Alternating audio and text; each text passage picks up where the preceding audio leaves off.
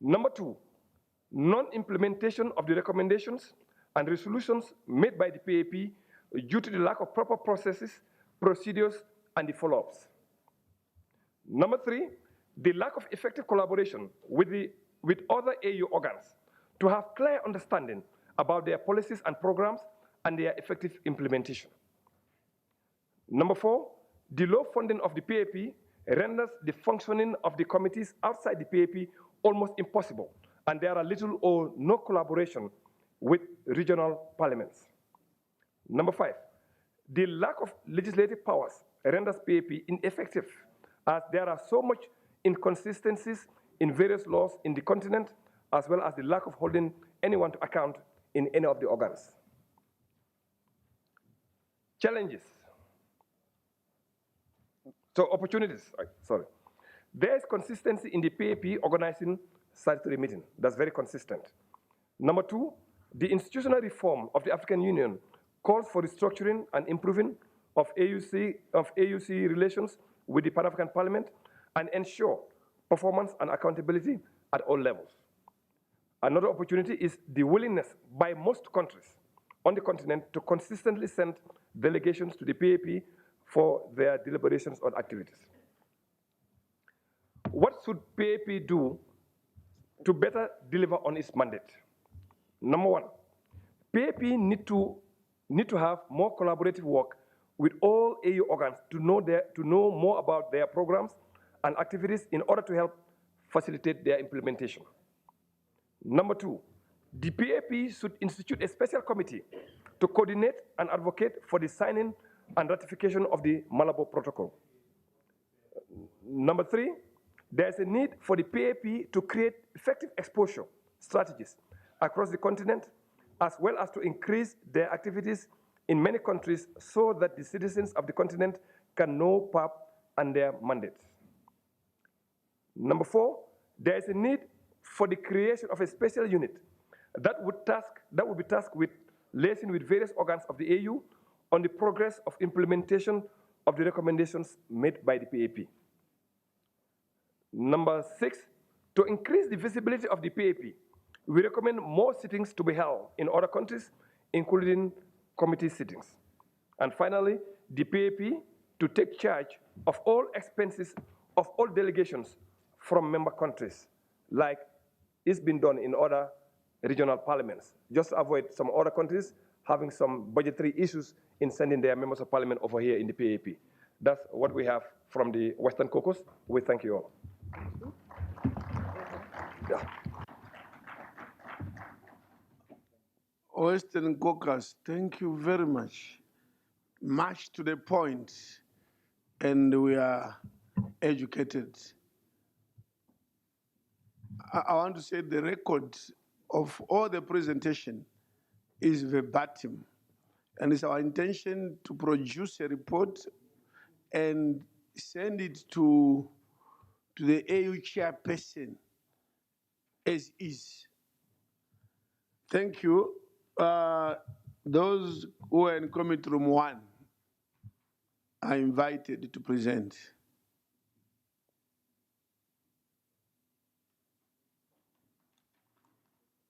Is that the Northern Caucus?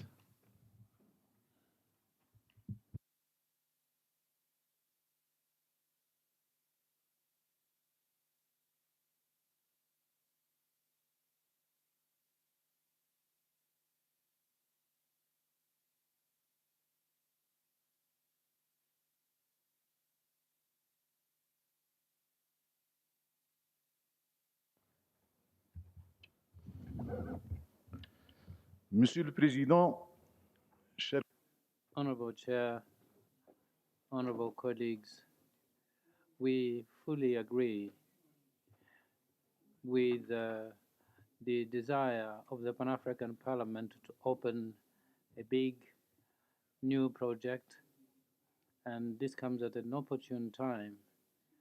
Mr. Chairman, we want to bring about a PAP that is going to be productive, prosperous, because we are seeking to have a meaning a direction and a soul, and a request for visibility and eligibility, and its mandate should be clearly identified.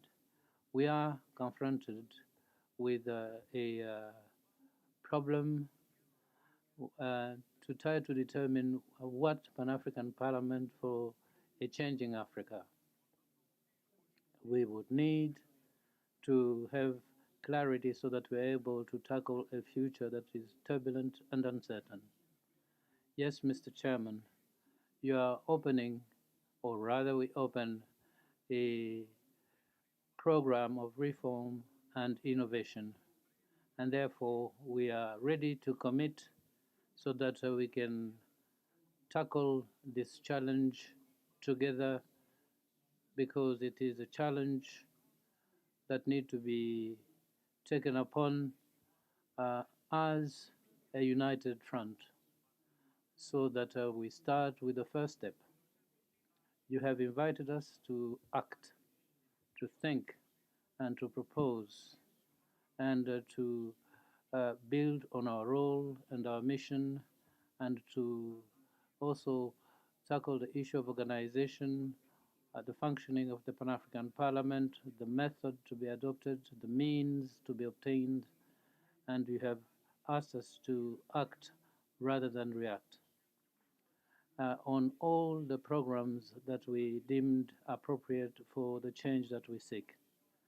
This proposal is going, of course, to be a cross-cutting matter with the various other programs being proposed by colleagues, so that we make a Pan-African Parliament visible by having a communication program that is targeted, that we direct at decision makers, at the media, and various associations, and to make sure that PAP is known, and that would require that the president and the members are able to crisscross the country, visit our countries, and be in a position to talk to everyone and sundry, including the lowest citizen, so that we have an institution and an organization that is thus far unknown, and that we make it more visible. And third, to make sure that the Parliament has got a status which would delineate its rights and its duties, and also sensitize decision makers so that voluntary financial contributions are also made to the Pan-African Parliament, and make sure that the African Union is able to use these resources for election observation. 5, to come up with a Solidarity Pan-African Fund, so that we can help countries that are in the presence of catastrophes, either man-made or due to natural events. And then 7, to make sure that the Malabo Protocol is properly and duly ratified, to decentralize, if possible, the structures of the Pan-African Parliament and the committees and caucuses. 9, to act by organizing, when necessary, inquiry committees and information committees. I think this would require that we look at these proposals that we wanted to share with you, so that we remind ourselves of some of them. In conclusion, I suggest, Honorable President, the establishment of a committee which would work on various perspectives, and this commission could be made of members of parliament and experts. We could call it the challenges that Africa confronts in a world that is changing ceaselessly. Thank you very much for your kind attention. Again, good, you kept time. Central African Caucus. Central African Caucus.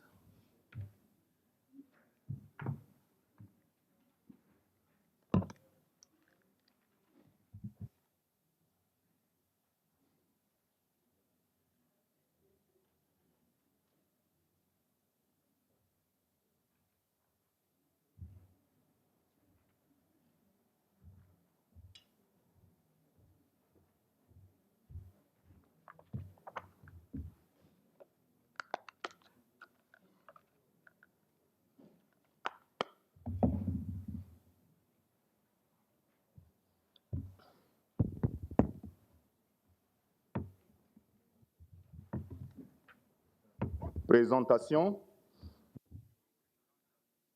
Presentation of the Central African Caucus. Introduction. After the committee meetings, a side meeting was proposed for the 22nd to the 24th of August 2022. This workshop was due to revitalize, renovate, and reposition and strengthen the Pan-African Parliament. After the opening ceremony, activities dealt with first an overview of the current situation relating to the COVID-19 pandemic across the African continent and comparison with what happens overseas. Then we had a group that looked at the issue of determining the reason behind the establishment of the Pan-African Parliament, what are the programs, and what are the results that are to be expected. And does it answer its mandate and the expectations of the public so that PAP is able therefore to better execute its mandate. The chair was given to our colleague from the DRC, supported by Didier Molishi from DRC and Honorable Ango Otume, fourth Vice President of the Pan-African Parliament. During our session, we tried to answer the first question, the reason for the establishment of the Pan-African Parliament. So various delegates spoke about the fundamental texts that relate to the establishment of this organ of the Pan-African Union and the rules of procedure of the establishment of PAP, the constitution of the AU under Article 3 decided that the Pan-African Parliament be able to accompany them in looking at the various challenges they face and the defense of their human rights. And the Pan-African Parliament was established to ensure the full participation of the African people to their development and to their economic integration. So it is within the framework of putting together the institutional architecture of Africa to ensure political and economic integration of the continent on the basis of good governance principles, policies based on transparency, oversight, and the requirement to be answerable. And this therefore led to the establishment of the Pan-African Parliament as an organ of the African Union, whose terms of reference are to be then determined under Article 5 of the Constitutive Act and delineate the functions of the Pan-African Parliament. However, the members of the group determined that in day-to-day practices there are various other instruments and the Pan-African Parliament has been hindered in trying to carry out its mandate, especially the legislative part, and which is something that is recognized for any other parliament, that it be able to manage its own budget, to legislate. The Pan-African Parliament is a consultative organ, but whose point of view has never been sought. And the limited scope of the decisions taken by the Pan-African Parliament require additional political will for us to be able then to attain the implementation and ratification of the Malabo Protocol and to have the requisite staff complement and to also see how to raise additional funds which would allow the Pan-African Parliament to carry out its mandate, because the Pan-African Parliament does not have the power to vote its budget and has got absolutely no oversight on the African Union or any other organ of the African Union. So it's just a consultative organization that can only be consulted. So a recommendation, we want to ask for the review of the terms of reference of the Pan-African Parliament so that these are then in line with the current realities. So what are the African citizens expecting of the Pan-African Parliament? We know that it was not established in the same vein as the national parliament to ensure that it duly represent the people. So the people expect a parliament that's got a shared value and objective so that we are able to align ourselves on this shared destiny. A parliament that can make its voice heard and is able to answer the aspirations of the continent on issues of common interest such as human rights, peace and security, good governance, and the rule of law. A parliament that works towards continental integration by facilitating the free movement of people and the development as well as trade. These are additional provisions that would help us answer the aspirations of the African people. So the fundamental text, of course, and Article 3 of the protocol that establishes the African Economic Community relating to the Pan-African Parliament, which has got, among other things, that PAP has got as mandate to facilitate the effective implementation of the objectives, programs of the African Union to promote the principles of human rights and people's rights and promote democracy across the continent, ensure harmonization and better coordination of various legal instruments across the continent, and also to help answer the aspirations of the people. And we have deplored the fact that the terms of reference of the various members of the Pan-African Parliament, it does not cover 5 years, as is the case for other organs, and that makes it very difficult for us to therefore translate our efforts into proper programs for the entire Pan-African Parliament. We can only express views that cannot be applied as law. Proposal, we make sure that the recommendation of the Pan-African Parliament to be harmonized with national policies so that they're visible and applicable in the said member countries.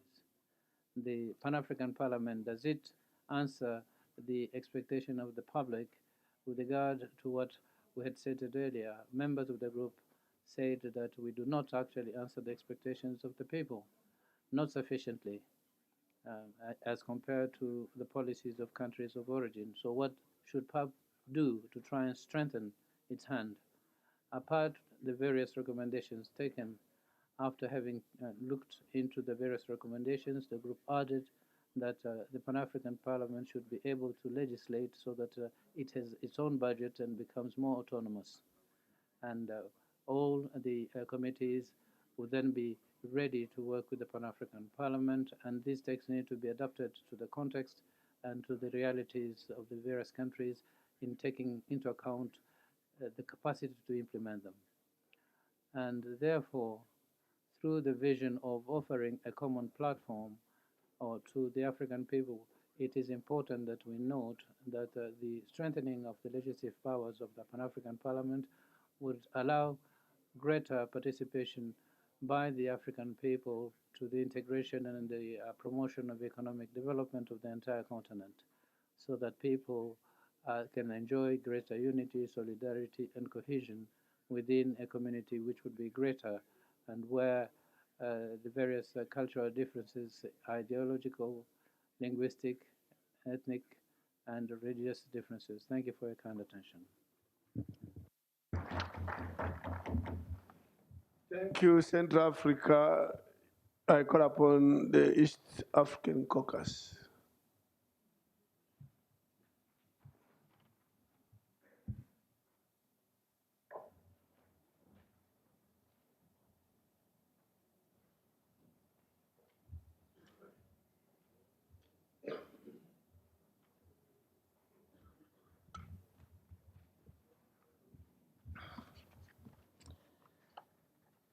Honorable President, Vice President, and honorable members, good morning. I'm the chairperson of the Eastern Caucus, and my name is Terence Modo, and I'm from Seychelles. So we've been asked to reflect on the rationale for the establishment of the Pan-African Parliament. And the first question was, why was the PAP established? Members came up with the following responses to the question. And first one is the Article 5 and Article 17 of the Constitutive Act of the African Union stipulates how and why the PAP was created. So Article 5 recognized PAP as the third organ of the African Union. Article 17 is to encourage a full participation of the African people in the development and economic integration of the continent. So the Pan-African Parliament was established. And the protocol of the Constitutive Act of the African Union relating to the PAP stipulates in Article 3 the objectives of the PAP. And I will briefly go through some of the important objectives. One is to give a voice to the African people and its diaspora, facilitate the effective implementation of the policies and objectives of the AU, promote the principles of human and people's rights and democracy in Africa, encourage good governance, respect for the rule of law, transparency and accountability in member states. Also, the objectives also include familiarize the people of Africa and the African diaspora with the objectives and policies, aim at integrating the African continent with the framework of the African Union, promote peace, security, and stability, facilitate cooperation among regional economic communities in Africa and parliamentary fora, to encourage national and regional parliaments to ratify and integrate treaties adopted by the AU into the legal system, to cooperate with national and regional parliaments and similar bodies within and outside Africa, as well as civil societies, community-based organizations, and grassroots organizations. Objective also include invite and encourage the full participation of African diaspora as an important part of the African people in the building of the African Union in accordance with the modalities approved by the Assembly. So the second question is, what does the African citizenry expect from PAP? So the views of the Eastern Caucus is that to be the voice of the people of Africa, where all members of parliament may discuss and make decisions on behalf of the people of the continent. PAP to be more, the people expect PAP to be more visible and accessible by creating awareness on the work that it does, to exercise oversight on all organs of the African Union. Members of PAP are expected to be like ambassadors to the respective parliaments and represent their citizenry by speaking on their behalf. PAP is expected to be the platform where the principles of good governance, democracy, and human rights can be articulated and can be enhanced. The views also of the Eastern Caucus is to advocate the development of good infrastructure, a network that connects Africa, free tariffs between African countries, etc., are examples that the people of Africa expected from PAP. PAP expected to come up with laws and regulations that address the issues of human rights, democracy, peace, promote African values and culture, and African languages. The people expect PAP to promote policies and measures that promote and preserve African environment. So we expect PAP to address issues of corruption by making African leaders accountable.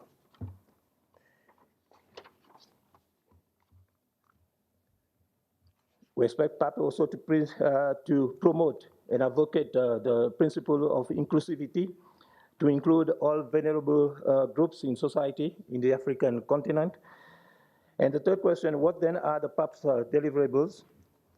Some views that came up include development of model laws.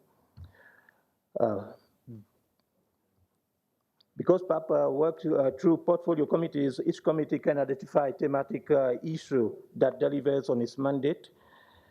There was also resolutions and recommendations that address continental issues, which include promote human and people's rights, consolidate democratic institutions and a democratic culture, good governance, transparency, and the rule of law.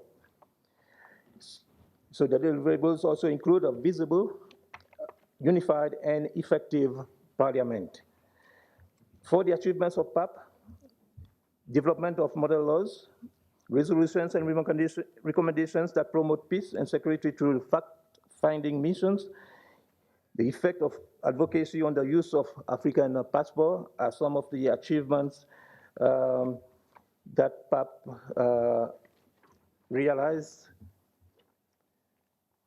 We also established partnership and networking with stakeholders, and the challenges include limited financial resources to conduct its business, lack of independence of the PAP in managing its financial resources, the high turnover of members of parliament, terms of service for the members of parliament, limited secretariat staff, vacancies which exist at PAP, limited technical staff capacity in certain specific areas, workload of PAP and national parliament.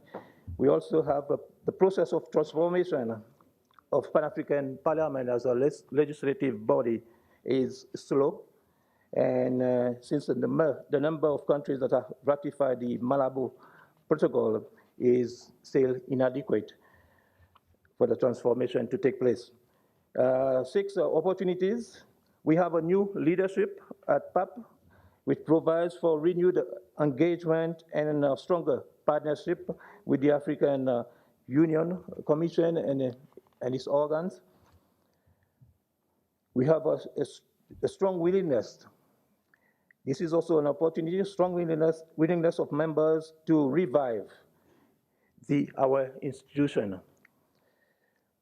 Finally, what should the PAP do to better deliver on its mandate?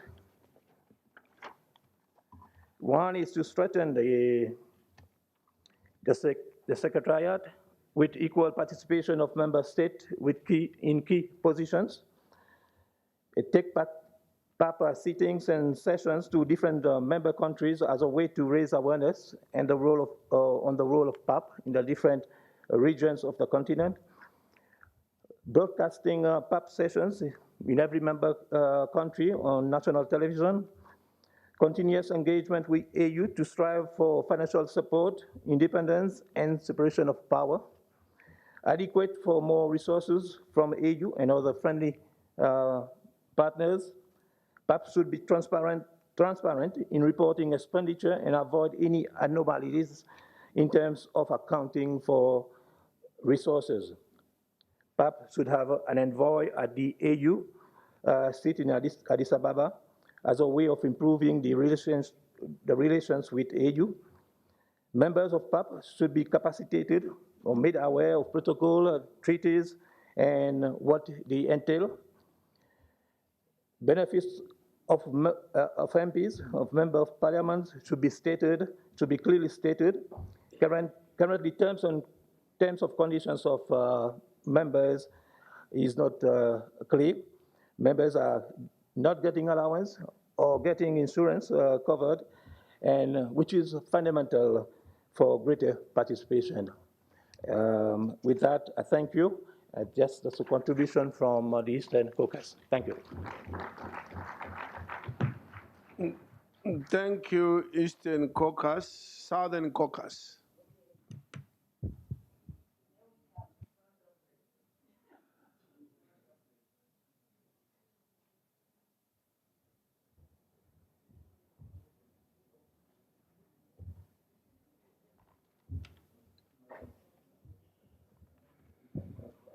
The Honorable President of the Pan-African Parliament, the two vice presidents present here, honorable members of PAP from all regions, and invited guests.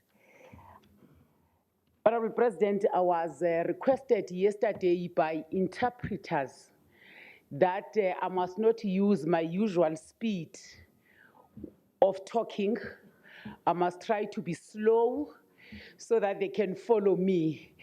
I have a person that other side that I must look at. When I'm too fast, she will say, "Calm down, slow down."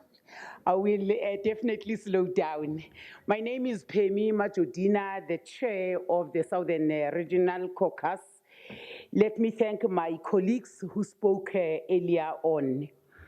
We were mandated as members to deliberate on the 5 questions on matters that sought to engender a clear understanding of the vision behind the creation of the Pan-African Parliament by the founding fathers. This came at the backdrop of a presentation that was done that interrogated the current status of the Pan-African Parliament within the African Union governance system, specifically its relationship with the different stakeholders that enable the Pan-African Parliament to operate. How do we rebrand? How do we give meaning to the Pan-African Parliament? How do we turn around PAP to have impact in the entire continent? The objectives of PAP are very clear. The PAP was established on the 18th of March, 2004, in accordance with Article 17 of the Constitutive Act of the African Union. Its membership is drawn from the African countries that are members of the African Union, which makes us to be a very serious and critical organ of the African Union. Each member state is represented by 5 representatives representing political diversity, because that demonstrates political tolerance in the continent. Each member country must also take note of gender representation. The permanent seat of the Pan-African Parliament is where we are, as agreed during the founding date of this Pan-African Parliament, here in Galaga Estate in Mildred. But we are quite aware, Chair, as the hosting region, that this is our temporal accommodation. The hosting agreements is that there must be a proper building for the Pan-African Parliament. On the mandate of PAP, I must reflect on this mandate because our repositioning of PAP must be based on this mandate. The mandate is to facilitate the effective implementation of the policies and objectives of the AU and ultimately that of the African Union. Promote the principles of human rights and democracy in Africa. Encourage good governance, transparency, and accountability by member states.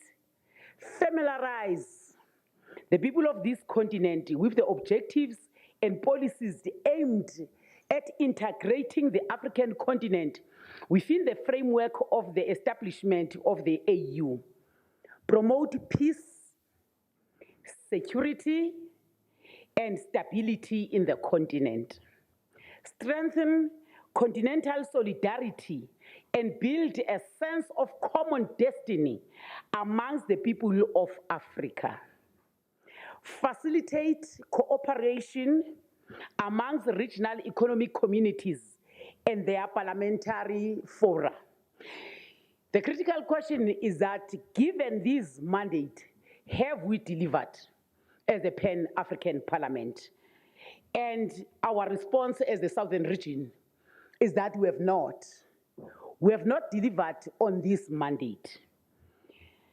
According to the current PAP protocol, PAP is expected to play an advisory and consultative role in the African Union governance system.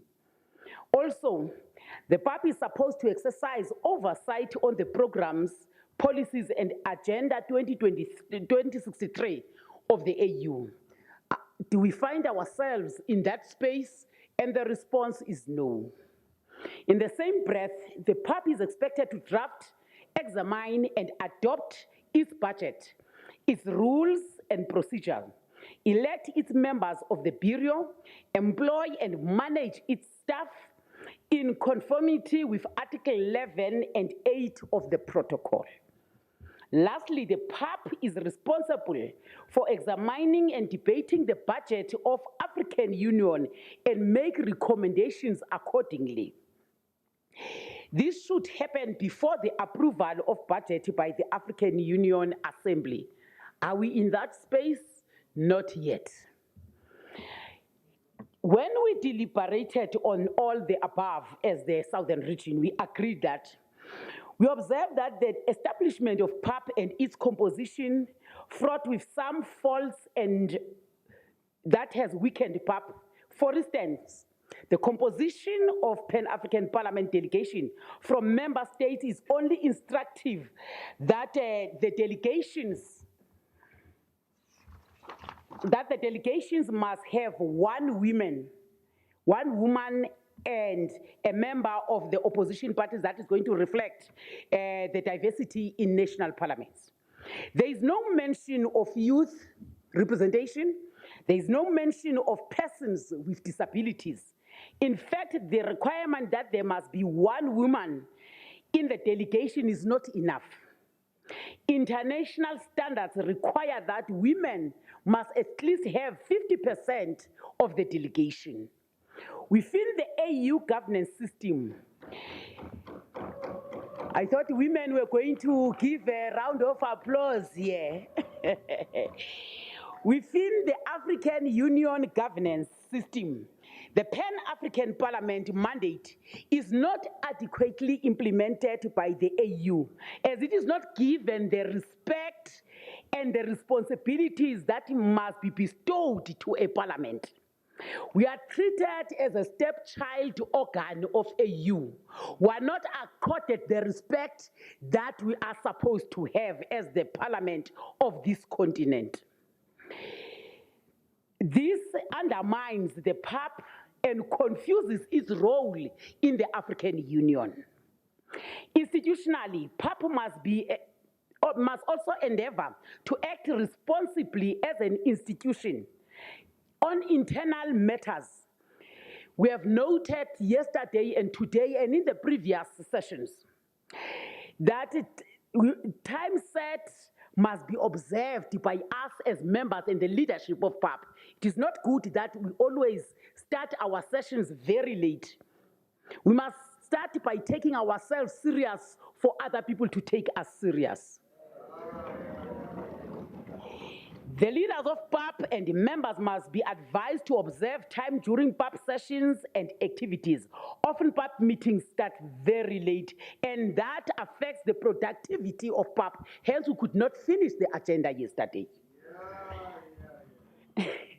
The PAP's marketing has not been effective for the past 18 years. Hence, the previous speakers here were saying we are not known in the entire region.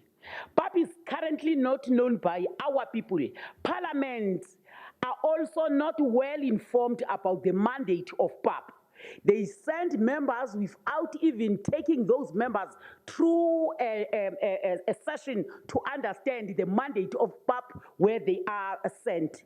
This must be addressed as a priority in the endeavor to revive and reinvigorate PAP. The legislative mandate, which must be clarified, is very critical.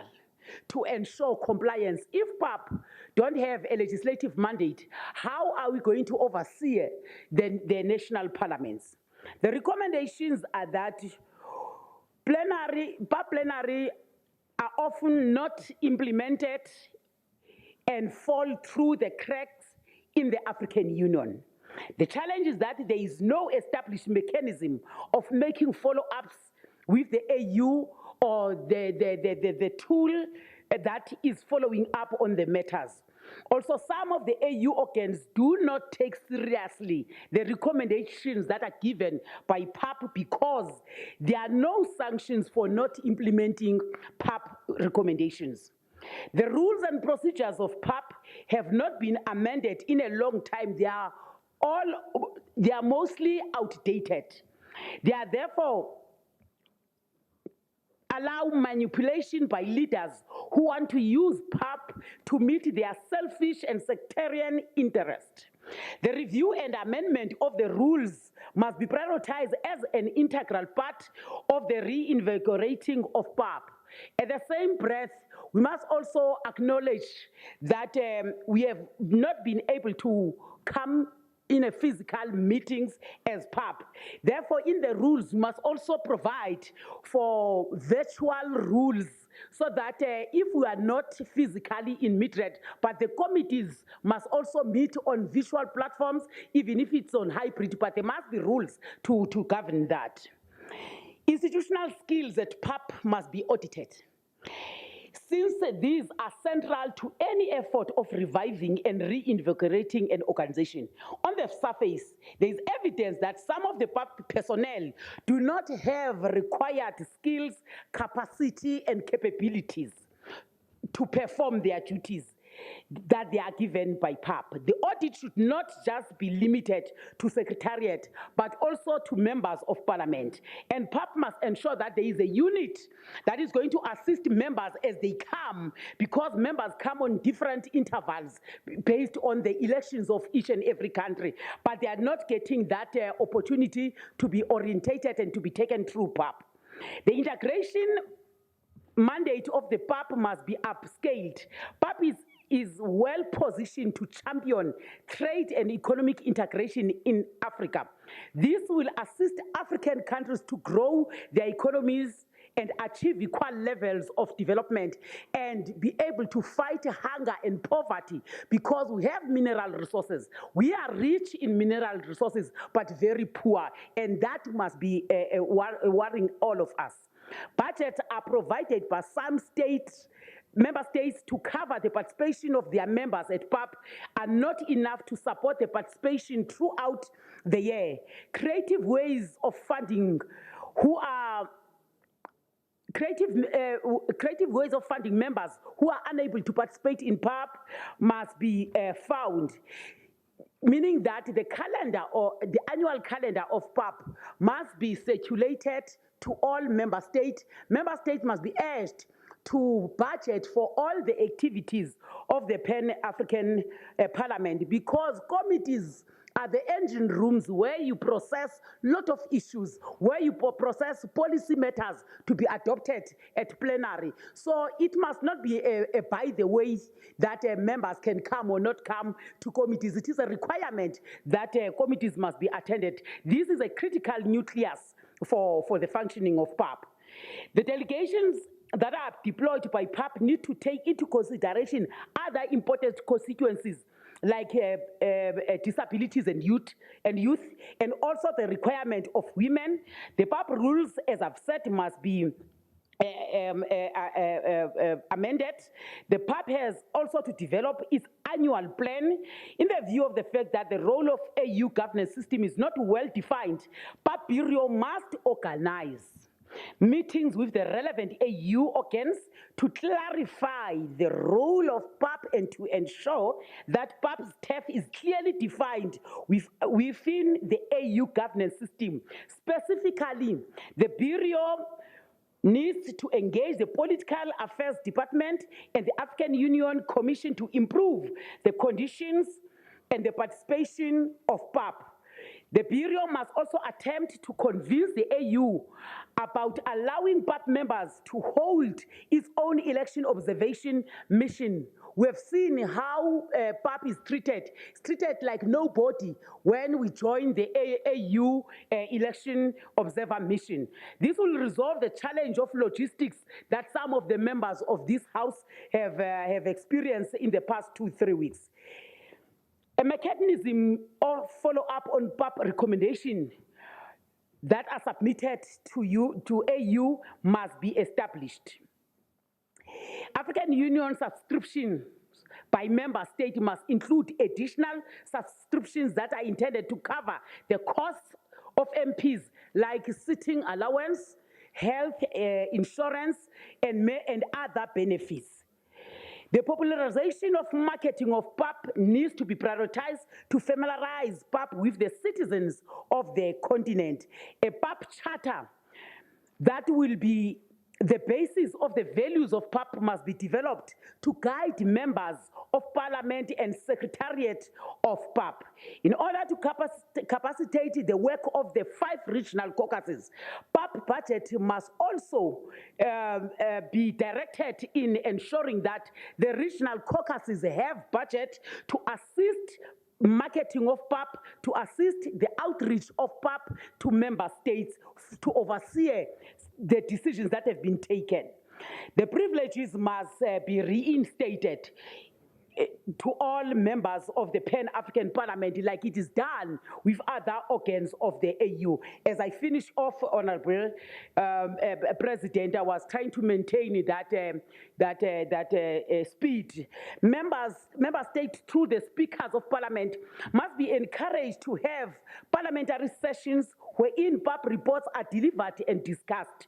This will aid the PAP to keep national parliaments abreast with the mandate and their activities. The lack of clarity on whether PAP is a legislative or non-legislative body must also be addressed with the AU. Chair, this is the report from the Southern Caucus. Asante sana, merci beaucoup. Thank you.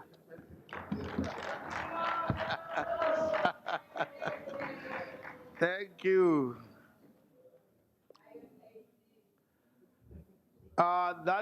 Thank you very much. All the 5 regional caucuses, the presentations were of the highest quality. And I think this information will help us move forward. Now we see how we move to the next step. There is a team that is recording all the proceedings, including the presentations. This team will not, if I say summarize, we will lose out some things. This team will simply report on the proceedings and what came out. And when we have these reports and translated and we read them, we are in a better position to comment. Because if we say, let's debate now, you may not have the best comprehension of everything. But if we say the team who is now compiling everything, this will be translated, and then you'll have time to read, and then you react. That debate will be of the highest value. So at this juncture, the way we shall proceed is we will allow what I may call external to PAP, external presenters from the AU and other institutions to, then we compare what they are saying and what our regions also said. And those gaps or common issues are very important. And then we move to the next stage. So to inform the process immediately after saying what we have said, Honorable Ango, the 4th Vice President, will chair as the next session where he will tell us what it is all about. But it's basically a logical step after the presentation by the caucus. So I call upon Honorable Ango, 4th Vice President, to chair the next session. Thank you.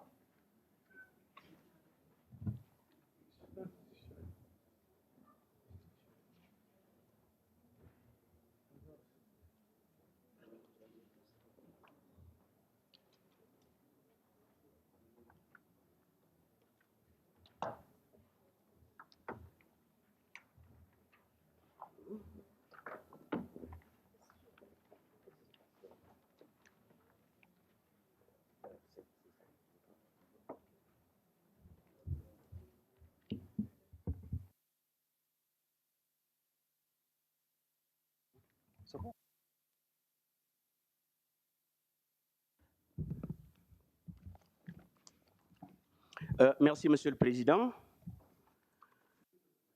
Thank you, Chairman.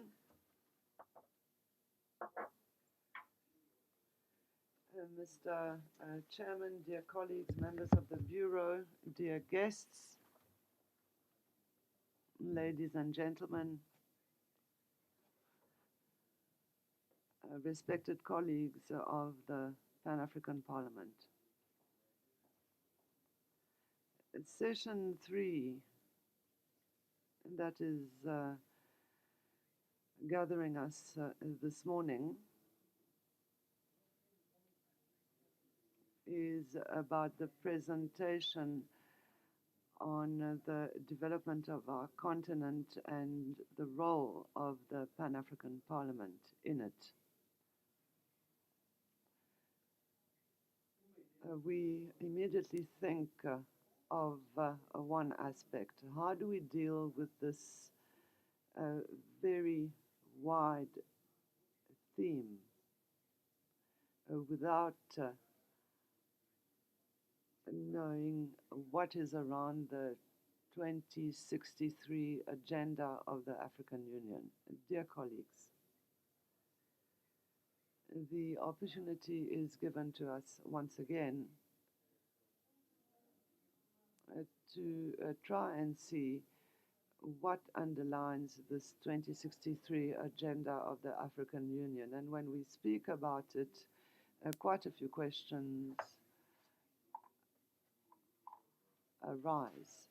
The main question is as follows. What is this 2063 agenda? What is it exactly? We can try with the risk of making mistakes, but the opportunity that we have this morning is that specialists on this issue are present here. The first answer is that according to us, and perhaps we have the weakness of being wrong, the first thing is that it is a strategic framework for socio-economic transformation of our continent with the forecast on the 50 years to come. These are continental initiatives and current initiatives as well.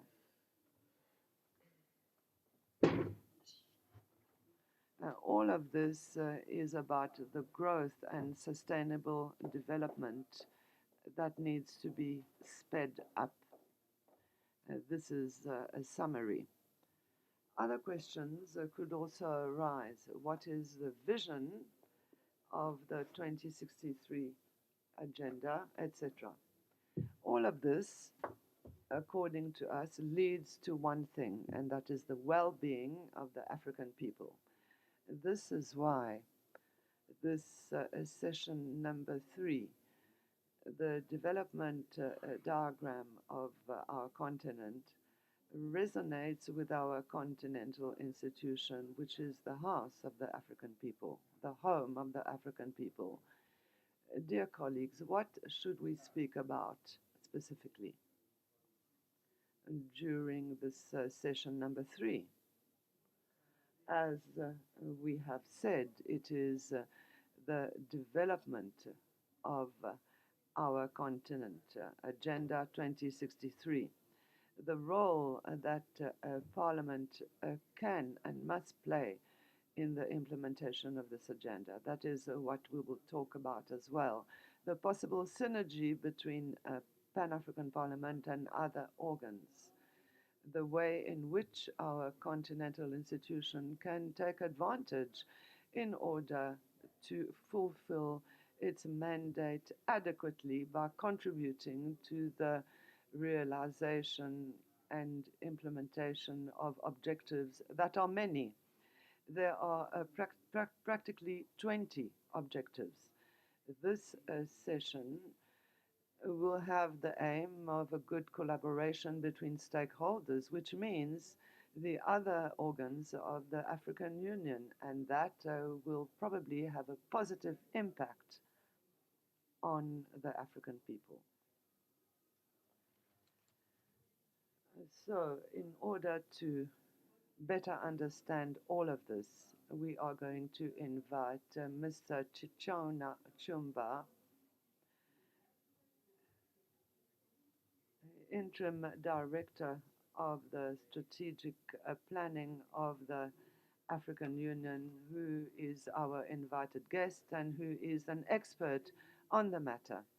Having said this, we should like to invite the expert, Mr. Chichona Chumba, to take the floor. Thank you very much.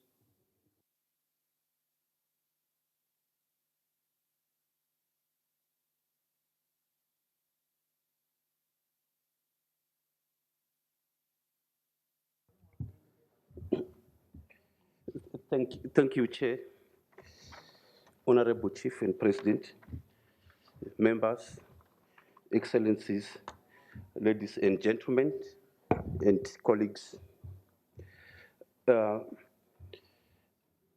Chair, you really mentioned that the topic is quite broad, but I think the Secretariat tried to guide us to focus on just one important aspect, which is the update on the special project, with two aspects: the evaluation of the first 10 implementation plan and the formulation of the second 10 implementation plan. Why that is very important is that now we've only 1 year before the end of the first 10 implementation plan. It is time for us to know how far have we gone in terms of realizing the 20 goals you have mentioned, in terms of making a difference on the lives of the African people on the continent, and also how are we going to proceed from there in terms of the next 10 years, 2024 to 2034. So I will try to focus on that area, but at the same time, I'll take the opportunity to give you some insights on some of the information from the reports we have compiled on the performance of the continent in terms of the 7 aspirations, the 20 goals, and also SP region. So my presentation is on the Agenda 2063 special project, which consists of 2 parts: the evaluation of the first 10 implementation plan and the formulation of the second 10 implementation plan. And those 2 interrelated processes will be completed in parallel and in time for the February 2023 summit. And we have to complete this year. We refer to Executive Council Decision 1164, which calls upon the AUC and AUDA NEPAD to lead the 2 processes, That is not excluding other players. We are only leading. We are already working with the Agenda 2063 Technical Working Group.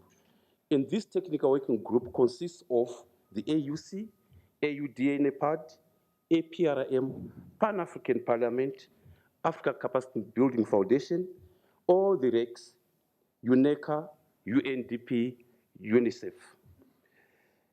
And we're at an advanced stage of implementing this special project. And the process will be inclusive, participatory, consultative, and should be delivered on time and to scope. What are the objectives of the special project?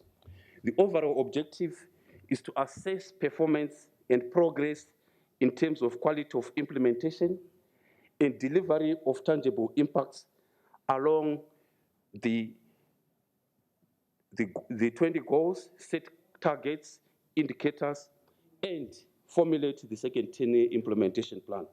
That is a massive lot of work on its own. More specifically, the project seeks to assess the level of achievement and non-achievement of the targets set in the 10-year implementation plan at member state, REC, and AE level. We also assess the performance of AU organs, including PAP and agencies and RECs, in institutional coordination, partnership, and resource mobilization of the first 10 implementation plan.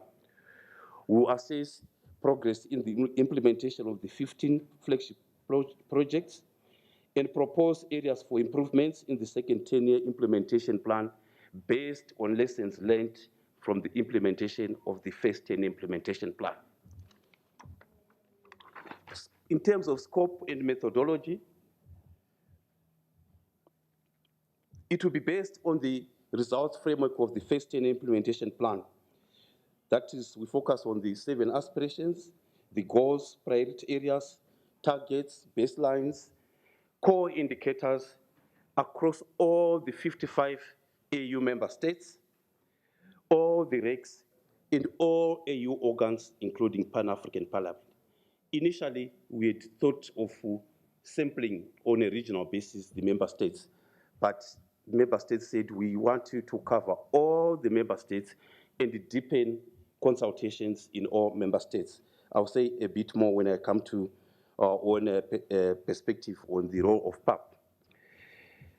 It will be consultative with clear roles and responsibilities among the players, member states, RECs, AU organs, and other Pan-African institutions.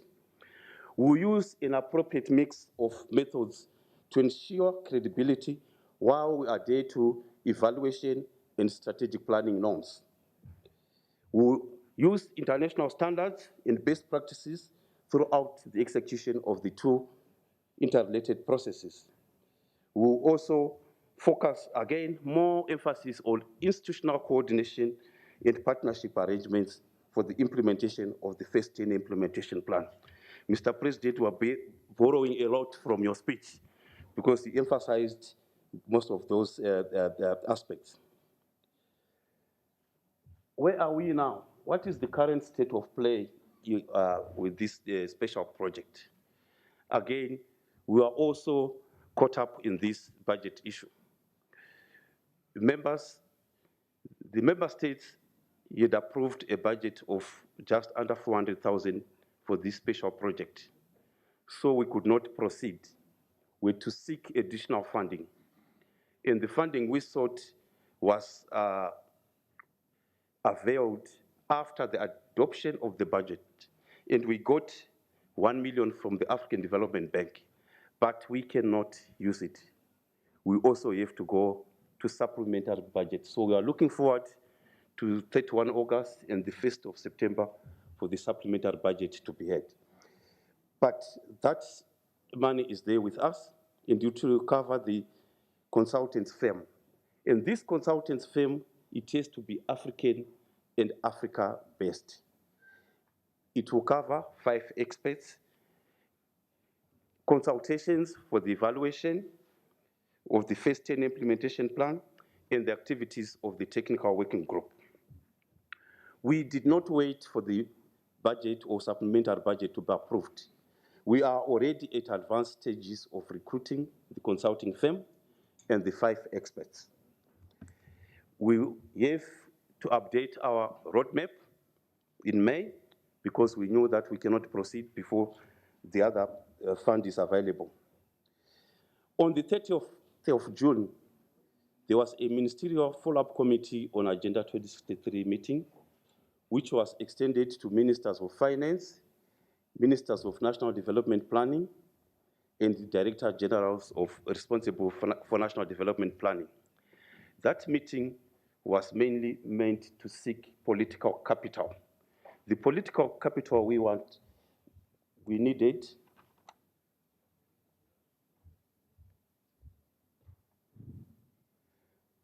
the political capital we needed was such that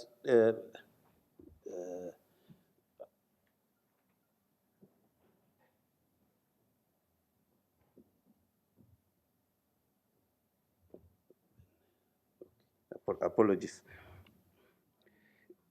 was in the area of if these two processes are owned and politically communicated and committed by the leadership in member states, then it can be a bit problematic. So we obtained that political capital. The ministers pronounced in no uncertain terms that all member states should take political leadership in this process. And that was reinforced in Lusaka at the mid-year coordination meeting. We also have a technical working group since 2015. What have we realized through the technical working group? What is not on the screen is the M&E framework and indicator profile for the monitoring, evaluation, and reporting on the implementation of Agenda 2063. But what you can see on the screen are two important pieces of information, which is the first biennial continental report on the implementation of Agenda 2063 by member states, and this, which was completed in 2019, and the second continental biennial report on the implementation of Agenda 2063 by member states. And that was completed in 2021, not 2022. Those two provide a very strong basis for the implementation of the special project. I will give you a few highlights on the two reports in the next 3 slides. What we can see is the performance of the continent by aspiration. The average there is 51%.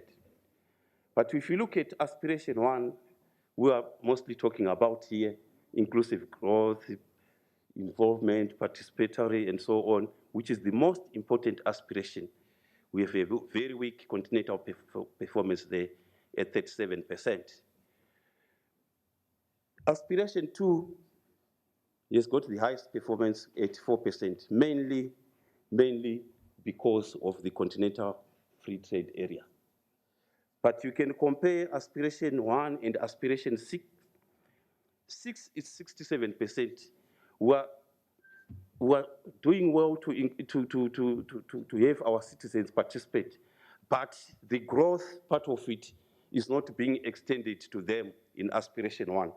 So those are some of the patterns that we see in the report. Let's go to the goals now, how the continent is doing by goal. I have a note here. Unfortunately, I can't remember which goal is which one, but maybe when we discuss, I'll dig the goals, but the most performing goal is goal 8, which is basically related to the AFCFTA. Goal 12 is 3%. That basically relates to aspiration 1. We are doing very, very low there. So that is the performance of the goals in 2021, as per the second continental report. Now let's see how we are doing regionally. The pattern that we see on the five regions is that if you look at 2019, the red or orange color, you can see that it's low. In 2021, the blue color, it looks like the regions have picked up because we are having various efforts that we are implementing at member state, reg level, to assist member states in implementing and also in reporting. In North Africa and Central Africa, they appear low mainly because the domestication and the reporting in those regions is low. That's why the figures are generally low. It does not mean that we are not having all the members coming up in terms of reporting, but our efforts are continuing, and we can see that there are some improvements. And also, when they reported in 2019, there were certain areas where they requested assistance, or they also had to learn from others. We encouraged peer-to-peer learning such that you can see some improvement between 2019 and 2021.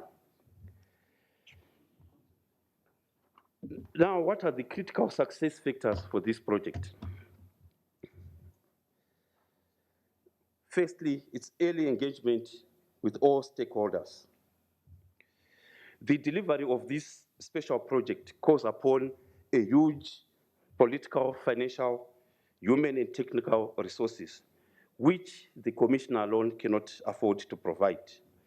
This means, therefore, we need to harness existing technical expertise from other AU organs, including PAP, the RECs, member states, and continental institutions to come to play with us. We know we've got the firm, we know we have experts, but that's not enough to cover 55 member states, all organs and institutions. So we call upon other organs to provide more technical expertise to come and be part of our team in this exercise.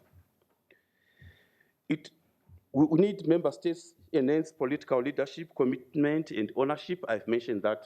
That is what we're looking for on the 30th of June through the Ministerial Follow-up Committee, and we got it. Importantly, we need to balance expectations with the technical rigor that is required in this process. We know that expectations are very high, that we want to know now exactly where we are with Agenda 2063 and where are we going. But we need to balance those expectations with the technical rigor that is required for us to succeed. We also need to identify and agree on areas and actions that need to be undertaken at national level to facilitate effective implementation. We've recently concluded those discussions on a regional basis, 5 regions, with all member states who participated, and we've come to some agreement on exactly what national actions need to take place. It's not just continental or regional, but also some national actions. There's also need for continuous sharing of ideas and coordinate engagements at all levels. We will search for evidence and report based on evidence. Like those 3 slides I showed you, it's data coming from member states themselves, and they validated it themselves. Communication and more communication, and a communication strategy is very, very important.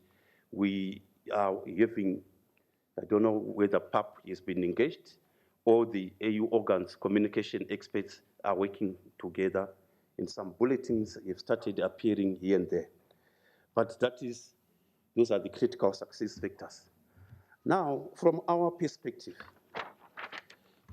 I ran away from the title chair because of also what my sister from the southern region was saying here.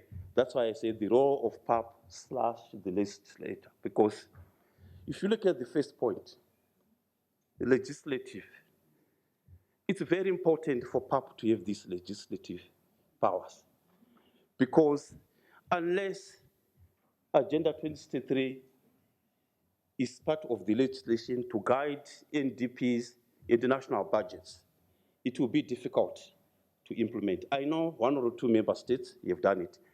But however, with members of parliament, you have that power to go to your own member states as a legislator when deliberations are taking place.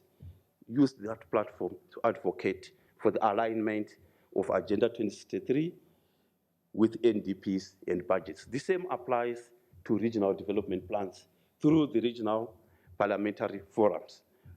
That legislative aspect is very, very important. And it's through this august house and its members that we can achieve that. Then monitoring and evaluation. I know there are various decisions taken on the monitoring and evaluation of Agenda 2063, and PAP is one of the those implicated in terms of participating in that. As PAP, there's that need to hold the executive accountable. When we've aligned with the NDPs, then we need to see, are we getting what we invested for or in? Communication and advocacy. Advocacy in the sense that I've mentioned the issue of investment in Agenda 2063 by member states. So we need member states to increase their investment significantly. I can tell you for 2023, we were looking at the budget for Agenda 2063, the level of member state funding going into it, you wouldn't want to know the figure. It's very, very disappointing. And that accounts also to the slow movement of most of those important flagship projects because we are not investing enough. And of course, legislators, you've got access to African citizenry, and that constituent is very, very big. We can also latch onto what my sister said, PAP is not known. The same thing as Agenda 2063 is not known. They know more of SDGs than Agenda 2063. So that communication, advocacy, and popularization, it's cutting across board. Then national level consultations, the same thing, because members in the parliament, you've got that access to the national institutions. And when we do national level consultations, we will work closely with the regional parliaments. And of course, PAP is there, and the national legislators to make sure that we cover as much ground as possible.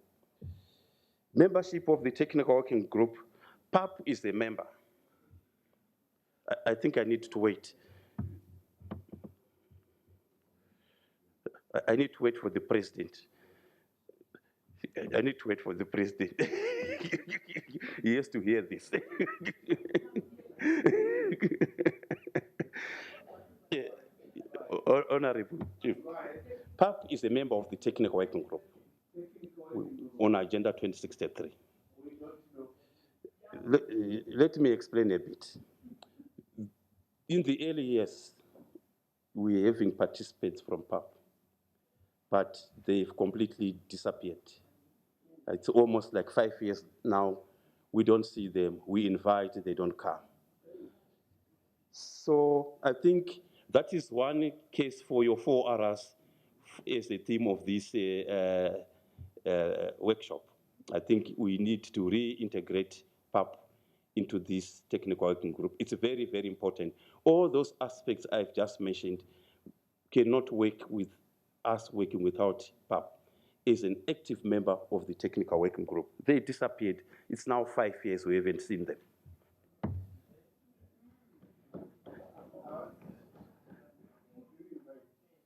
We send all our invitations through the registry and or the clerk. But it's okay, we have a chance now to reintegrate. Then lastly, also, one of the roles of PAP is to implement Agenda 2063 and report on it. So we talk of internal domestication. PAP also has to internally domesticate Agenda 2063.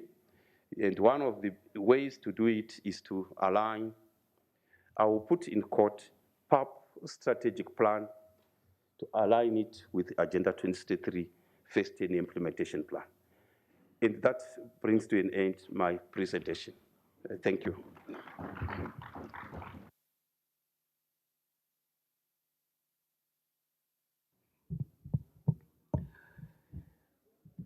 Merci, très cher présentateur. Thank you very much, dear presenter. I take it that the members of the Pan-African Parliament would followed you with keen interest. The two plans you've presented were heard loud and clear. We were supposed to move directly to discussions, but because we have had a number of presentations, a large number for that matter, what I suggested that we'd listen to all the presentations first before we move to the question and answer session.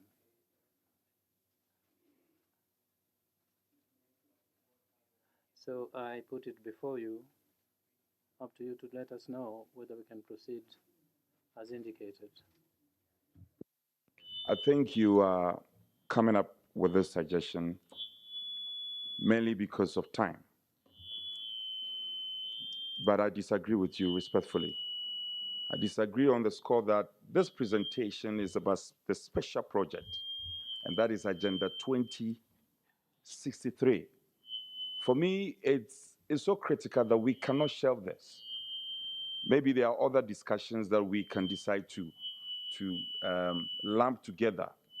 But if colleagues would agree with me, particularly to this presentation, as members, we need to delve into it, and we cannot lump it with any other presentation. So I suggest strongly that we debate this presentation, we ask all the relevant questions, because I was surprised the president himself, or His Excellency the president himself, had to pose a question.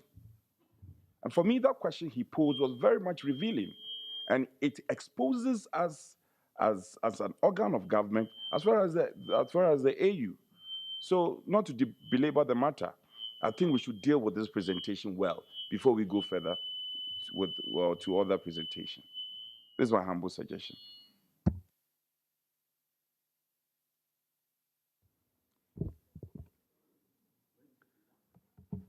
Mr. Vice President and Chair, I want to thank our honorable member, Frank, for the contribution. I'm also persuaded to think the same. But if we undertake to be very strict on time, I just mentioned that we may not meet tomorrow because of the security situation arising from the strike or worker action tomorrow, which means we'll lose a whole day tomorrow. So ordinarily, we want to be very exhaustive. I would not object if you allocate time for this topic, maybe 30 minutes, and members, if you're gonna maybe 10 contributions, or even more, 15 contributions, just 2 minutes. Just be clear with your question, no preambles. I think if 30 minutes, it will suffice. That's my view. So let's allow questions, but be very strict. 2 minutes, we move on. Thank you.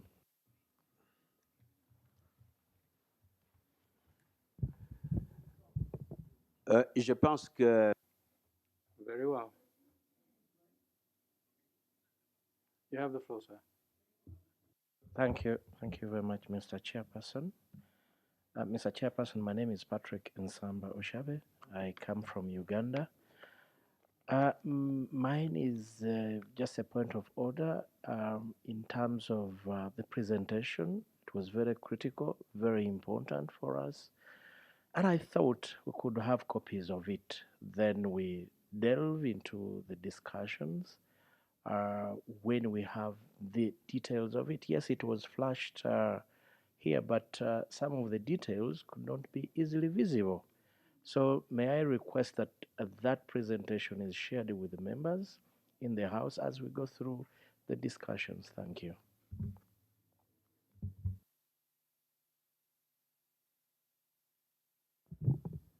J'ai la faiblesse. Well, it is a good proposal so that we be more effective. Therefore, it is only normal to help delegates better get to grips with this presentation physically. This is a proposal.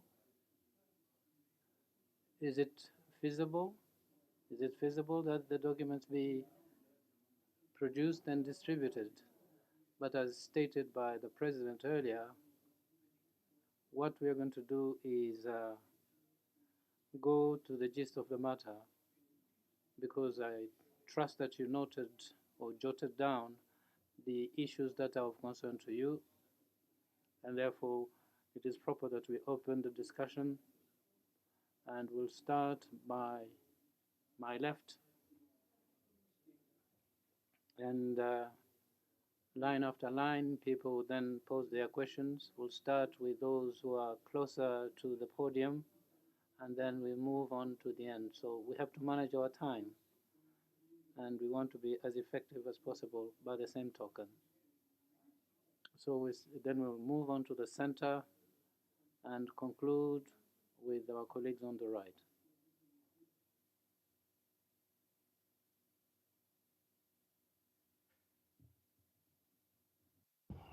Merci beaucoup, Honorable Président. Thank you very much, Honorable Chair. The process you have just shared with us doesn't seem to be appropriate.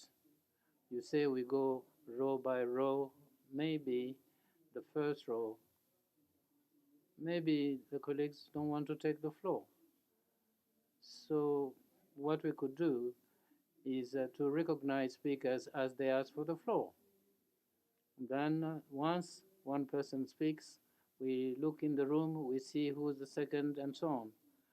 But to go row by row won't be good, because those who are far on the other side may not have the opportunity to ask their questions because time would have run out. I understand your proposal. We would stick with the organization that I suggested, so we'll start on my left, line by line. We are together and we complete one another. If you think that something that you wanted to say has already been said, then you keep quiet. And to be more effective, of course I understand that everybody wants to take the floor. But if one colleague has already said what you had in mind, then give the opportunity to somebody else and you keep quiet. I said we didn't have much time, and so we'll go straight to the point, and we'll start with this row here. Line by line, I'll recognize the various speakers. Yes, you have the floor. Thank you very much, Honorable Chair. We thank you for the manner in which you are conducting our business, and we salute the Bureau for this great initiative that allows us to get to grips with the problems that exist at the African Union, and our quest to work together at the Pan-African Parliament. So I've followed with keen interest the statement made by the director, but I'd like him to tell me how important is Agenda 2063, because when we get there, it would have all been dead by then, but it still remains important. Because this is linked to the other programs, including the African Free Trade Area and other community development projects, and how we are going to then include them in our national programs. Because most of what is decided at the African Union is more technical than what happens on the ground. Because at the Pan-African Parliament, we're not even aware of some of these programs. So how do we relate this to the reality that exists in terms of the African Free Trade Area, the Pan-African Parliament, and how to internalize all that? Thank you. La parole. Yes, you have the floor. Honorable moderator, I would like to thank the presenter. I want him to throw light on the role of PAP as far as Agenda 2063 is concerned. What specific role is expected from PAP members? Now, the second question is Agenda 2063. Agriculture is key. Africa is threatened with hunger. Food insecurity is the order of the day. What mechanisms do we have in place to make sure that agriculture is well catered for?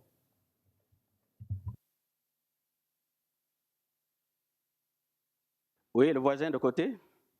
The neighbor. Yeah, thank you very much. Let me also thank the presenter for a very thought-provoking presentation. I have a simple question. He spoke about continental free trade area, where he said it has registered a score of something like 81%, but that is related to the continental free trade area ratification, I believe. So my question is, what, apart from the ratification, what other progress has the continental free trade area registered? How far has that gone to impact on the Agenda 2063? Thank you. On est toujours de ce côté. Are we still on this side? There are no further requests for the floor, so we go to the center of the room.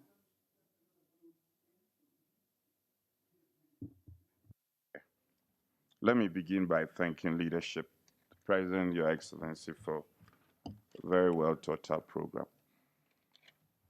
Because of time, I'll try to summarize my questions. The presenter mentioned communication strategy, and he had indicated that all the organs, experts from all the organs of the AU are working together. I want to know, who are the experts representing PAP? That's my first question. Second one, you had also said that the membership of the technical working group, for some time now, PAP has not been showing up. And His Excellency the President had asked a question. I find that question very revealing. He says, who do you invite? And for me, we cannot downplay the essence and the relevance of that question. That question is very revealing. If the whole president himself doesn't even know who you invite, then it takes something away from the communication between your outfit and the PAP. Going forward, what is your strategy to improve this seemingly poor strategy? My final question has to do with the percentages you have assigned to continental performance. I think you assigned 37%, and aspiration performance, of which you assigned. Sorry, Chair. This question is directed to the presenter, but the presenter is engaged in another discussion. I doubt whether you are even listening.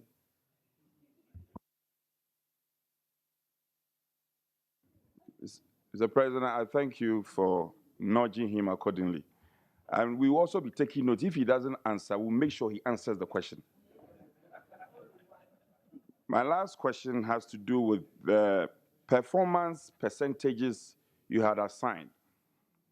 37%, 67%, respectively for continental performance and aspirations. And I heard you loud and clear. You had said that for aspirations, it rose up to 67% merely on the grounds of the continental free trade area. Well, that is what I heard. Can you explain how you can assign the mere appendage of signature of member countries to continental free trade area to the performance of 67%. What is your explanation to that? The last one is the North and Central African performance, and the statistics showed a very low performance. And you said it's because of reporting. How do you explain that? Reporting.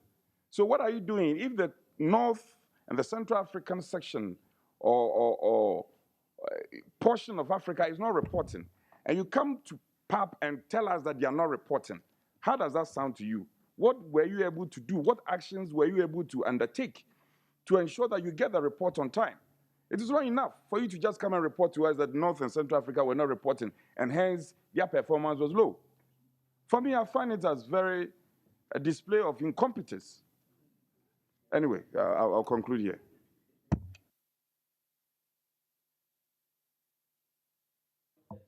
Oui. Go ahead. Monsieur le Président. Thank you very much, Honorable Chair. Honorable Chair, I'll be extremely brief. But before that, I would have wished that at the end of this discussion that documents be translated in the working languages of the Union so that we get copies. Mr. Chair, the Speaker had pointed fingers at the Pan-African Parliament, and later on I trusted that the President of the Pan-African Parliament is going to respond, because we were told that the Pan-African Parliament has been missing in action from the technical meetings, and PAP was nowhere to be seen. The first exercise that we had to do this morning was to carry out a diagnostic relating to the functioning of the Pan-African Parliament created in 2004. Therefore, if the Pan-African Parliament is not known in our countries, then it is us who are responsible as African leaders, together with the African Union, because we're not doing our part and we are not working in a transparent fashion. Why do I say that? The Pan-African Parliament appears to behave like a legislative government. It has committees, and the committees are supposed to be ministerial departments. There is health. If there is a problem to do with health, then the Pan-African Parliament Bureau should involve the requisite departments and the other sectoral committees too. Therefore, when the Bureau goes to a summit, as was the case in Lusaka, or if there is a meeting on cooperation and the committee that is in charge of this topic is not involved, Agenda 2063, the committee that is supposed to be working on that should have been the Cooperation and International Relations Committee, but we are not involved. It's only when we come here for the session, we just hear presentations, and when we leave, we have no content and we have nothing to work with. So how can we make ourselves known and respected? Thank you, Mr. Chair. Merci. La prochaine ligne, oui. Thank you. Next line.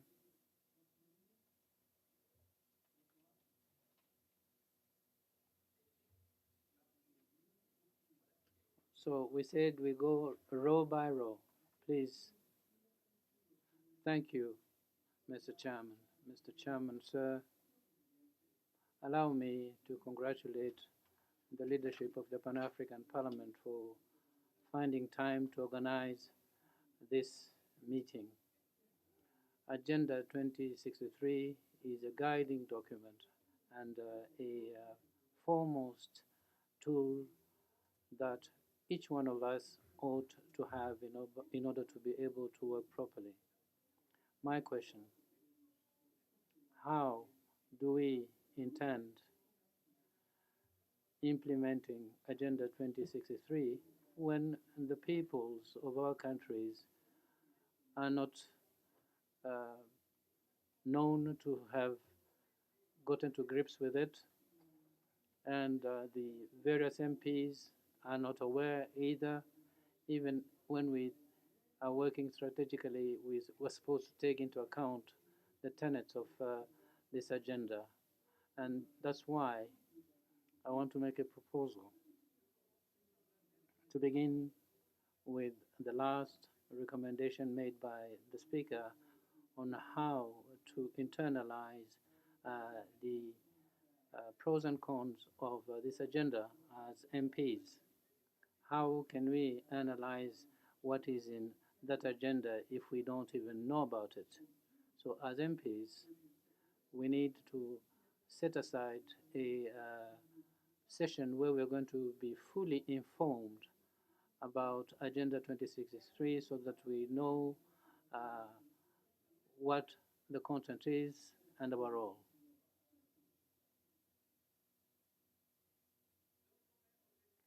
Because when you say objective 1, 2, 3, 4, it's not going to facilitate the discussion.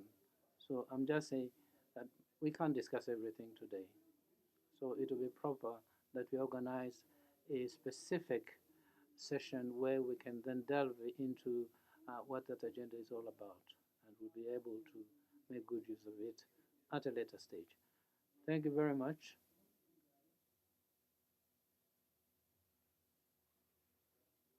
Thank you very much, Chair. Well, we run the risk of repeating ourselves, but nonetheless, let me say thank you to the President of the Pan-African Parliament for this initiative. However, well, that's my point of view. I'm a bit disappointed by what was presented earlier, because when we have topics such as this that are presented to us, those should be topics that we fully understand, because this is something extremely important which has got to do with planning and the future of our continent between now and 2063. Now, the presentation that was made here, can it allow us as MPs to make good use of it? No, according to what the presenter said this morning, nothing is understood fully, even on their side. So we don't have the tools that are going to help us gather all the information so that we can then see where we are. But what we were given has got no credibility because the various reasons that were explained to us were that some regions presented their reports, others didn't. So we need to have things that we grasp so that MPs are able then to contribute properly. Thank you, sir. Along the same lines, any other speakers? Yes, sir. Thank you very much, Honorable Vice President. I want to thank Mr. Shumba for the presentation. My questions are, what is the relationship of Agenda 2063 and the Africa Free Trade Agreement, which I believe is in the pipeline? Yes, a lot of countries have signed to it. What is the relationship there? And then the second question is, in terms of Agenda 2063, I believe we have got countries in Africa which have got different levels when it comes to their development and how they are, especially in standing in terms of their economy. Have you managed to then be able to segment it, or is just one generic approach that you have used in terms of Agenda 2063? Because I believe that because of the level of countries that people are, it's quite important for us to be able to have a customized approach and find out each of these countries and find out how best we can then be able to segment. Maybe let me wait for Mr. Shumba to finish.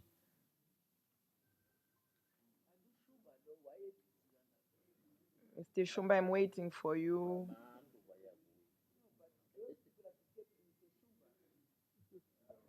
Vous avez terminé? Yeah, Have you finished? No, it shouldn't be a dialogue between you and the speaker. despite need for you to be able to customize and segment the approach? Have you done that, or maybe it's just one generic approach? Thank you.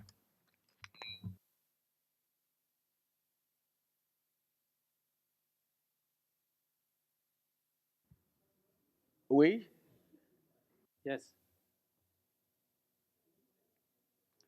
Thank you, Honorable Chair, for giving me the floor. My name is Idris from Chad. The presentation on Agenda 2063 made by the African Union as the future of the continent. As MPs, we need to be made aware of the content of this agenda.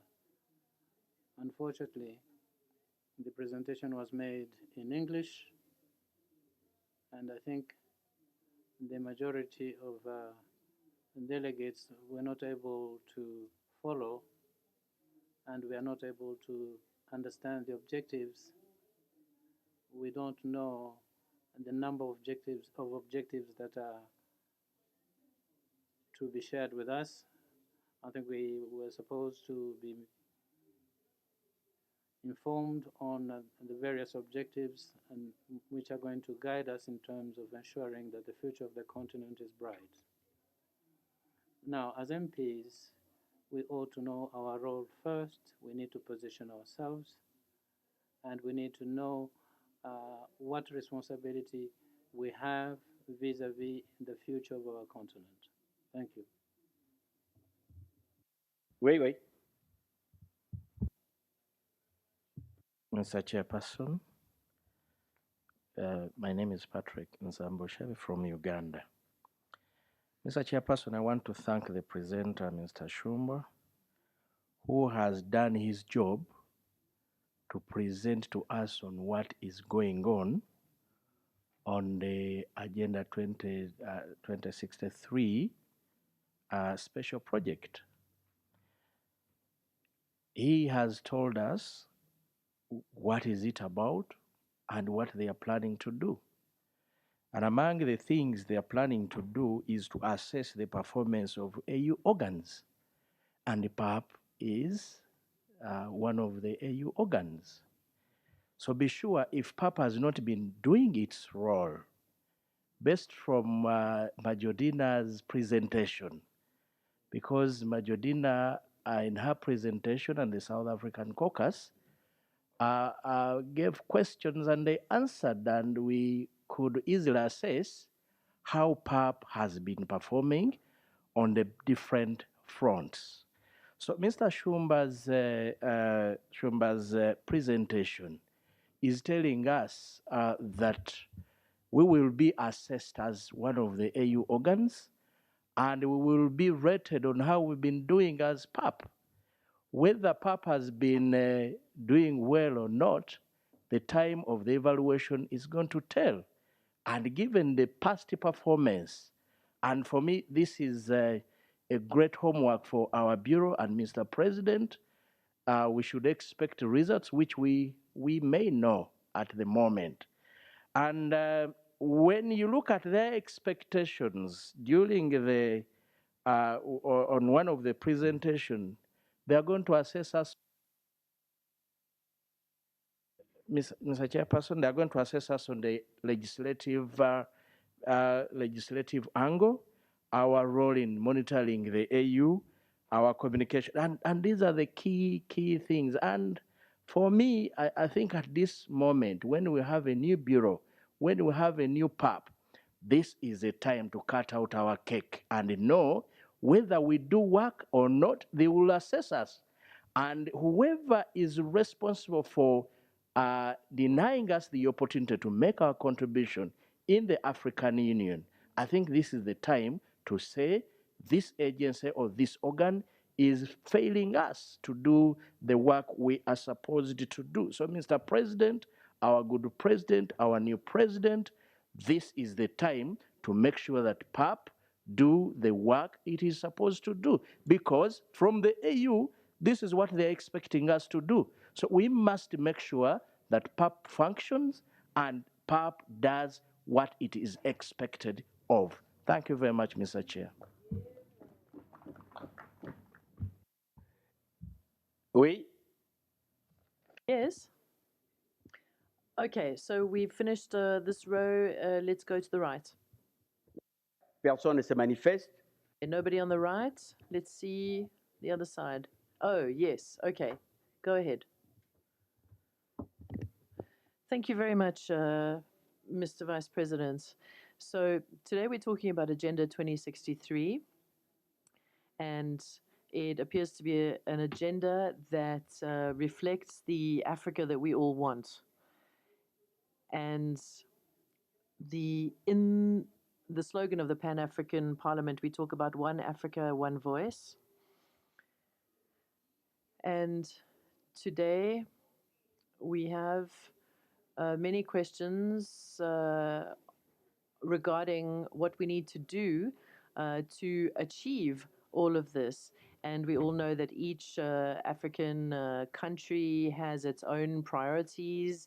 Each country evolves at a different pace with different cultures, different traditions. And so my question is, how are we going to move forward? How are we going to all have the same priorities to achieve the objectives of 2063? Boucler la phase question.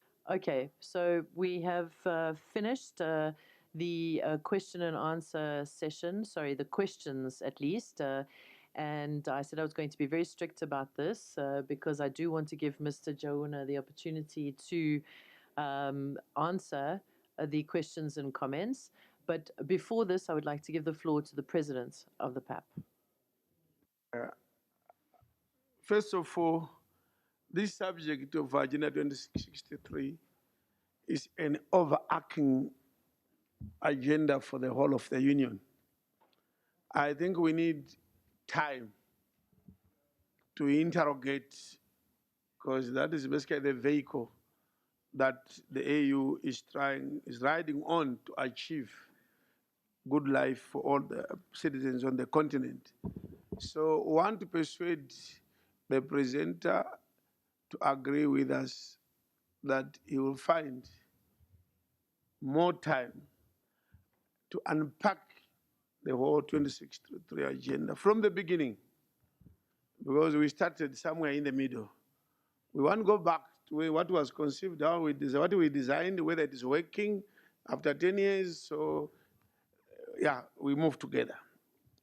But the issues reporting on the progress, again, look, to report to who? It appears when you listen, the AUC is designing things, implementing, and reporting to itself.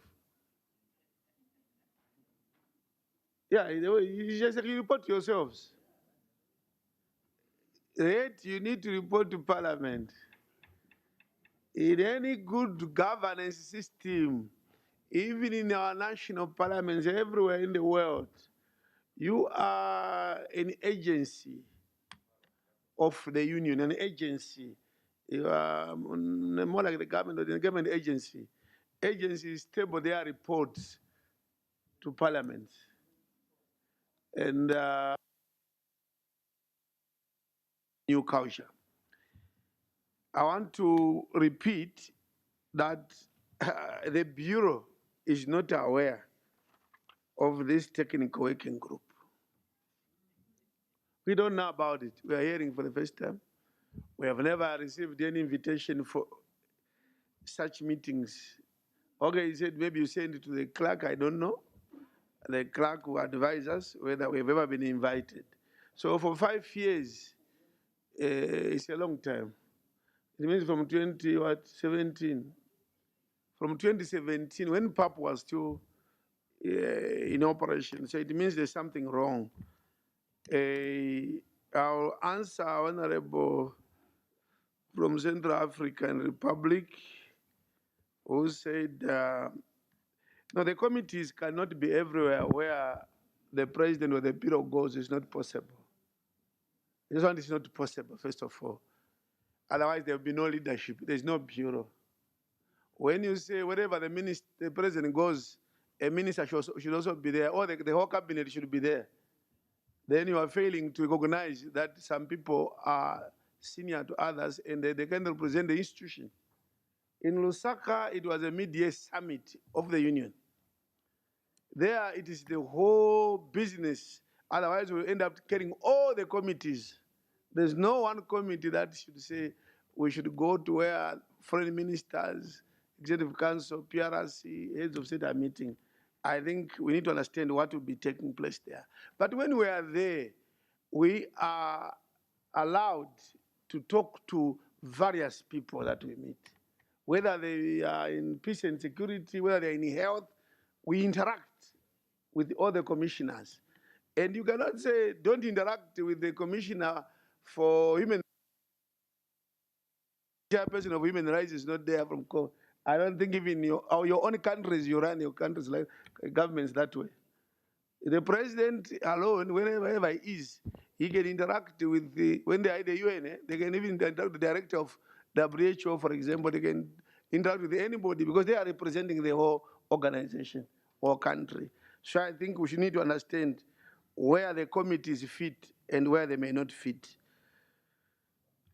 What's the difference between, see, you are emphasizing 2063 agenda. You don't talk of SDGs. Because in the other workshops, we are told more about SDGs. The other workshop we are told 2060. I know they are related, but I don't think you should answer all my questions. Because if we do it will take too much time. In fact, his chair, give him 2 minutes only. He needs to commit to us to come back. And that document, can we have all the documents? I am aware that some of your documents are not translated in the AU. They are only in one language. But as PAP, we'll ask our translators at least to summarize key sections so that all members are aware. And then when we move, we say we're now moving ahead. We are moving ahead with a very clear understanding of where we are going. So don't start presenting again. Just answer one or two, then you promise us when you can come back. Merci, Monsieur le Président. Thank you very much, Mr. President. I think that the presenter has followed all the comments and the deep concerns expressed by the MPs. And I think that all the questions and comments have been noted. And we know that Agenda 2063 covers a lot of subjects, a lot of ground. And we often talk about Agenda 2063, but we don't always understand what it means and what it is exactly. And so we need further information about the communication strategy, about the role of the PAP in Agenda 63. And we, with regards to the communication strategy around 2063, this agenda needs to be made accessible to the general public, to the different populations, so that they too can understand what it means. And in the presentation, we got an idea of the vast project that is 2063, but still more information is required. I understand that in 2 minutes you will not be able to answer all the questions and you will not be able to address all the issues, but I do believe you've noted down everything. And so I would like to request that you send us a written response in writing after the session. Thank you. You have the floor. Thank you, Chair. Just a couple of points. it's very clear that Agenda 2063 is known, not only outside there, but even in this house. So we need to arrange that session, yes, proposed by the president. And that also ties to the president's last question to say, you only talk of Agenda 2063 and SDGs.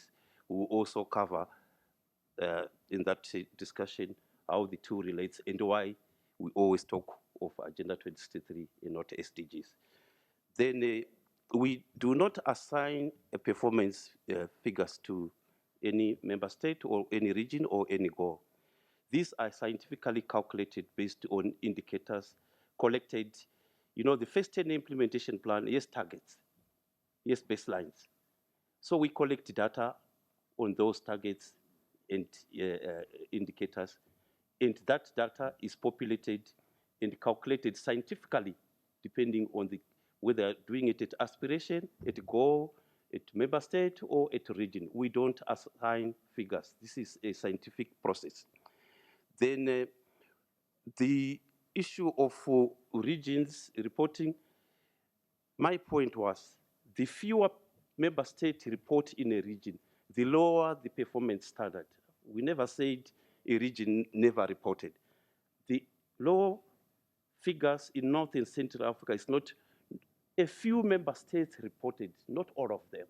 So the more member states reported, like East, South, and West, you see the figures go high. So we are not saying it cannot be no reporting and there's a figure there. It means that there's something low there within the low figure. So if there was no reporting, it was going to be zero. Then in terms of communication with PAP, the same channels we've been using when we used to have participants is the same we are still using.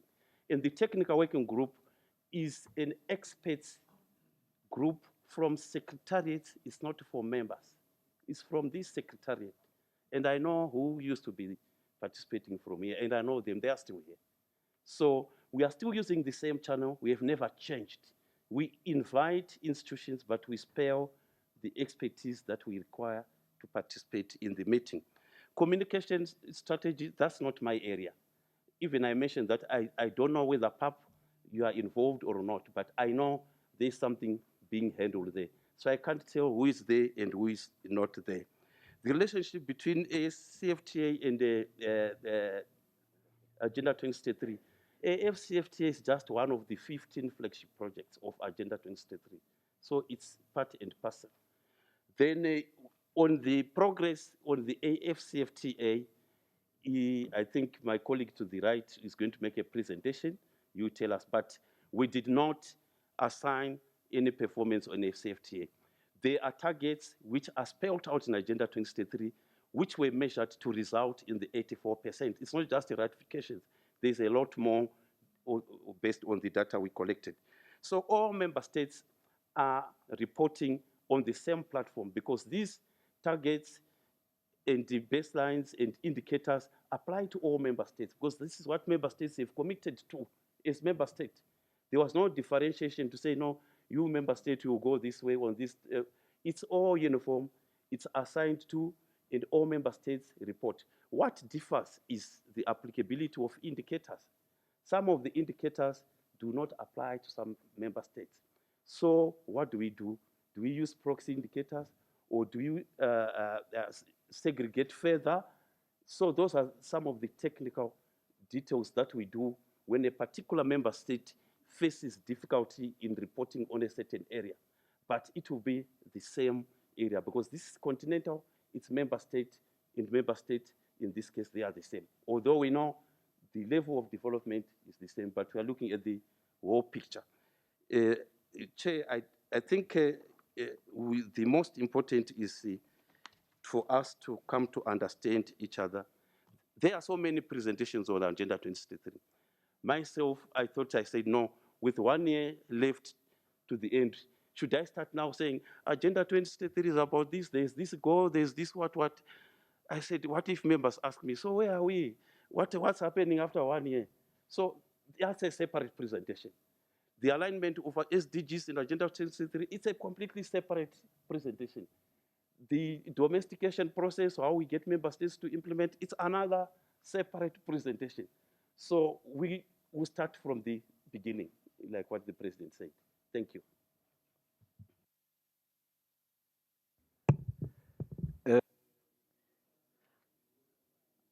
Thank you. I think that we have reached the end of this session, or at least this first presentation. And I would like us now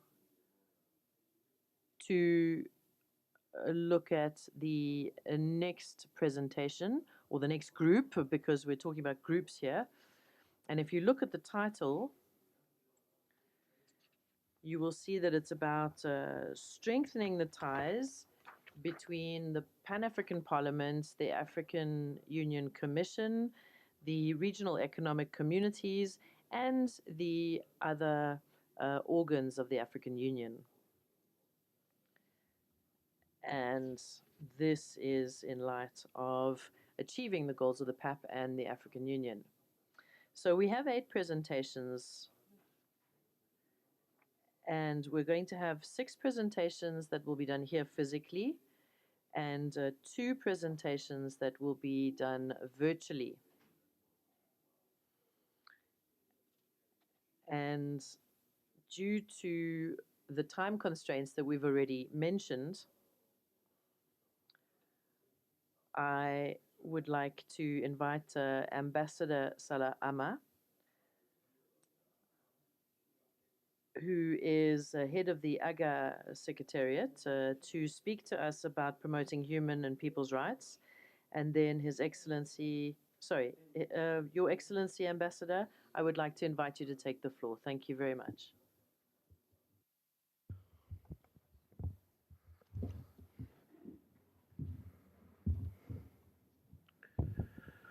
Honorable President of the Pan-African Parliament, Honorable Vice Presidents, members of the Bureau, honorable members of the Pan-African Parliament, colleagues from the Secretariat, Commissioner-elect from the African Commission on Human and People's Rights, colleagues from the Commission, from APRM, from NEPAD and other organs of the African Union, and colleagues from the Secretariat of PAP, a very good morning to all of you. I bring you greetings from His Excellency Ambassador Bankole Adoy, the African Union Commissioner for Political Affairs, Peace and Security. I'm quite honored and delighted to stand before you this morning, honorable members, to present to you and to share with you some information on the African governance architecture known as AGA, AGA. I have a PowerPoint presentation, but because of time, I would kindly request that the PowerPoint presentation should be shared with all members, and I will do my best to touch on the most important points that are contained in this PowerPoint presentation during this presentation. Let me briefly, honorable members, introduce you to the AGA. The AGA was established as a Pan-African platform to ensure dialogue between the various stakeholders, members of the African Union family, organs and institutions, as well as the regional economic communities, to share information, best practices, and also to consolidate agenda and to speak with one voice on issues related to good governance, democracy, rule of law, human rights, and constitutionalism in Africa. That is in line with the promotion of the African Union shared values. The AGA is inspired by the Constitutive Act of the African Union, as well as the African Charter on Democracy, Elections and Governance, known as ACDEC, and the Shared Values Declaration of 2011. Honorable President, honorable members, the main objective and objectives of the AGA is guided by the decision or the declaration of the 16th Ordinary Session, is to harmonize the AU shared values and instruments and coordinate all initiatives by the African Union towards the promotion of good governance and consolidation of democracy on the continent. So this is basically the main objective of the AGA. So then how this objective could be carried out and this objective could be implemented. The specific objectives that are also under the same process or initiative is to accelerate the ratification, domestication, implementation, and monitoring of the African Union shared values. Of course, the shared values were debated as a concept during the summit of 2011, and our heads of state and government agreed that our shared values are all the provisions that are contained and part of our African Union instruments, the instruments that were adopted by our heads of state and government. So all the provisions collectively are called our African Union or our African shared values. The ratification and domestication, and of course we will come later to the role of the PAP in the advancement and acceleration of the ratification, domestication and implementation, as well as monitoring of implementation of AU shared values and instruments at the national level. Also, deepening synergy, coordination, cooperation, and harmonization of shared values and instruments among AU organs. So then all the AU organs will speak with one voice when it comes to issues related to democracy, governance, human rights, constitutionalism, and rule of law. That is, of course, goes along with also coordination and collaboration with our regional economic communities. So we can all, as Africans or Africa, speak with one single voice. Enhance the capacity of the EU organs so then they can deliver on their mandates, and also support member states technically to also for our member states to strengthen the culture of good governance and democracy at the national level. Then, of course, last but not least, one of the specific and important objective is to enhance the popular participation of the African citizenry and to engage them in the governance affairs at all levels, national, regional, and continental. And of course, the role of PAP also here will be addressed later on. There is a number of other objectives that are quite important, but they are mainly to foster or to enhance that dialogue among the stakeholders that are member of the AGA family.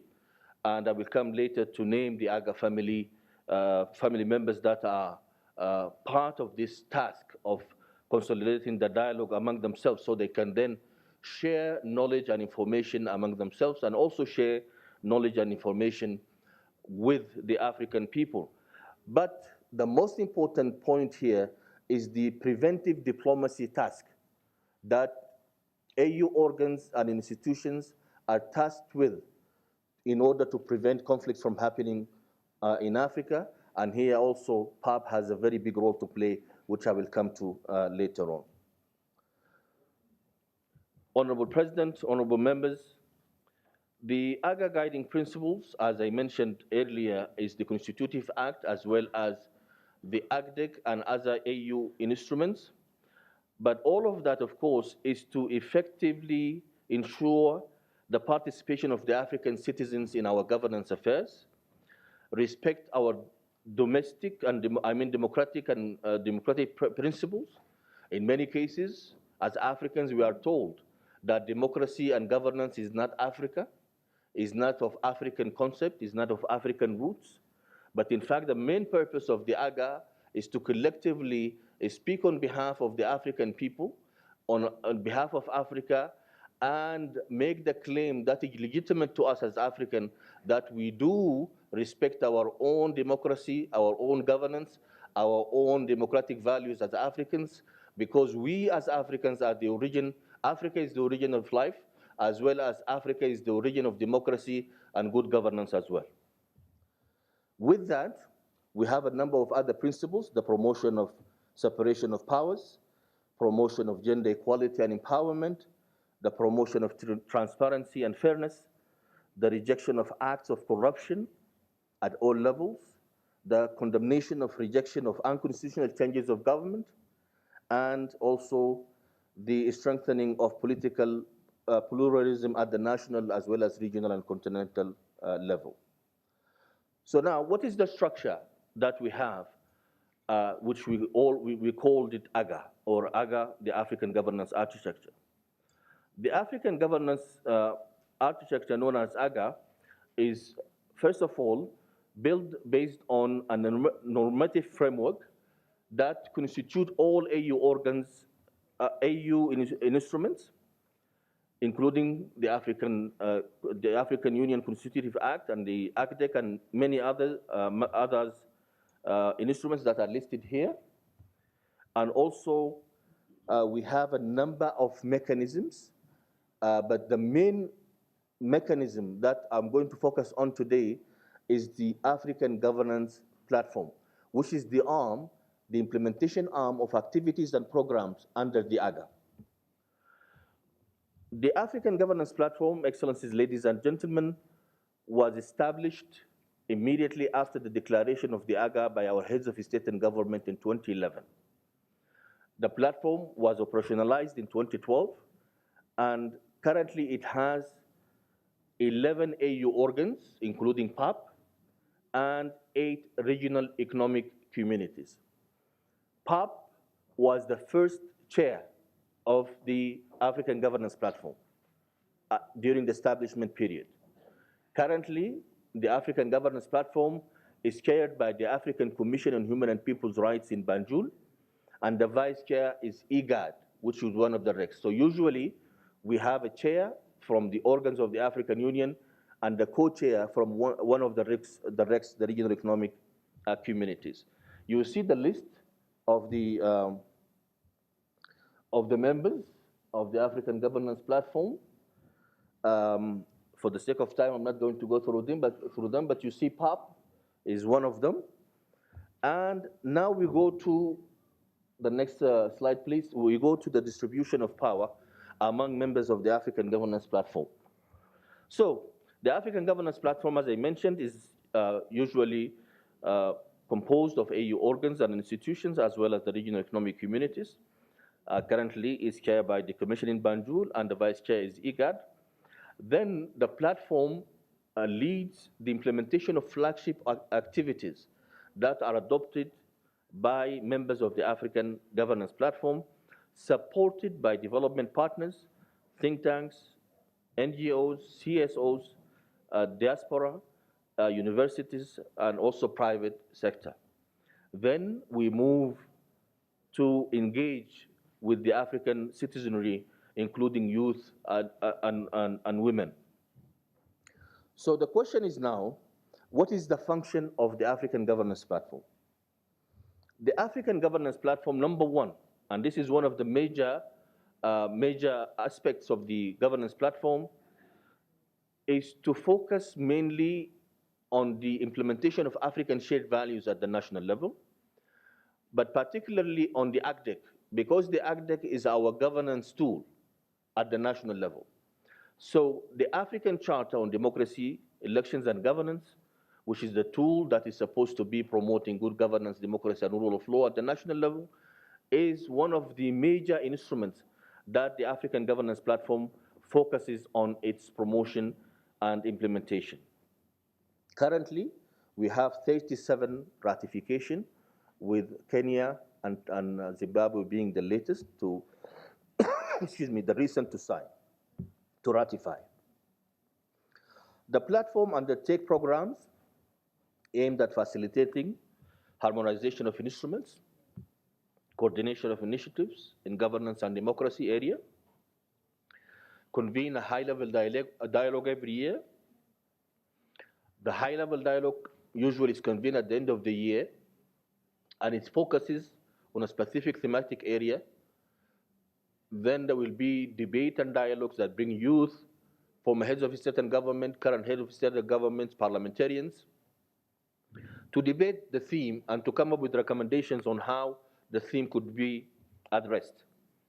The high-level dialogue for this year will be taking place in November in Cotonou, Benin, hosted by His Excellency the President of Benin.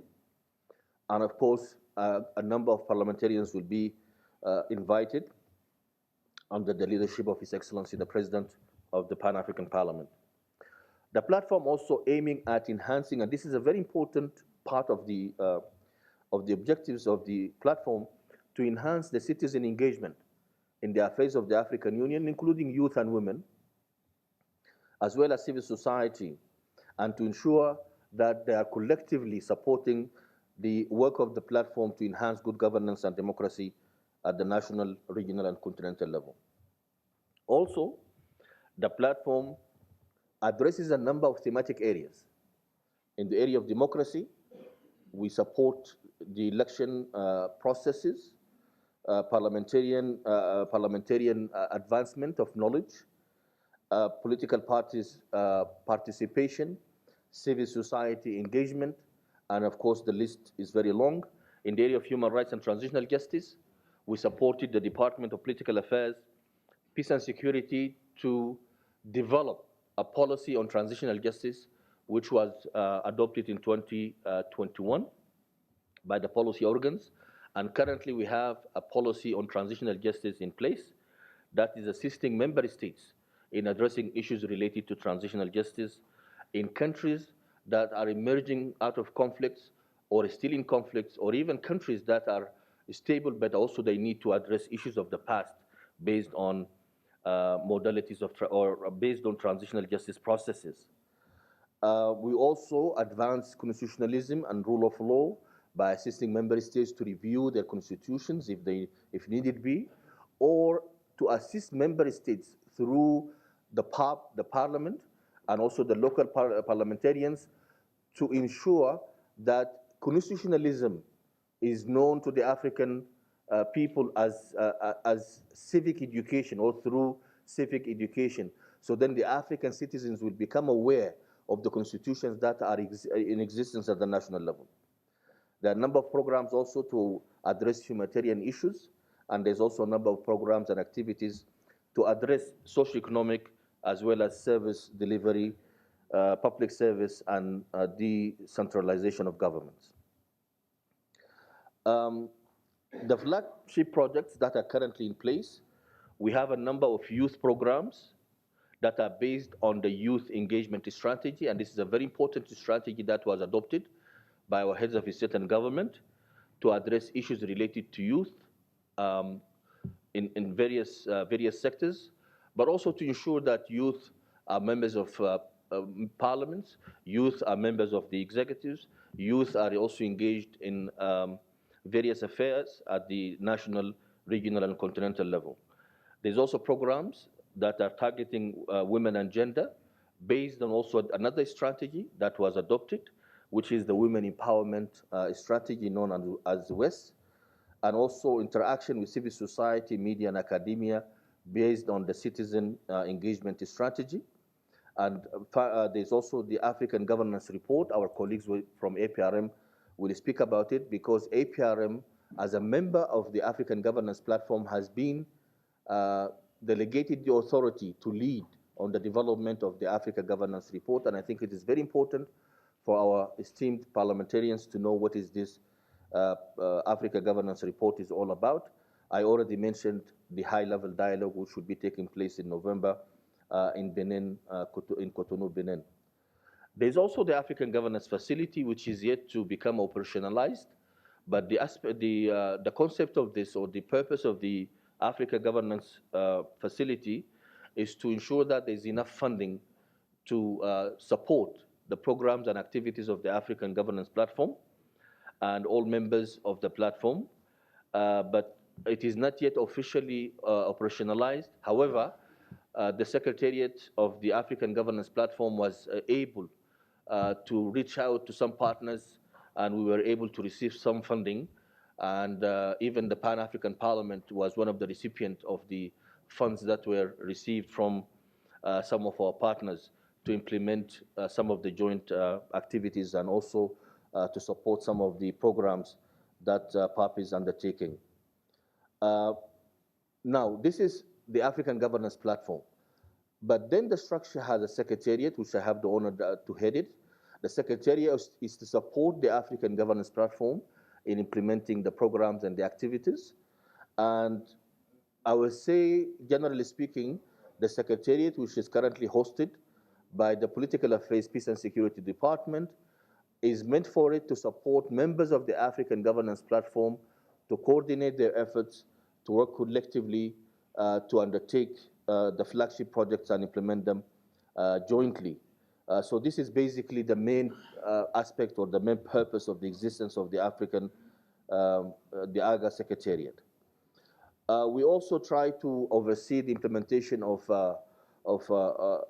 various strategy, like the youth engagement strategy, the women empowerment strategy, the citizen engagement strategy, a number of strategies that you could hear.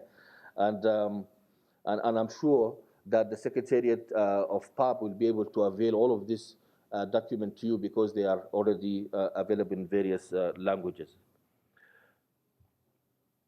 The AGA Secretariat also ensure that there is synergy, coordination, collaboration among platform members. And I here would like to seize this opportunity to thank the President for the leadership to invite us to come to present before you.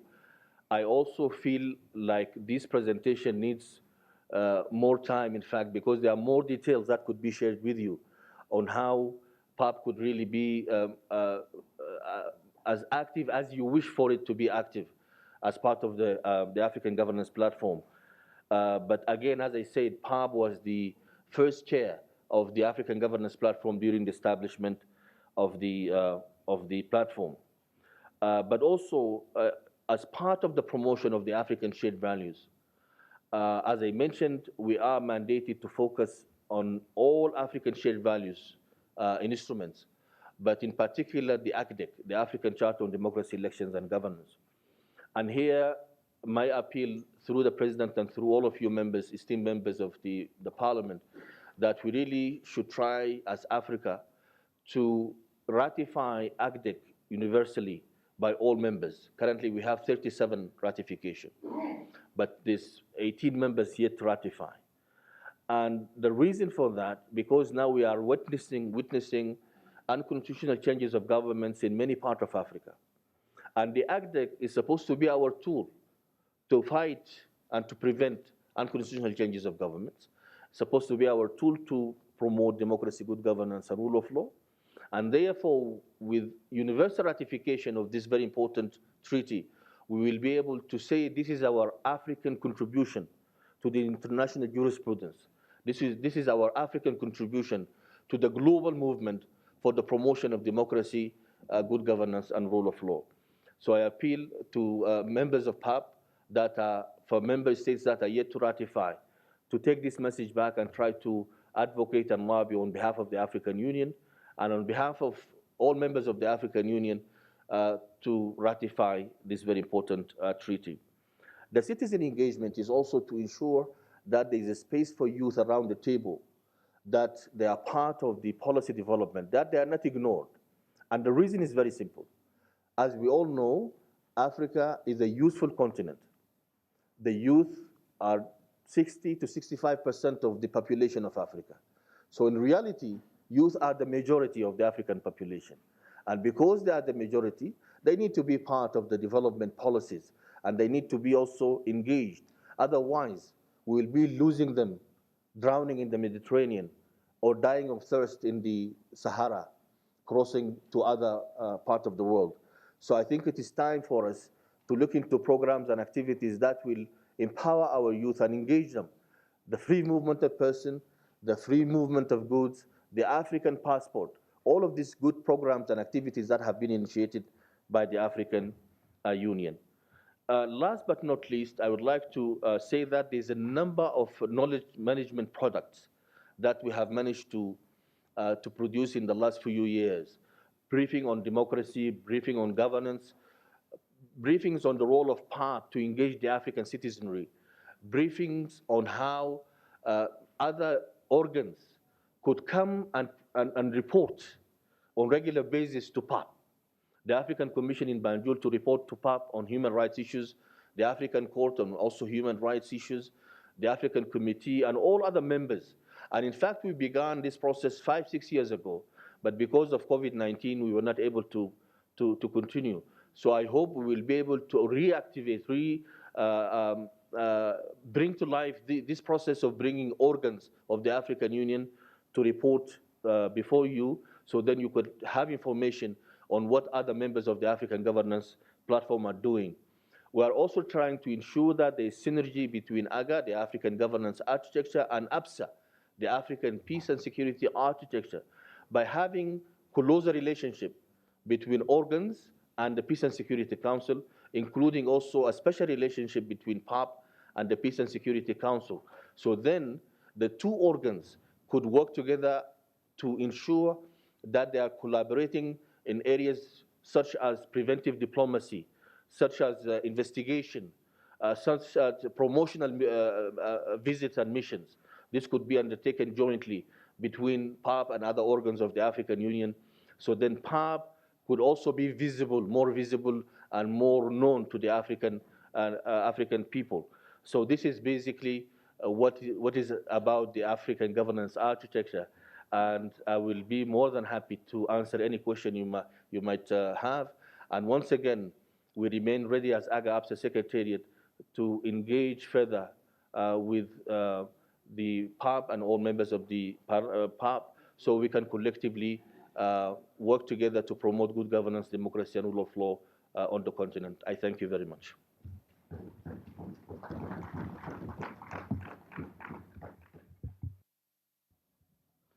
Merci, Excellence.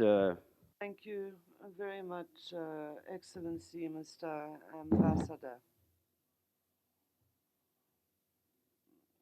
Thank you for your brilliant contribution. Dear colleagues, as agreed, we have listened to the second presentation speaking about the architecture of African governance, AGA, and collaboration between continental institutions so that these organs can have one voice in terms of democracy, human rights, and governance. One voice is the motto of our organization. I imagine that there will be many questions. I will draw a list.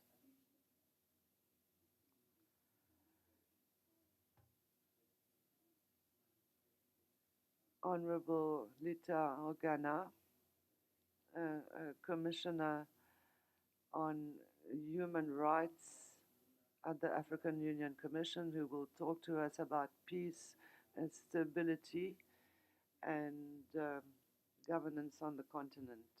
Honorable, you have the floor.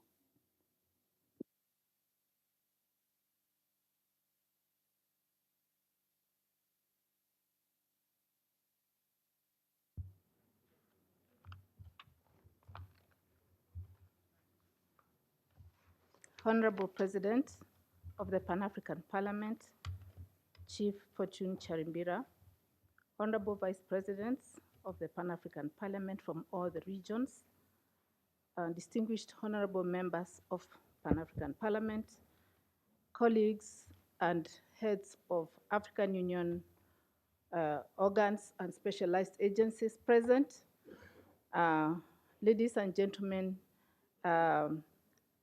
I am very delighted to be here today, and please allow me to take the floor to make my presentation as a Commissioner-elect of the African Human and People's Rights, Court for Human and People's Rights, as the youngest commissioner. Your Excellencies, I also take the floor to present this, make this presentation, not just as a commissioner-elect, but as also a long-standing member of the African Union for the last 20 years, in which I served most of the AU organs, in fact, all, apart from the commission that I'm going to be serving, and also managed to serve the Pan-African Parliament and work with you between 2017 to 2019, as a special advisor to the President of Pan-African Parliament. So I understand this House and the challenges that we are coming out of. I am excited to make this presentation in the PAP's retreat on reviving, renewing, repositioning, and reinvigorating PAP for 3 reasons. The first reason is that I was involved in the turnaround strategy of the African peer review mechanism between 2015 and 2016, when the APRM went through similar challenges as you have gone through in the last 2 years. And so, we have experience in the AU family on how to turn around institutions. And I want to assure you that we have confidence in your new president, and we already can see the turning around has already started happening. A clap to the president. Secondly, in my capacity as a special advisor to the Pan-African Parliament President, I had the opportunity to work with all arms of the Parliament. I worked closely with the Bureau. I worked with plenary through drafting the interventions that the President made to the Parliament, and I worked with the Secretariat. So I'm very pleased to join my colleagues whom I worked and served for the last 3 years. And thirdly, I worked as a Director of Women and Gender at the African Union Commission and engaged with your Committee for Women and Children for a long time, even before that, and presented here many times as a staff of the Union. And so I'm pleased to start working with you in my new capacity. Mr. President, honorable members, my presentation is in 3 parts. The first part, I just want to highlight the mandate of the African Union Commission for Human and People's Rights. The second part, I'll look at the PAP role in contributing to human rights. And the last one will be what have we learned, what recommendations can we give, and how to move forward. The mandate of the Commission is maybe one of the oldest mandates in the African Union, because the Commission was created in 1981 in the African Union Summit held in Nairobi, Kenya, in 1981. And it survived even during the transformation from OAU to AU, it remained as a commission. And I think this is a very big statement by the African Union, that the issues of human rights are not external. We have always believed in human rights as a people, and so there is nothing that has changed globally to make us focus on issues of human rights. The original mandate of the Commission is spelled under Article 45 of the Charter of the Commission, and it has 4 items. The first one, provisions. The first one is the promotion of human rights, human and people's rights. And through this, the Commission carries out sensitization, public mobilization, and information dissemination, symposia, conferences, and missions.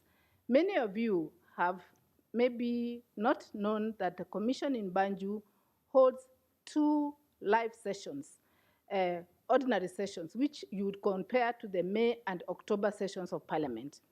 And civil society and development partners attend in big numbers. We would like to see the Parliament also participate in these sessions, because it is here that the members of Parliament can have an opportunity to interact with other players in the realm of human rights. The second one is to ensure protection of human and people's rights. In this regard, the Commission ensures protection of human and people's rights through communication procedures, friendly settlement of disputes, state reporting, including considering shadow reports from civil society, and urges, appeals, and other activities of special rapporteurs and working groups and missions. The third provision is interpretation of all provisions of the present charter at the request of member states, an institution of the AU, including Pan-African Parliament, African organization recognized by the AU. And the last one is to perform other tasks which may be entrusted to aid by the Assembly of Heads of States and Government. These were the original mandates, but as you know, the mandate has been expanded, for example, to include the women's reporting on the Women's Protocol, which was adopted in Maputo 2003, and also the working closely with the African Court, which is also was not there in the original mandate. Very briefly, let me just mention the vision of the Commission before I go to the substantive presentation under Part 2. The vision of the African Commission on Human and People's Rights is an Africa characterized by respect for and observance of human rights, where rights guaranteed under the Charter are known and advocated for by African people and promoted, protected, respected, and fulfilled by state parties.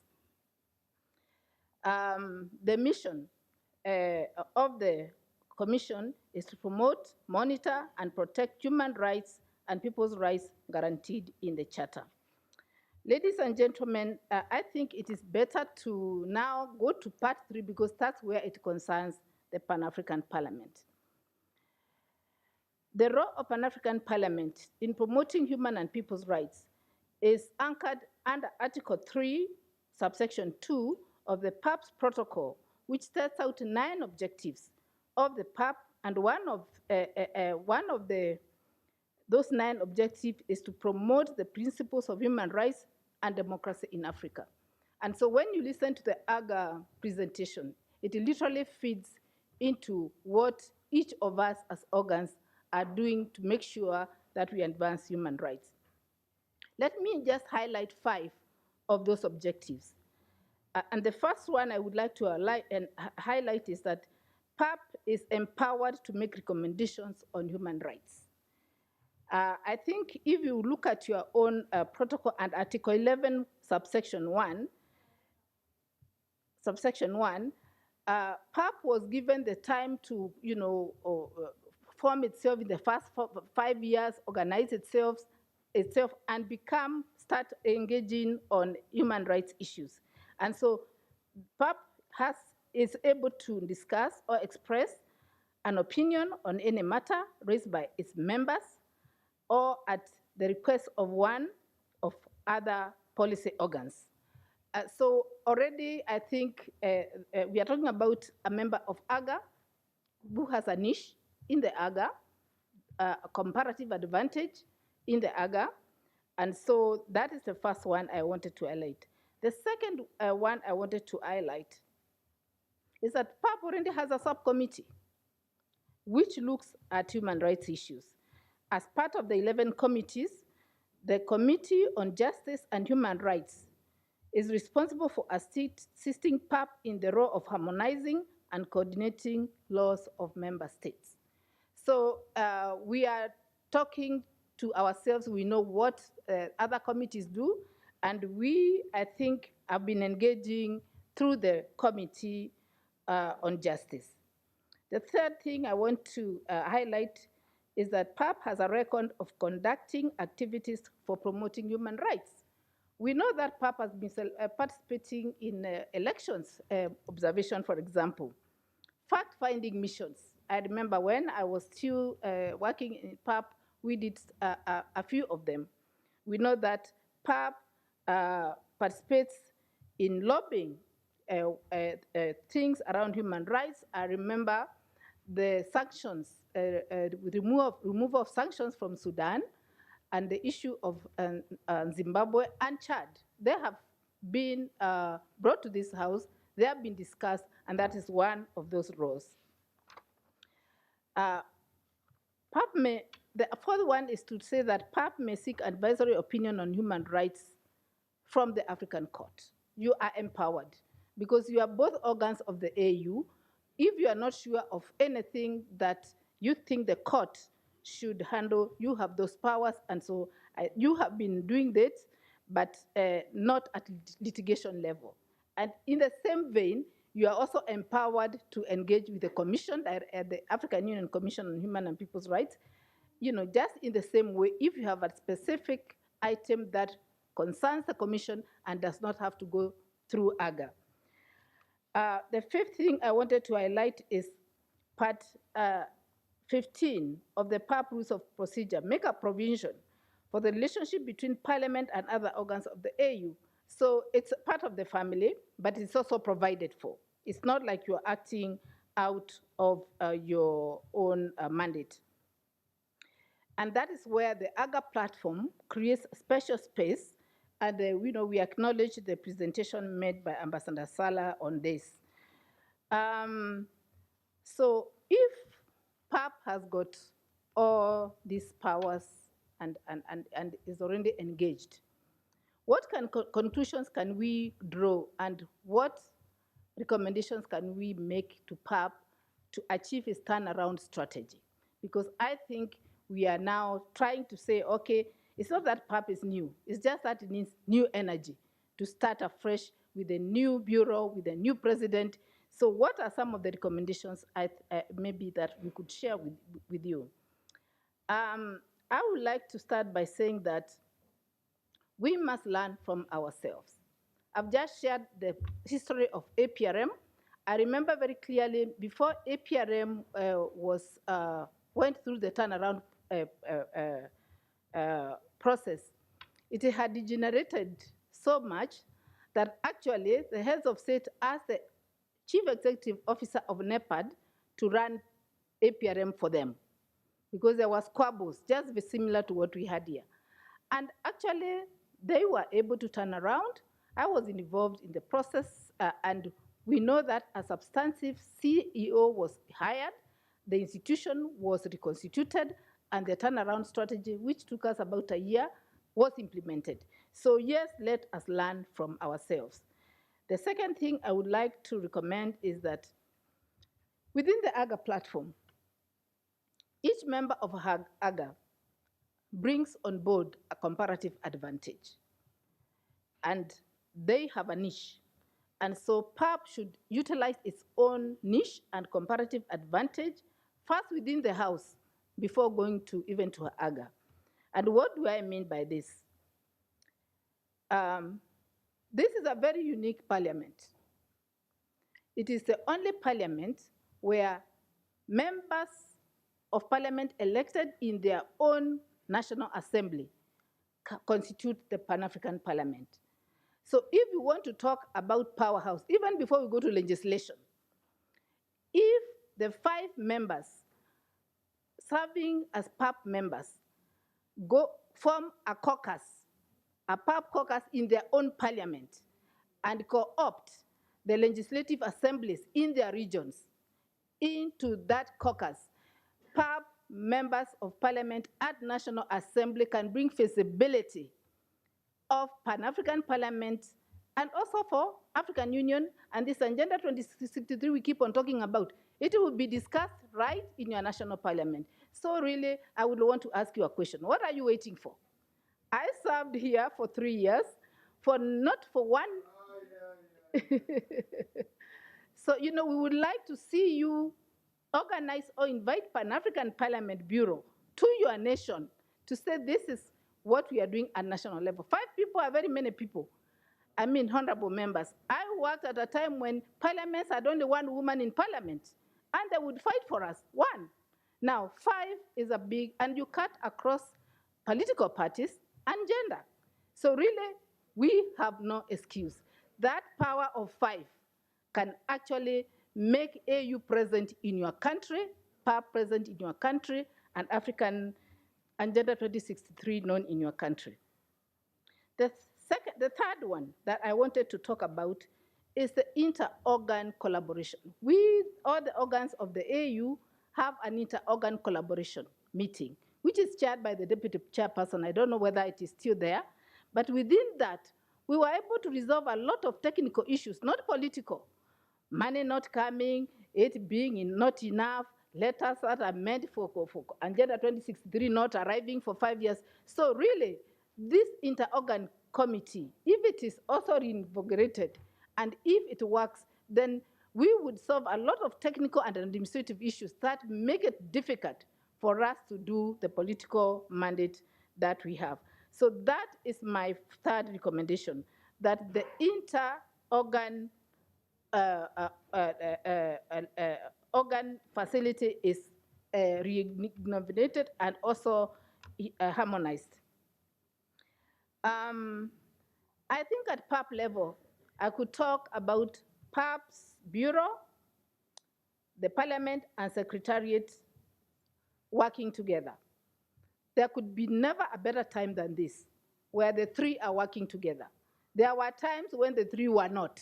So this is the right time to turn around because we are all going in the same direction. So really, I want to acknowledge the fact that the three are working together and that it is actually time to not just turn around by word, but come up with a proper strategy to guide you, a roadmap, which says within the next 6 months, we are going to achieve this.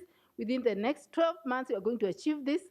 By the next 18 months, we shall have come back to normalcy, where the parliament is supposed to run the way it's supposed to run. I know there are maybe staff gaps, all those have been filled, and committees are functioning properly. The other second but last recommendation is to the PAP committees. We know that PAP committees are active. In fact, I enjoyed being part of this house because I learned more about the work of the committees. And the fact that the committees' work comes to the plenary. But I think, again, we need to ask ourselves, who drives the agenda of the committees? Is it us or is it our development partners? This, to me, is a major question. And we need to be sure that we are driving our agenda because issues can come through committees, they end up in the parliament, and when they come here, you are parliamentarians, your work is to debate. So I think we need to look step further behind the committees and check, make sure that our agendas that come to committees are authentic. They are the issues that trouble Africans. They are the issues that are very crucial to our lives. They are issues that really matter at national level, and they are not, far-fetched. I say this, as a Pan-Africanist, because, sometimes your strategy has already been memorized by development partners. They know you meet here, you have a committee here. So what they do is they just strategize and make sure that when you meet to discuss the issue, this we must be able to sift and be sure that we are handling issues of our own concern. Finally, Mr. President and honorable members, I would like to say that I think what I observed when I worked here was that the resolutions, not all the resolutions of this assembly reached the summit. And the danger in this not being a practice where all the resolutions from PAP going to the assembly is that the assembly never gets a chance to put a force on your resolutions. I know I tried several times to say, look, if the resolutions end up in Midrand, how does the assembly support you if you have challenges? So I want to make a recommendation that when the president is making his presentation to the assembly, all the resolutions that are passed in every PAP session are either summarized, highlighted, or the whole document is annexed to that presentation. Why? Because at the AU, when we want to make decisions, to draft decisions, we look at what has been said. And if you have not brought the PAP resolutions to the assembly as a matter of a procedure, there is no way a decision can be drawn to put weight to what they said, the parliament said in Midrand. So it is very important that this becomes part of the president's presentation to the assembly so that it can be picked. Honorable members of parliament, I want to thank the president for inviting me to share with you my experience in the AU, for many years, but also want to say that I will be taking up my new job at the African Union Commission for Human and People's Rights shortly, and I look forward to working with you closely, and we can all rely on each other's organs of the union, because in unity there is strength. I thank you.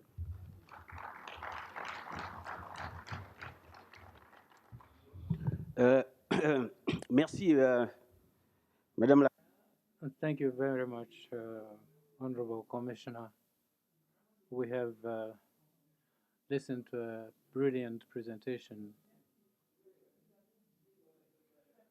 where the Commissioner addressed 3 items: the terms of reference of the Commission and the role of the Parliament with regard to human rights. And she also proposed recommendations.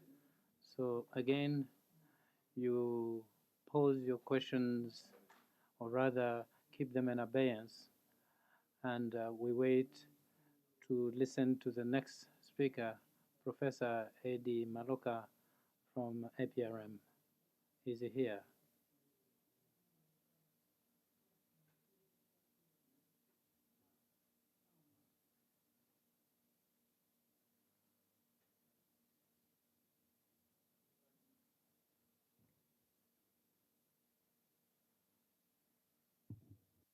Thank you very much,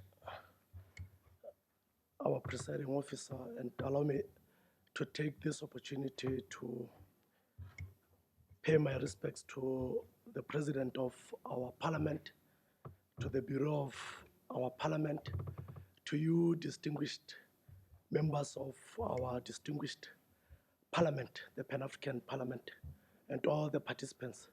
Your brother and humble servant, Professor Eddie Maloka, could not be with you today due to other pressing commitments, but he has sent me, the Chief of Staff in his office, to make a presentation to this important workshop.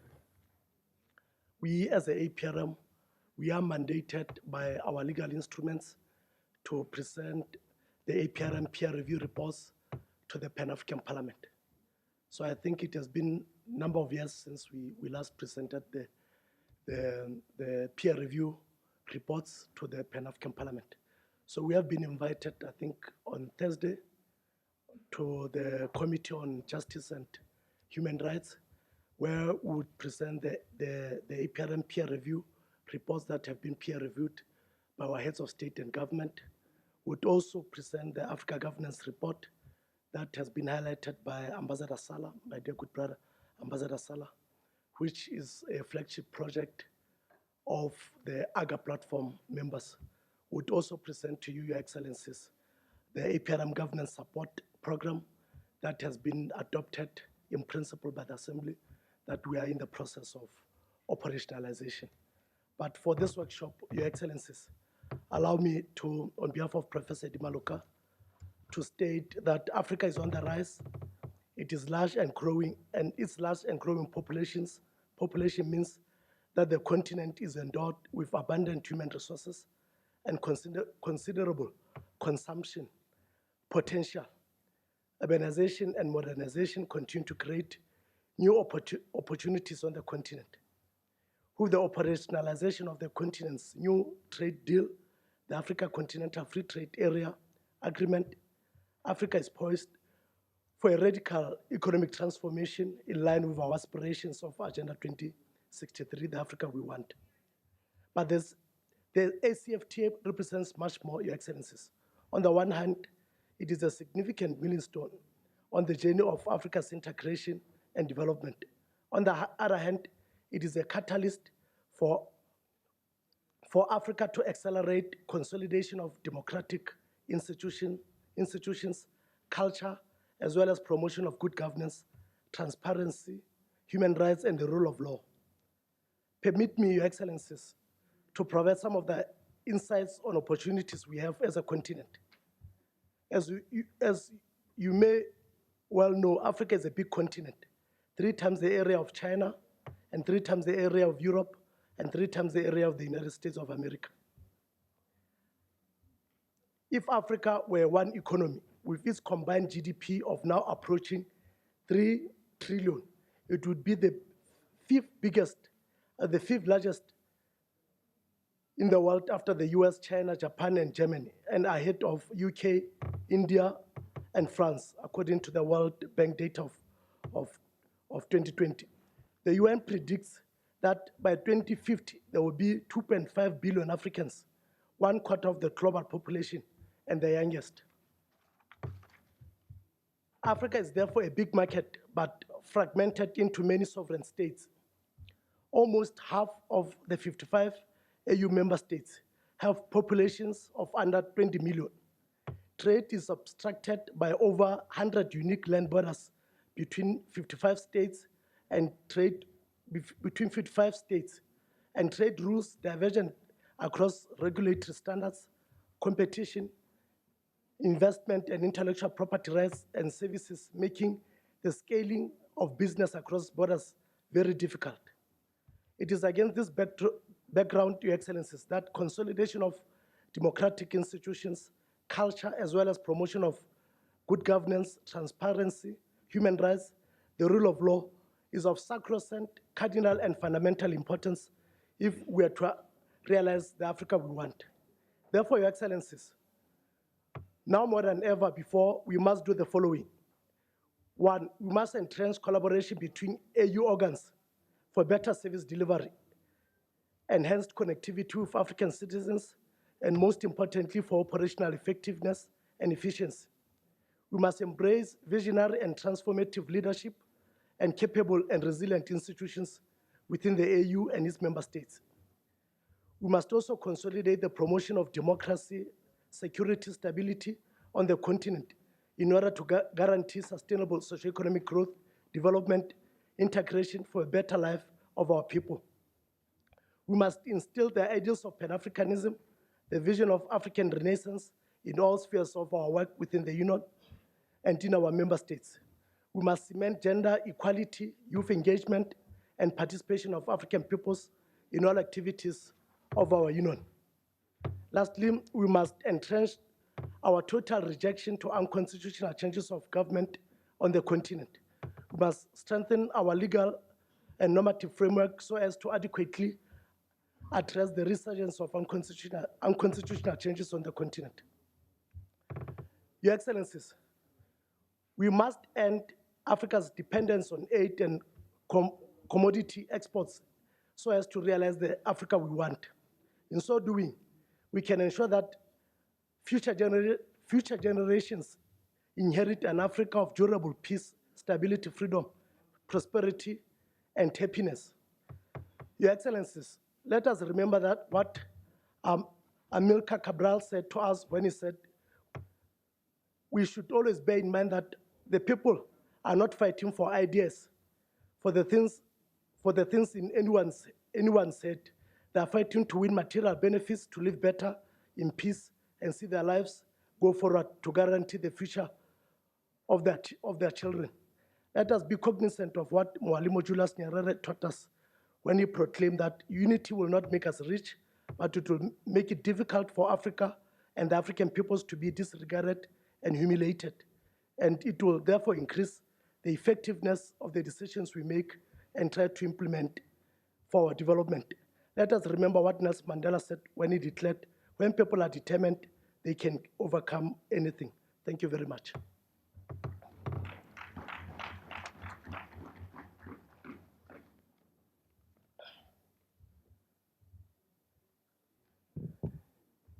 Nous disons merci. Thank you very much.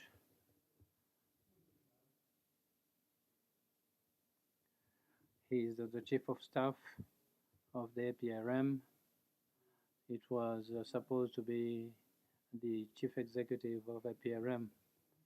The Speaker has dwelt on 3 items: the assessment report, the governance report, and the governance support that is ongoing.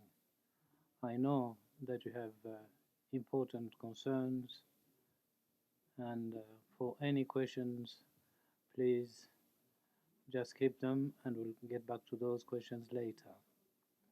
As indicated earlier, there are statements that are going to be made here physically, and the others are going to be done on Zoom. So we're going to move to the Zoom setup. So it is going to be the Secretary General of the African Free Trade Area who's going to take the floor. I don't know if the technicians are ready, and the switch has been made so that we can hear his presentation on Zoom.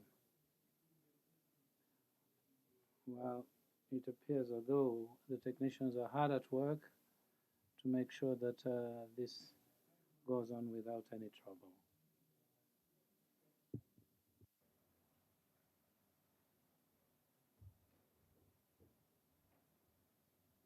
Yes.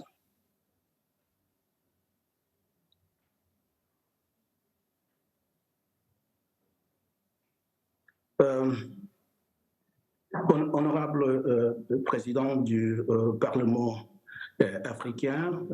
Honorable Chairman and Honorable President of the Pan-African Parliament,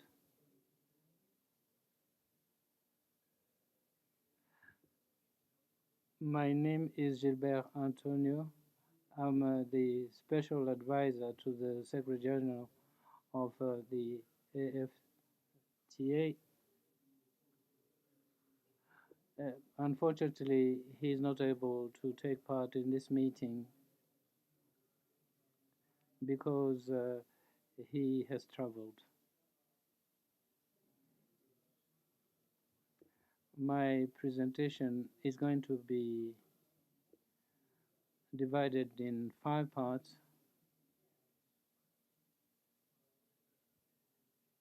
Where we're going to look at the general objectives of the African Free Trade Area, and then give you an overview of the negotiations that are ongoing. And in the final part, we're going to look at the cooperation options between the Secretariat of the African Free Trade Area and the various other institutions. Presenter say for investors and for economic operator, Africa is very attractive, is a large market. He mentioned that we are 3 times bigger than Russia in terms of land area, 3 times bigger than US, 3 times bigger than China.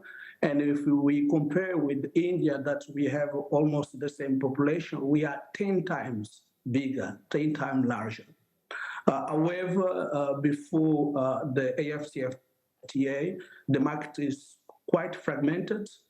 We have more than 100 unique land border, and every time that the operator cross the border, it may find different trade rules, different trade regime. And when it comes to the size of the population, we have almost half of the countries that have less than 10 million. To add it, there are quite high cost in terms of transportation. The procedures to import and export are quite long and complex. But there are potential that we can't ignore. One is that before, as we have seen before COVID, most of the fastest growing economy were in Africa, and we have also the expanding population that go also with expanding middle class. Nowadays we are 1.3 billion. And by 40 years will be the double of what we are now. We have also these very positive views outlook in terms of economy. Our combined GDP is 3.4 trillion USD, and the projections is that by 40 years will be around 16 trillion. So this is what is happening now, and the able states to deepen the integrations agreed to to launch a very ambitious project that is the African Continental Free Trade Area. Is the largest free trade area since the creation of the World Trade Organization in terms of numbers of participants and also in terms of a geographic area. We are talking about Africa with 55 countries and, as I mentioned before, 1.3 billion people.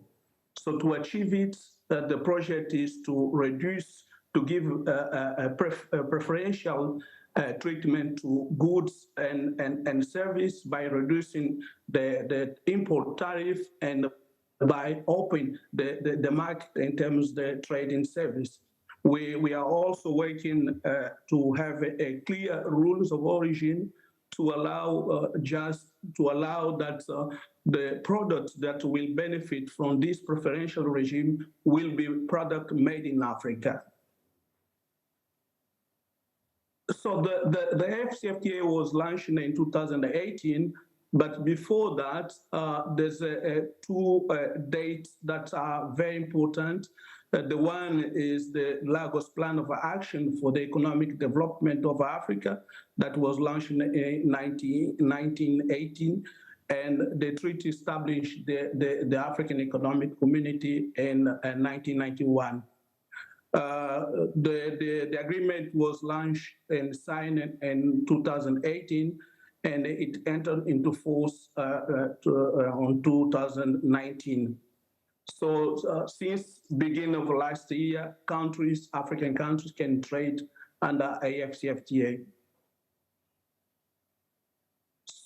So what is the objective of this agreement? One is to create a single market for goods and service, and this single market will be liberalized one through successive rounds of negotiation. We intend also to contribute to the movement of investors, of business persons, and of capital to boost intra-African investment. All these, the goal is to attain sustainable, inclusive socioeconomic development. We know that no single African country can be by itself competitive in the global market. So by being together, we will enhance our competitiveness within Africa and also in the global market. Two another objective that are very important. One is industrial development. And another one is to solve the challenge that we may have with the overlapping membership. As you may see on the screen, most of African countries belong to more than one sub-regional trade agreements or regional economic communities.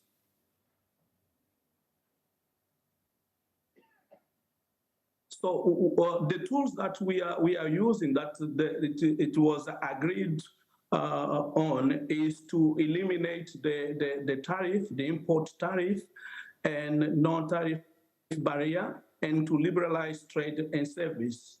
We are working also to have a protocol on investment, on intellectual property, on competitions, and to harmonize the procedures and rules related with the customers and implementing also the trade facilitation measures. Another point that is very important is to have a dispute settlement body that will allow countries who are state parties to refer their concern about obligations, rights and obligations. So in terms of impact, this is what the World Bank report is saying. If we fully implement the AfCFTA agreements, we will lift out of extreme poverty 30 million Africans, and we will boost the income of additional 68 million that live with less than $6 per day. We will also boost Africans' income about 450 billion by 2035. We will increase African export, and we will increase African export mostly in industrial goods on manufacturing. And last but not least, very important is that we will boost wage for both skilled and unskilled workers. This graph shows that when coming to export, Africa export mainly raw material outside of the continent. But when we are trading among ourselves, most of goods that we are trading among ourselves are goods semi-processed. So it shows that there's a window of to promote industrializations and diversification of our economies. So increasing our resilience. So in terms of a status of the negotiation and the implementation, all the African countries have signed the agreement. The only exceptions is the state of Eritrea. So 54 up to 55 African countries have signed the agreement. 43 African countries have signed and ratified the agreement, so they are state parties. It is the fastest treaty, African treaty in history of African Union in terms of ratification. The Secretariat, we are advocating for 100% signature and 100% ratification. This is a map showing countries who have ratified already the agreement and some countries that is still in process to ratify this important agreement.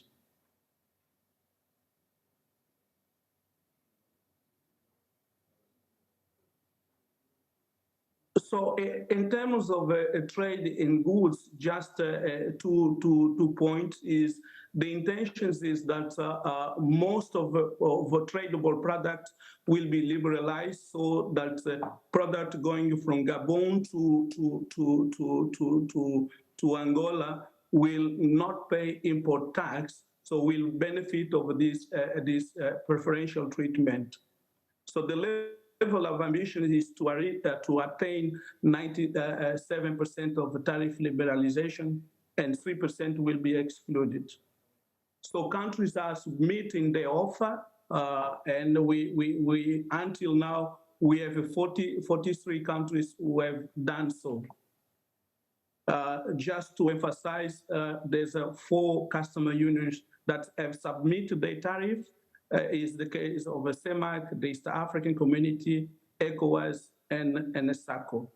So we have been working to verify that this tariff is aligned with what is being recommended on the modalities, and we have done so for 29 tariff offer.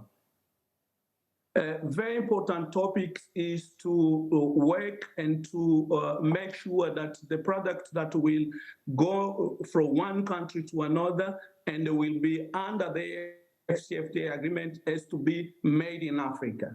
So we have agreed with the member states on 87% of all the tariff line. It means in 87% of the tradable goods, we have already the agreement what can be defined as made in Africa product.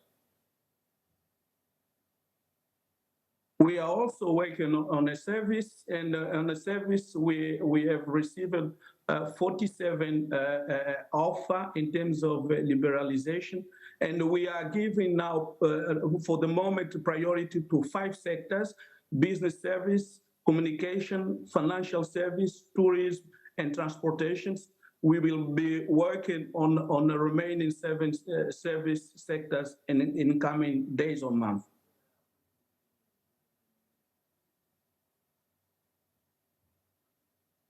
We are also starting phase 2 negotiations. So until now, we have agreed on 3 areas. One is the trade in goods, Another one is the trade and service. And the third one is about dispute settlement. Now we are working on a very crucial, that is women and youth in trade. We want to ensure that these agreements will benefit women, SMEs led by women and SMEs led by youth. And it's the unique free trade area where we are discussing to have a specific protocol dealing with this, with the women and the youth. We are also working on digital trade. We saw how important it is during COVID, and we are working on 3 additional areas. One is investment. We want that investor from Egypt can invest in South Africa or in Kenya. And we want also to have these provisions that are harmonized. We are working also on the competition, and very important is about intellectual property. So this is a phase 2 negotiation that we have started.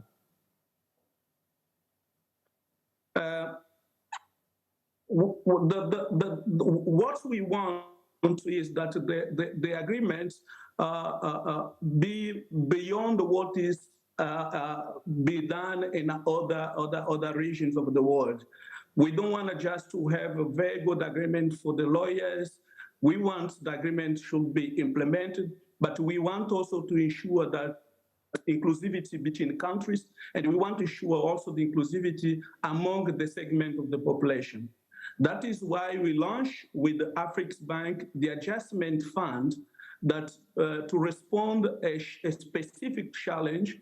As your honorable members of the African Parliament, you may know, some African countries depend on in terms of a fiscal capacity, depend on import tax. So by reducing the tax, they may need support at least in a short-term period to adjust themselves in this situation. So we have launched this adjustment fund, and is in 3 layers.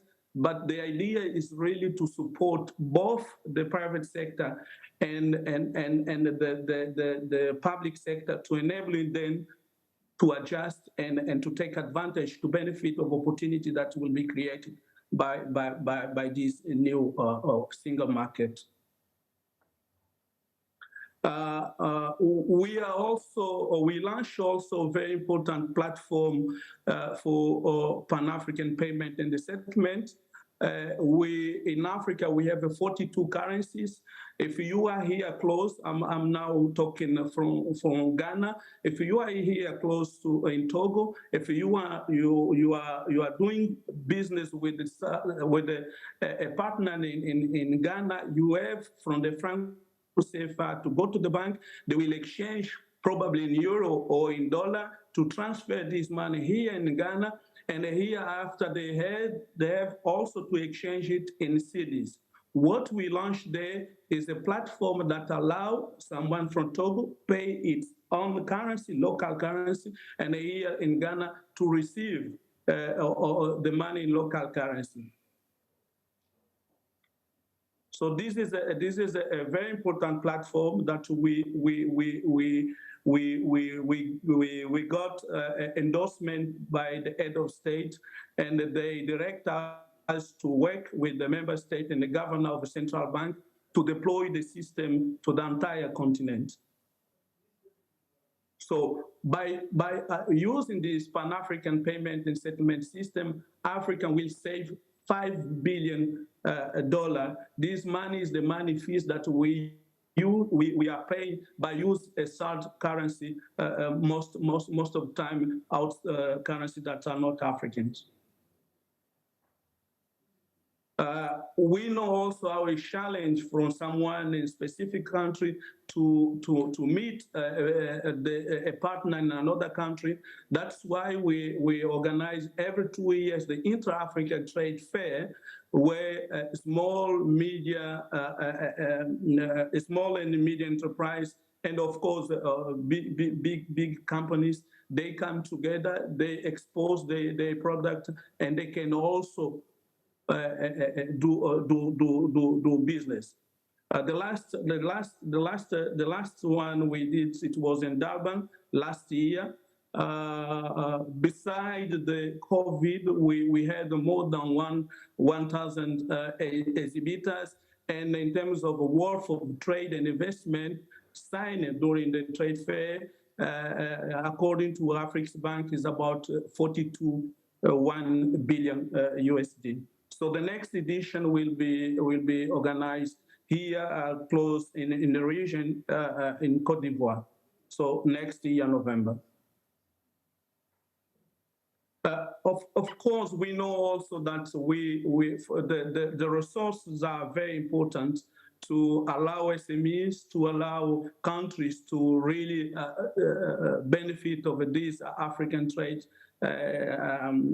these agreements. So we are working with some partners. We have just signed this year agreement with the Equity Bank to create a 6 billion fund, and this fund will be allocated to the agriculture, to food, to social impact, health, to the environmental investment, and so on. We have also signed with Africa Bank and the World Food Program. Very important is $2 billion fund for farming loans, credit line for processors and commodity trades. And we want to use these $2 billion in the next 3 years.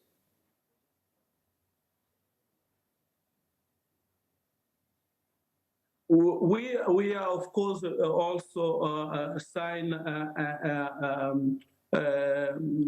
some partnership, some agreement with some other institutions who have already expertise on specific issues. We have signed with International Trade Fair to help us on supporting the micro, small, and medium enterprise, and also on the women and youth trade initiative. They also help us on advocacy and awareness raising. We have also signed with African MSMEs Global Coalitions, where you have different institutions that are part of. So this is just to inform the members of the parliament, some events that will take place from now to November. We launched the AFCFTA Facilitate and a Guiding Trade Initiative. We want to help companies who are ready and the countries who are ready to start trading. So we will launch the first, we will show the first trade in the coming days. So it will be on 26. We have also will be also organizing in coming days by 2 weeks a very big event that is AFCFTA conference on women and youth in trade, and it will be hosted by the President of the United Republic of Tanzania. And also before the end of the year, there will be AFCFTA Extraordinary Summit that will take place in Niger, and it will be in March of the Summit on Industrialization and Economic Diversification. So to finalize my presentation is how the Secretariat can work with you, with the members of African Pan-African Parliament. We are creating really a rules-based inter-African trade.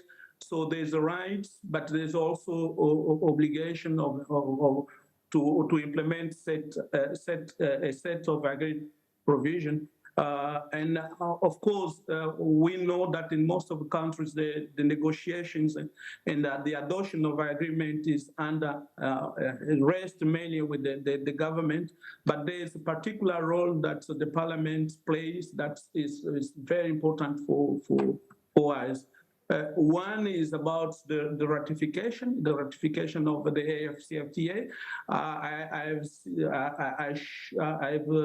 I showed you that we have achieved, we are now on the 43 countries that have already ratified, but there are still countries who are still in process. So there's a important role that the parliament can play. Another one is very important is about the domestication.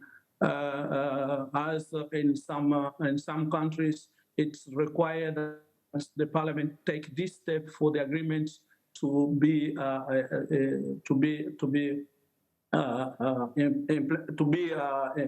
have the force as a law. And last but also not least is about the budget that you in your national country in your country you have this mandate of oversight in the budget, the national budget.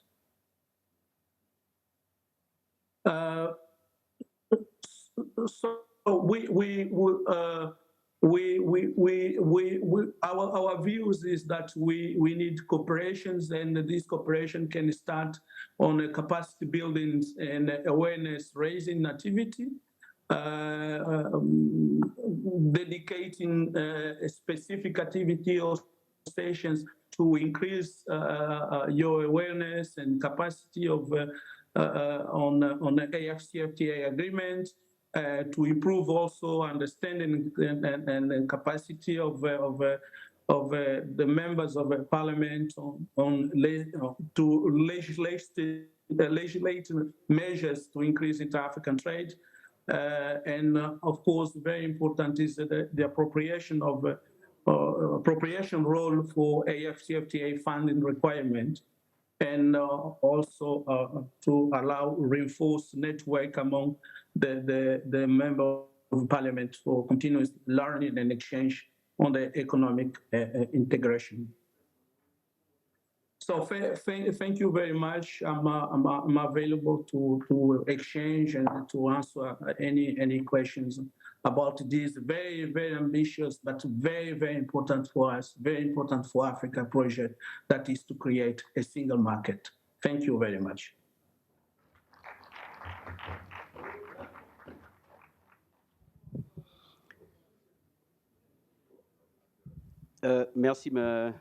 Merci au présentateur.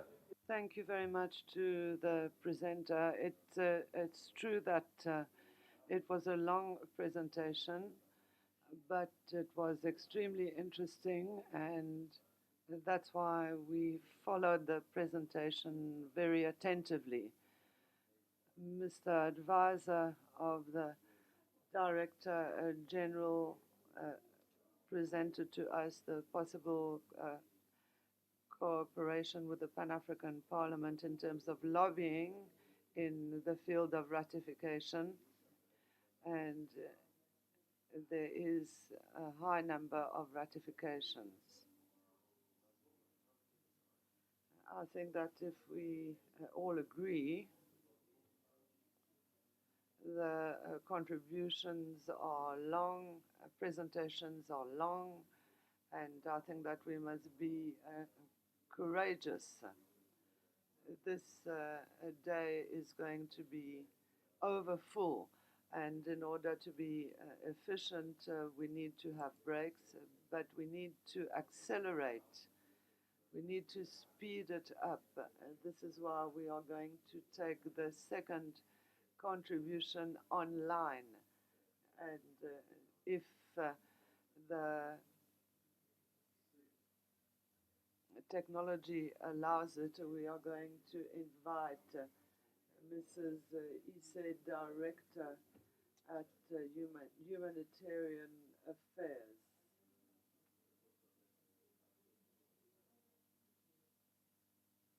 Department of Health and Humanitarian Services. I think that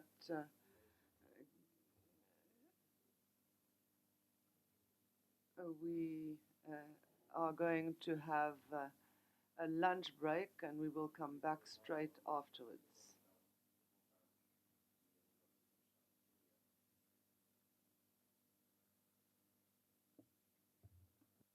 Can you hear me? Il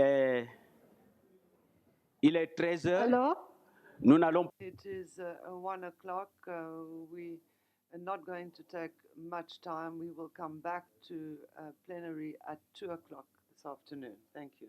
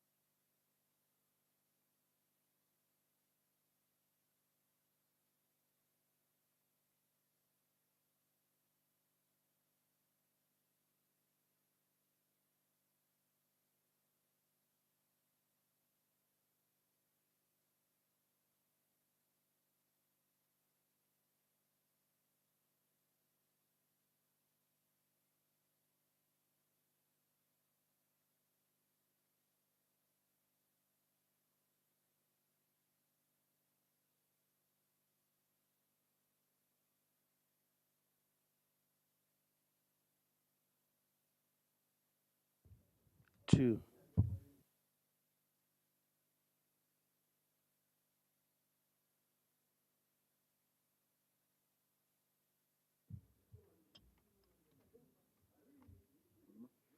2.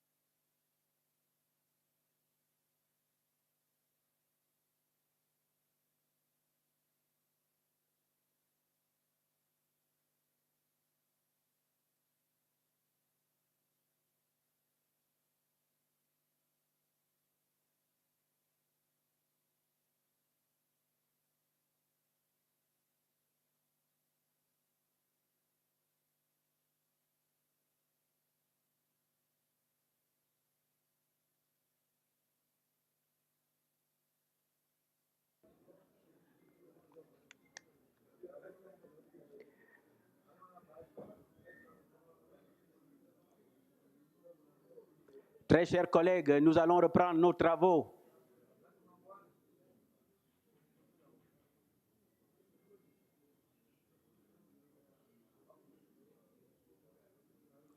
Il est vrai que cette petite pause a dû démobiliser les gens, mais il fallait que les uns et les autres reprennent les forces pour que nous puissions reprendre nos travaux avec force et vigueur.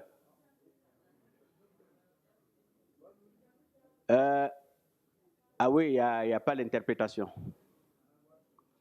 Les interprètes, on a besoin de vous. On va reprendre les travaux.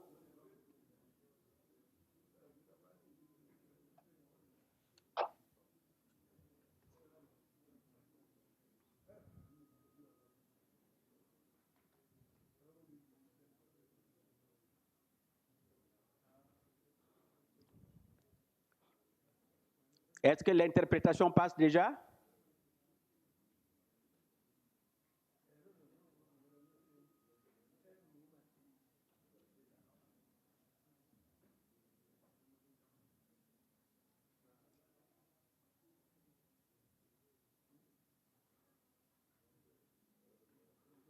C'est déjà bon?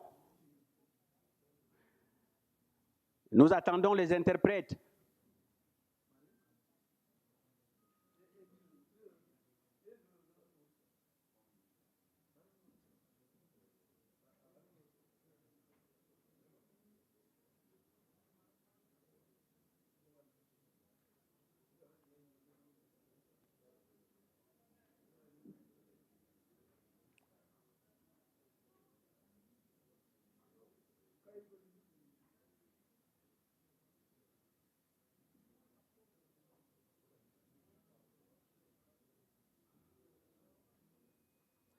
L'interprétation est déjà OK?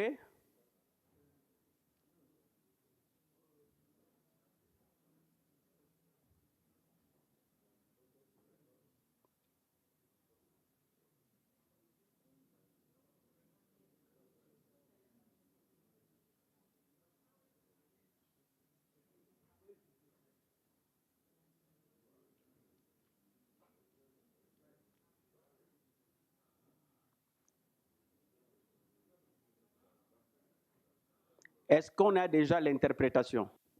Are the interpreters there? Do we have interpreting?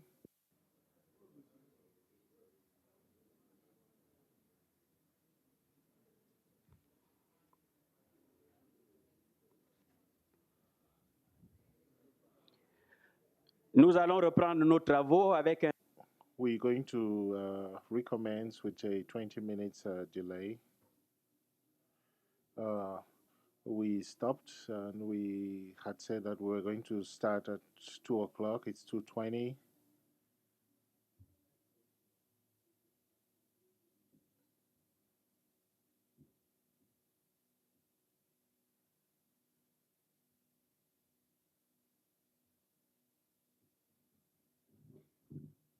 Is the interpreting there? Are you getting the interpreting?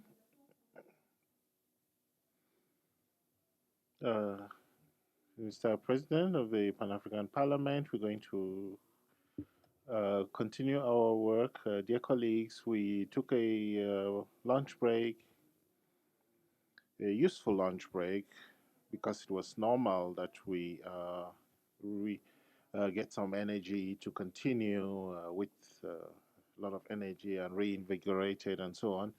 And so we are going to complete this day because we don't know what's going to happen tomorrow. Are we going to have the possibility to come back to this room?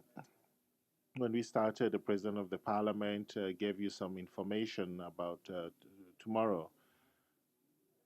So we are going to work until we finish our agenda. So we have 5 presentations. One that is going to be done via Zoom, and 4 that are going to be done in person.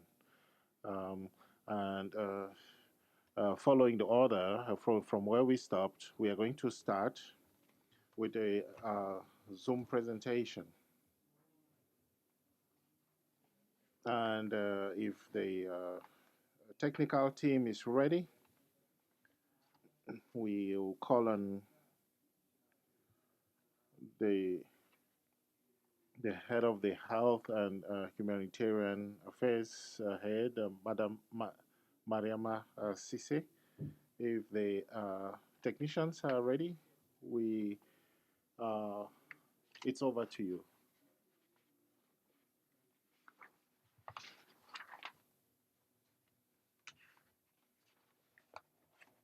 Madam, you have the floor. President, can you hear me? I'm just checking if I can be heard. Good afternoon. Hello? Yes, good afternoon. Thank you, thank you. We can hear you. Okay, thank you, Honorable President of Pan-Africa Parliament, Honorable Vice President, Bureau and the Chair of the Pan-Africa Parliament and honorable members. It is my pleasure to be with you here on behalf of Director Madame Sisi, Director of the Department of Humanitarian Health, Humanitarian Affairs and Social Development. I'm speaking to you from the Commission of African Union in Addis Ababa. My name is Inas Mubarak and I'm very grateful for the opportunity to be engaged in this very important meeting. So my presentation in view of the theme of this workshop is going to address 3 sections, and I hope the time will allow. Just an overview about the health department at the Health, Humanitarian Affairs and Social Development. This is the first part. The second part is like an overview also on the intervention and key program that the department is undertaking. And the last section, I will be taking you through the proposed area of engagement with the Pan-Africa Parliament.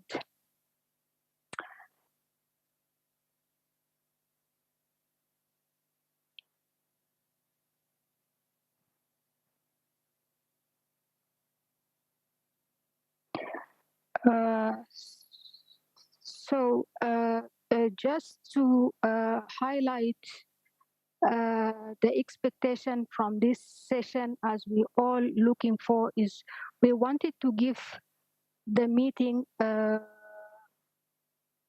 overview of the health department, and we will be looking very much as expected by the end of this meeting to agree on the area of collaboration. So allow me to start with health system disease nutrition department mandate.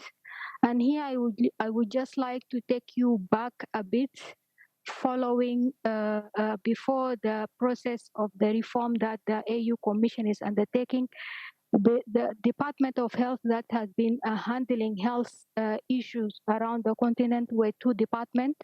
One is addressing issues of HIV, TB, malaria, and other infectious disease. And the other department was health, population, and nutrition. And following the reform process, these 2 big departments has been merged into one department. This is just to give you the portfolio that the new Department of Health, System, Disease, and Nutrition is addressing at the continent at this moment following the reform. In a nutshell, the division is mandated to oversee policies, strategies, development, and deliver on implementation of AU decision. So all the decision has been adopted by the Assembly with regard to the health, nutrition, and population. Our department is the lead on overseeing implementation and monitoring them along with the other AU organs. The department is also respond to vital generic health issues related to health policy, delivery system, nutrition, and other related public health issues and challenges that required concrete and coordinated approach at the continent level. And as I'm going to give you a highlight on the key intervention that we are addressing, it will appear very clearly how the health system, disease and nutrition department is handling this very key component or mandates. It is also important to know that the department play a leading role in policy developments, advocacy, coordination, monitoring and evaluation, as well as resource mobilization given the thematic area I've just mentioned and the health, nutrition and population. The last part, I wanted also to give you an overview on which statutory meetings and high-level meeting that the department reports to. First of all, the department report to the Specialized Technical Committee meeting on health, population and drug control, and we have just concluded the fourth ordinary session in June 2022. The department also report to the AIDS Watch Africa expert and head of states and governments meeting, as also report to the AMA State of Party Conference. This is the highest policy organ of AMA. We will also give a highlight on all these meetings as we are going along. The department also report to the Africa Population Expert Committee. As I've just mentioned, we are working to oversee implementation of all decisions and policies that has been adopted by heads of state and government over the past few years, and working very closely with the member state on its implementation and other AU organs. Allow me just to share with you a list of health policy, nutrition policy, and population policy that we are working on for the benefit of this meeting, just to highlight what are the key. I'm not going to go through them, but it is we believe it is important to share what are the most for us critical documents that we are really looking after very hardly to achieve the commitment made by the member states. As example, the Health Africa strategy 2016-2013. We're also talking about the Continental Policy Framework for Sexual Reproductive Health and Rights, Maputo Plan of Action, Pharmaceutical Manufacturing Plan for Africa. We also have the Plan of Action of the Second AU Decade of Traditional Medicine. Also talking about Addis Ababa Declaration on Immunization, Catalytic Framework to End AIDS, TB, Malaria in Africa by 2030, Decision on Malaria Report, Decision on AIDS Watch Africa, and very many decisions that are really very important to us. The one that also coming recently, Cairo Declaration on Viral Hepatitis, and the Common Africa Position on Neglected Tropical Diseases. And definitely we cannot move without mentioning the Africa Medicine Agency Assembly decision. And this is also highlighting the key policies and strategic framework for nutrition and for population.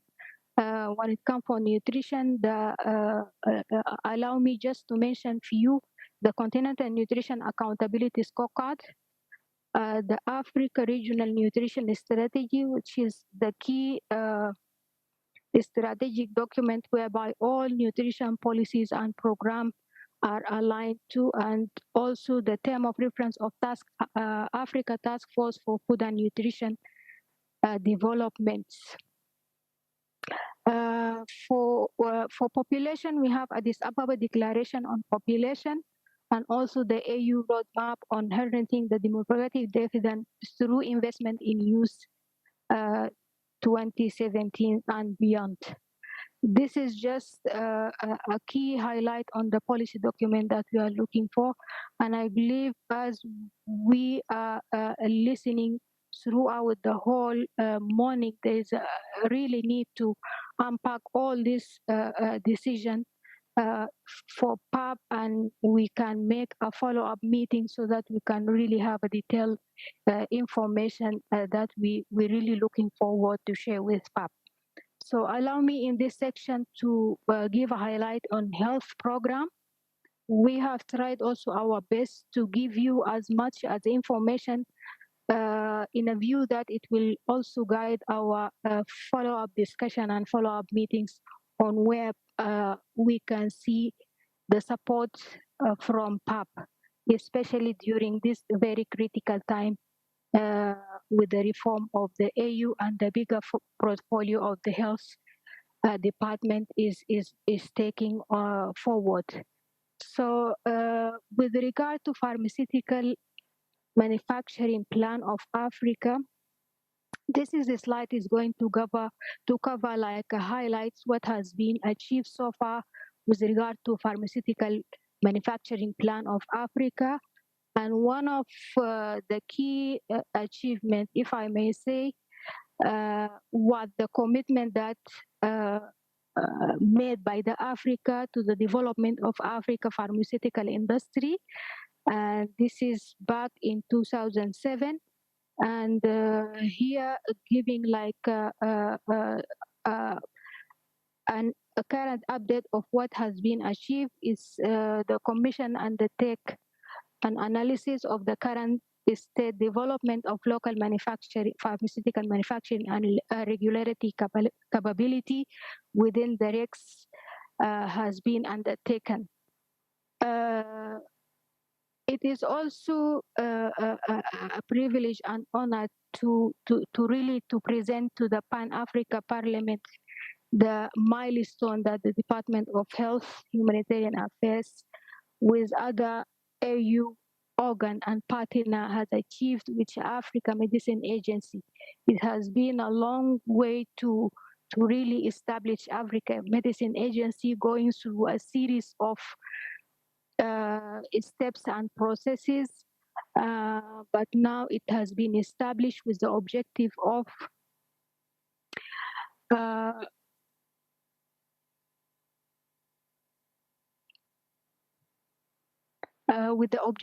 to enhance the capacity of member state and regional economic community to regulate and improve access to quality, safe medicine and medical product.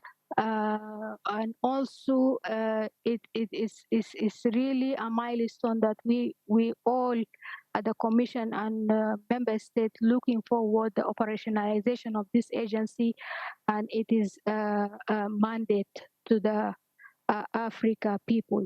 So I just also a brief of and a background on AMA. The treaty was adopted by heads of state and government in 2019.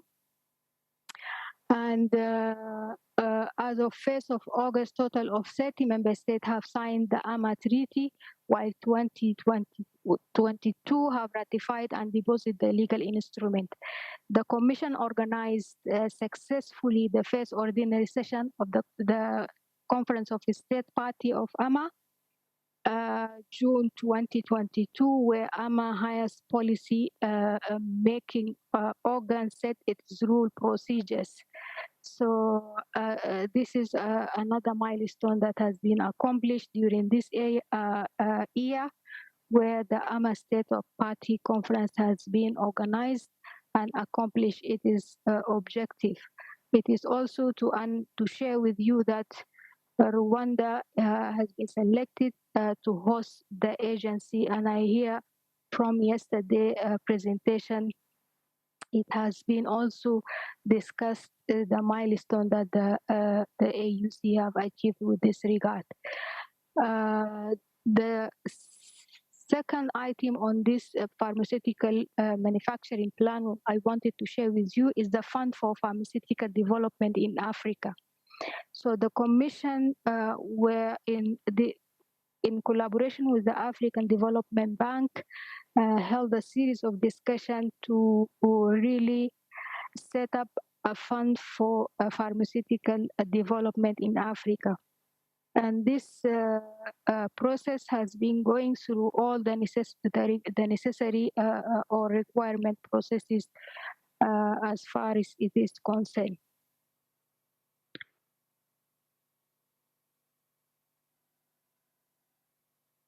So the next slide also will give an overview about the other health component that the department is undertaking. We are talking about the immunization, and in relation to the following implementation of the decision that has been made with regard to the immunization, the department, in collaboration with WHO Regional Office, Gavi, and Vaccine Alliance, has been organizing and participating in the annual Africa Vaccine Weeks.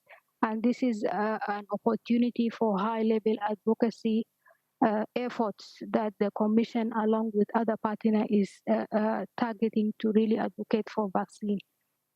The second decade of traditional medicine as an assembly decision, and the department has concluded the review of the second decade of traditional medicine, and this is in close collaboration with WHO, conducted the midterm review on the plan of action of the second decade of traditional medicine, and the report has been submitted to the specialized technical committee that held in this year and endorsed by experts. It is also important to note that the review have provided the opportunity for the member state to strengthen the health system through incorporating traditional medicine in the healthcare delivery. And we all know the importance of health of traditional medicine in our context of Africa. And there's many examples of successful experience and intervention on that regard. So it's really an opportunity for member states to take recommendation of this review and help support strengthening the health systems. Would also wanted to mention 2 Million Africa Community Health Worker Initiative. It was an initiative called by a member state back in 2017 to address the issue of recruitment, training, and deployment of community health workers in Africa. And the Commission further in 2019 called for scaling up and strengthening community health workforce in Africa. And this initiative aimed to increase country-owned and well-harmonized and coordinated community health work program. And this in relation to the universal health coverage targets that we are looking for.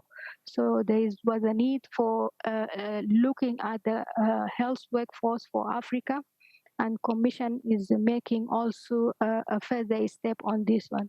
Currently, the Commission also with a development partner is conducting a continental mapping to see the gaps and challenges with regard to the health workforce in Africa.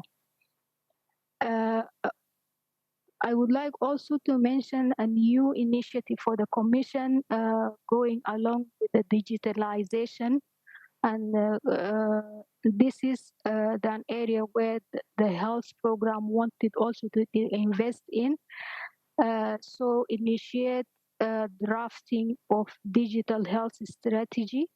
And this has been done in a collaboration with the Department of Infrastructure and Energy to develop digital health strategy for Africa and its implementation plan.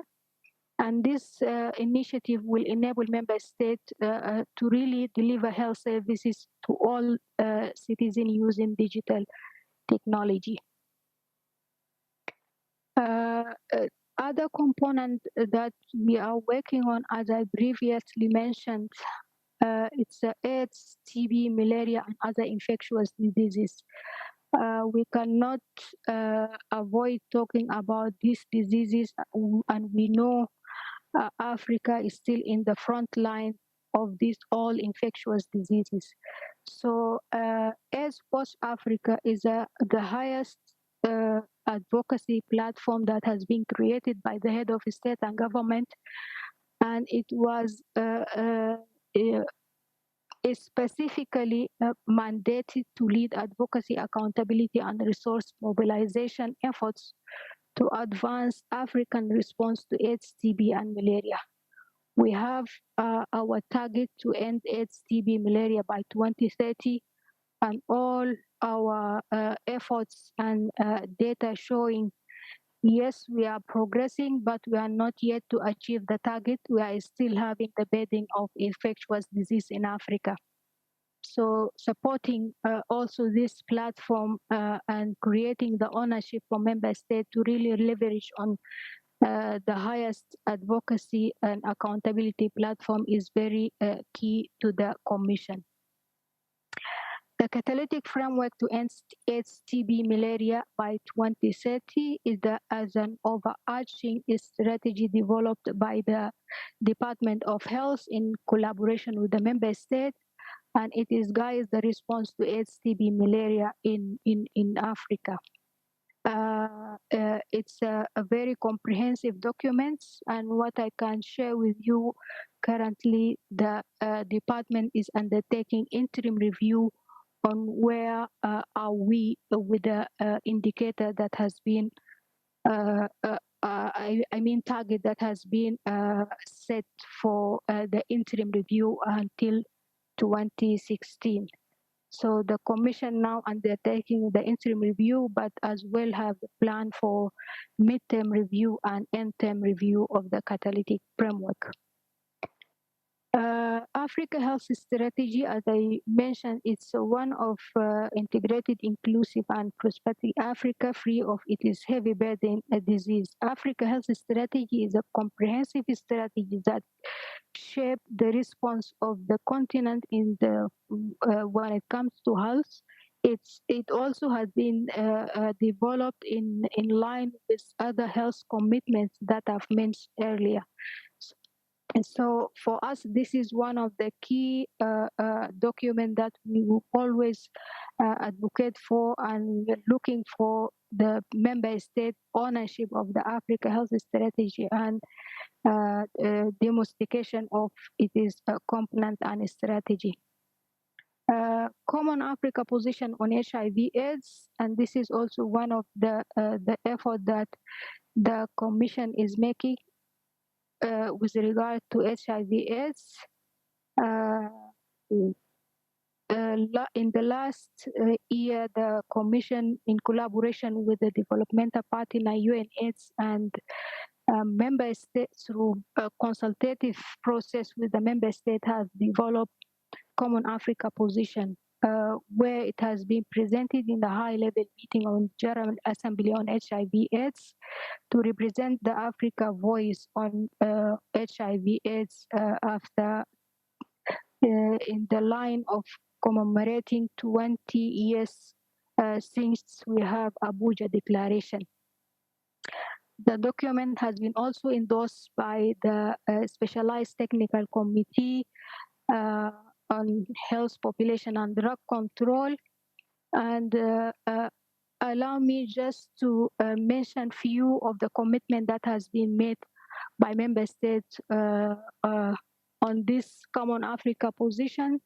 Member states, they are committed on the area of leadership, country ownership, governance.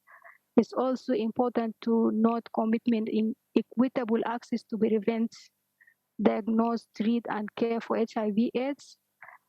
Issues of sustainable financing for HIV came very strong commitment from member states, and also issues of community-led response and involve. Research, development, and innovation is also one of the key areas that has been strongly committed by the member state. Malaria Progress Report, it's one of Assembly decision whereby mandated the AU Commission and Africa Leader Malaria Alliance to report on annual basis to the Assembly, given the mandate has been given to the Africa Leader Malaria Alliance to work on the advocacy, resource mobilization, monitoring and evaluation, and also youth involvement on malaria progress. So an annual progress report is being developed by the Africa Leadership Alliance jointly with the Commission and submitted to the Assembly for adoption. Cairo Declaration on Viral Hepatitis in Africa, and it has been noted that viral hepatitis is becoming an emerging issue. And when this Assembly decision came out, there were less than 30 countries have a national strategic plan for viral hepatitis, and 80% of this national is not budgeted. So by the time that this declaration was coming out, member states are still not fully engaged with the program that address viral hepatitis in Africa. So heads of state and government endorsed the Cairo Declaration, and in the last specialized technical committee meeting, the division submitted for endorsement the term of reference of AU Continental Technical Working Group, which will be mandated to oversee the implementation of the declaration. Neglected tropical diseases is also one of the areas that the Commission is heavily engaged in through consultation with member states. The division facilitated the drafting of the AU Continental Framework on NTDs and Common Africa Position, which is also have been endorsed by the STC.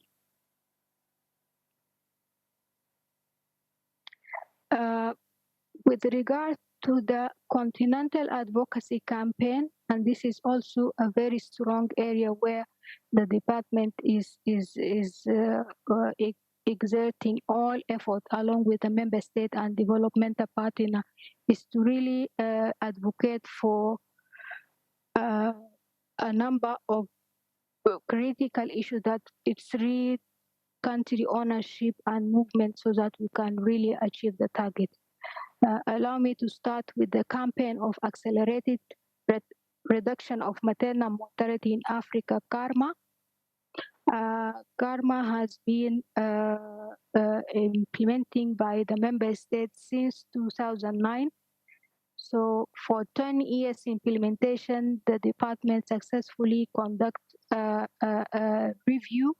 The review recommended to launch CARMA Plus, where the re-strengthening campaign on accelerated malaria in Africa roadmap and it is accountability partnership framework developed and approved by the African Union policy organ. Another two high-level advocacy campaign where the AUC take the lead is the Free to Shine campaign. It's a campaign mandated to advocate to end pediatric AIDS. And this initiative by the African Union in collaboration with the Organization of First Lady for Development, WAFLAD. And it has been launched up to date into 21 member states, the same as Zero Malaria Start With Me campaign. It's an assembly decision where also mandates heads of state to advocate for controlling and eliminating of malaria. And up to date, it's 25 member states launched the Zero Malaria Start With Me campaign. And also Protected and Informed campaign, it has been going last year to really work on HIV education in Africa, where different sectors from community at the continental and regional level were part of this campaign. Health financing, and this is one of the area the Commission is also mandated by the decision back in 2019 the heads of state and government adopted Addis Ababa commitment with shared responsibility and global solidarity for increased health financing during the Africa Leadership Meeting, Investing in Health, or ALM meeting. That meeting were really advocating for increased health financing by the member state, and we know issue of health financing that is coming clearly since yesterday discussion. For health, it is mandated because as a matter of data, we can see contribution for health in other member state is vary from member state to member state, but in general, contribution to member state in health is less than is expected when it comes to addressing to or responding to the health issue at the continent. So the Africa Leadership Investing in Health decision mandated to advocate for increased health financing with a specific mandate of domestic health financing, but also advocating for efficient allocation and use of resources. So following to that decision, a lot of processes and activity has been accomplished at a continent level that speak to the decision, whereby tools and accountability tools to really assess member state performance in the health financing were developed, such as the health financing scorecard and tracker. There's also a component of regional health financing hub has been also established as a platform to to produce, share knowledge and build the capacity of member states in the efficient allocation of resource, efficient allocation and use of resources. And also one of the milestones is convening Africa Union Ministers of Health and Finance meeting. This is also to give you an overview on the operation of ALM. ALM, it has been going on following this operational framework where the AUC has been mandated to look after the accountability tools and advocacy for the ALM, and the AUD NEPAD is really looking after as a sector of the Africa Leadership Investing in Health mandate, which is include private sector engagement, policy support, advisory services, and also looking at the existing innovative financing mechanism, whereby it is a process to be engaged with the member state and regional economic communities.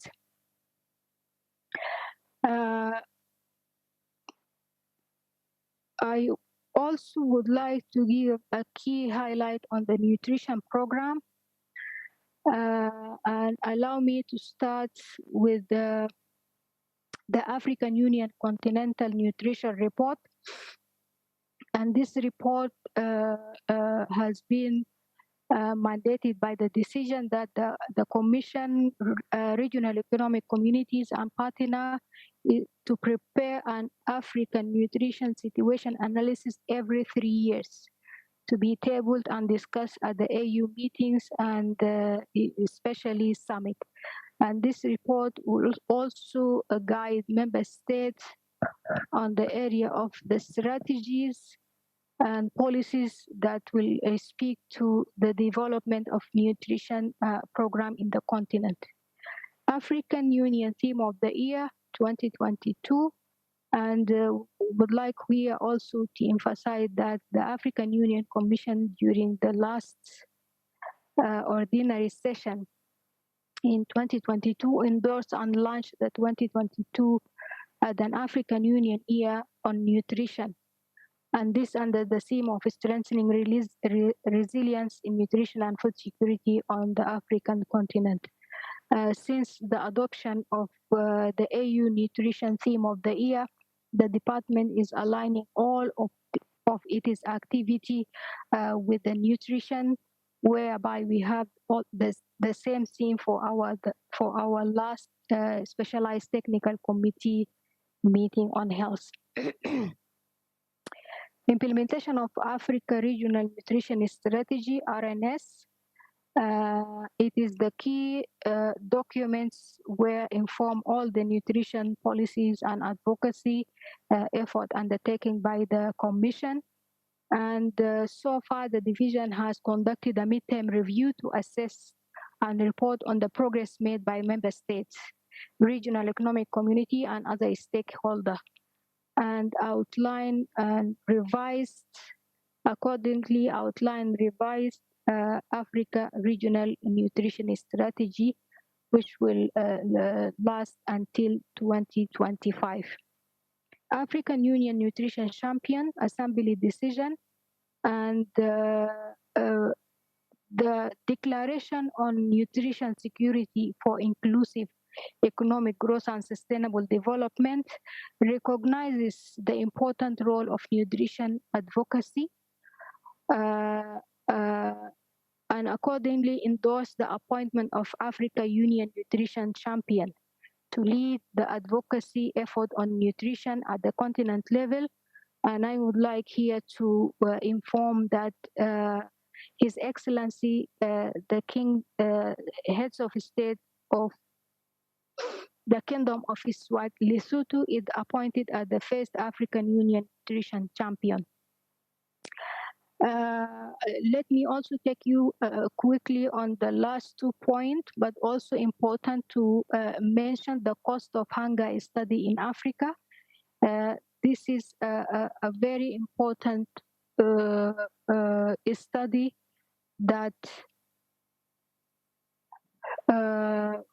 really estimate the social and economic impact of child undernutrition at the level of health sector, education and labor productivity, and provide compelling argument to support the concept of human capital gain will help consolidate Africa economic expansion. In addition, the study provides the evidence base to justify the need for, as we always looking for, increased investment in nutrition. And this study report has been submitted to the Ministers of Health and endorsed in the last STC.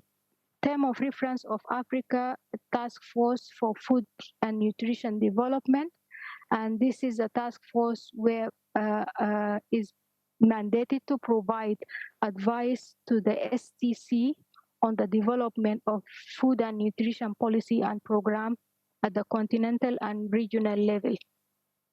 The task force is include AU member state, regional economic community, UN agency, and economic academic institution and AUD NIPAT. Population program. As I've mentioned before, Addis Ababa Declaration on Population and Development. This is our key document that we will all have our population program and strategy and advocacy coming from. And it has been adopted by Ministers of Health at the Regional Conference of Population and Development. The AUC in this regard undertaking a 5-year review of Addis Ababa Declaration on Population and Development beyond 2014, and we will undertake another review in 2023. Is going to be the 10-year review of the declaration.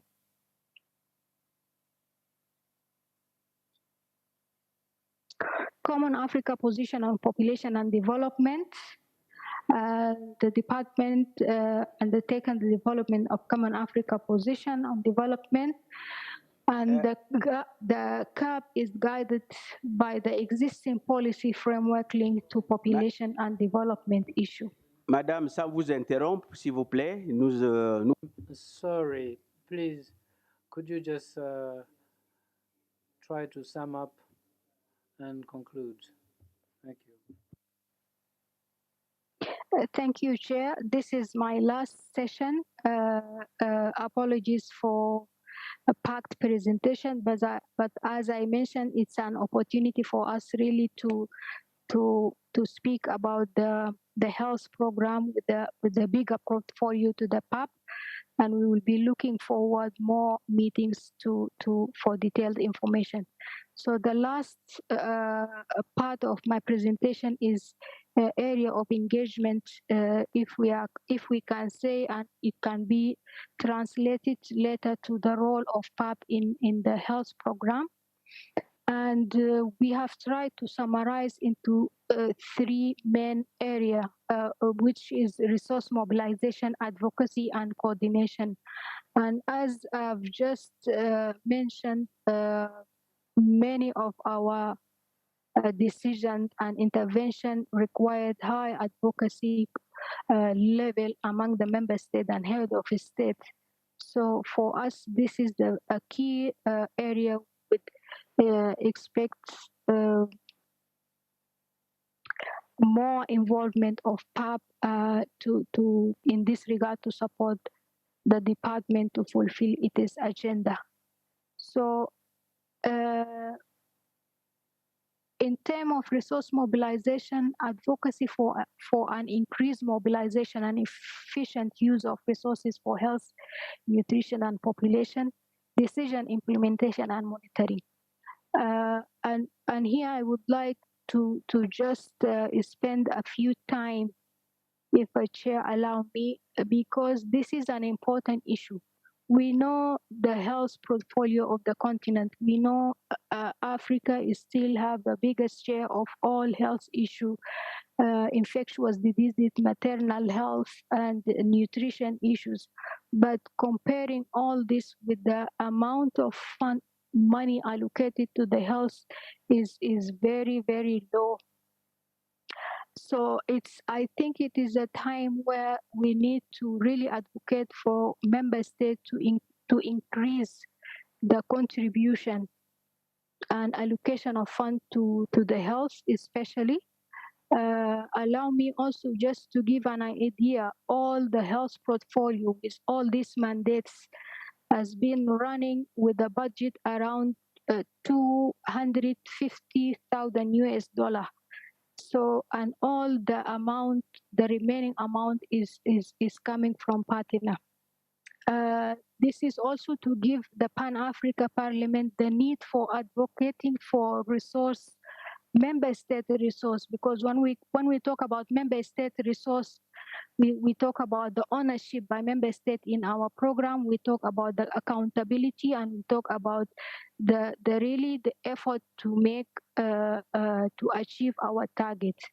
It is also to note that, as an example, AIDS Watch Africa is the highest advocacy platform at the continent to observe the issues with AIDS, TB, and malaria, where the resources allocated from member state is maybe equivalent to 10% or less. The whole amount is allocated by partner. I would like to say here, and just to stress on the need for mobilization and allocation of resource from member state, because it will give ownership, it will give the accountability, and it will also make member state more involved in the implementation of the decision they have made for the health program. Would like also to emphasize on the need to enhance and expand coordination among member states and stakeholders for collective and efficient resource allocation.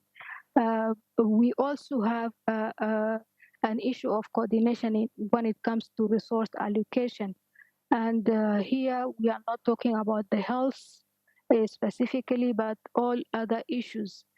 We need to bring to the attention of the member state when they allocate resources, they need also to take into consideration what is the amount allocated for health in comparison to the other sector, because health is a social, economic, cultural issue that it will affect all the holistic system of the community.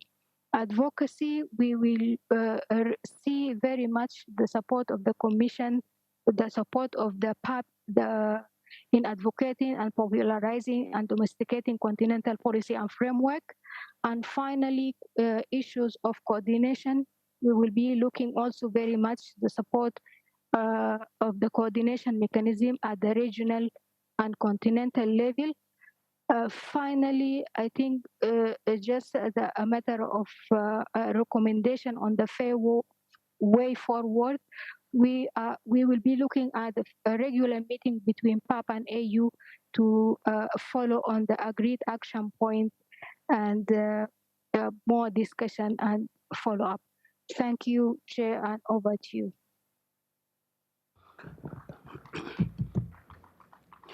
Merci, Madame. Thank you very much, Ma'am. It's not that MPs don't want to listen to your presentation. We have constraints related to time because there are people who are traveling today and then have flights to catch. So your department, health and humanitarian support is extremely important. You have three main parts of your activities, and then I know that there are a lot of activities that are of importance to you and to the Pan-African Parliament, reason for which we believe that we need to cooperate closely, and you're also going to help us implement decisions relating to health and fund mobilizations. So we followed all that, the commitments made in for eradicating some diseases such as malaria, tuberculosis between now and 2040. So we are dealing with all these at the Pan-African Parliament as well. As we mentioned to those who spoke before you, we have time constraints and our program is extremely tight, especially for those who are coming to make presentations here today. So that's why we are going to invite Adwa Nepad, Dr. Nebele, is he in the room? Or it's a lady? You have the floor, ma'am. Yeah, sorry. Let me make an announcement that we feel privileged that the CEO of Auda Nepad is here. She came yesterday in the afternoon to present. Unfortunately, we were in Caucasus, and then that couldn't happen. She's supposed to travel to join others, the TICAD meeting in Tunisia. So she had to adjust her program to come and present today at 3 o'clock, although it's almost half past now. So I want to say, look, thank you for coming. You can take the floor.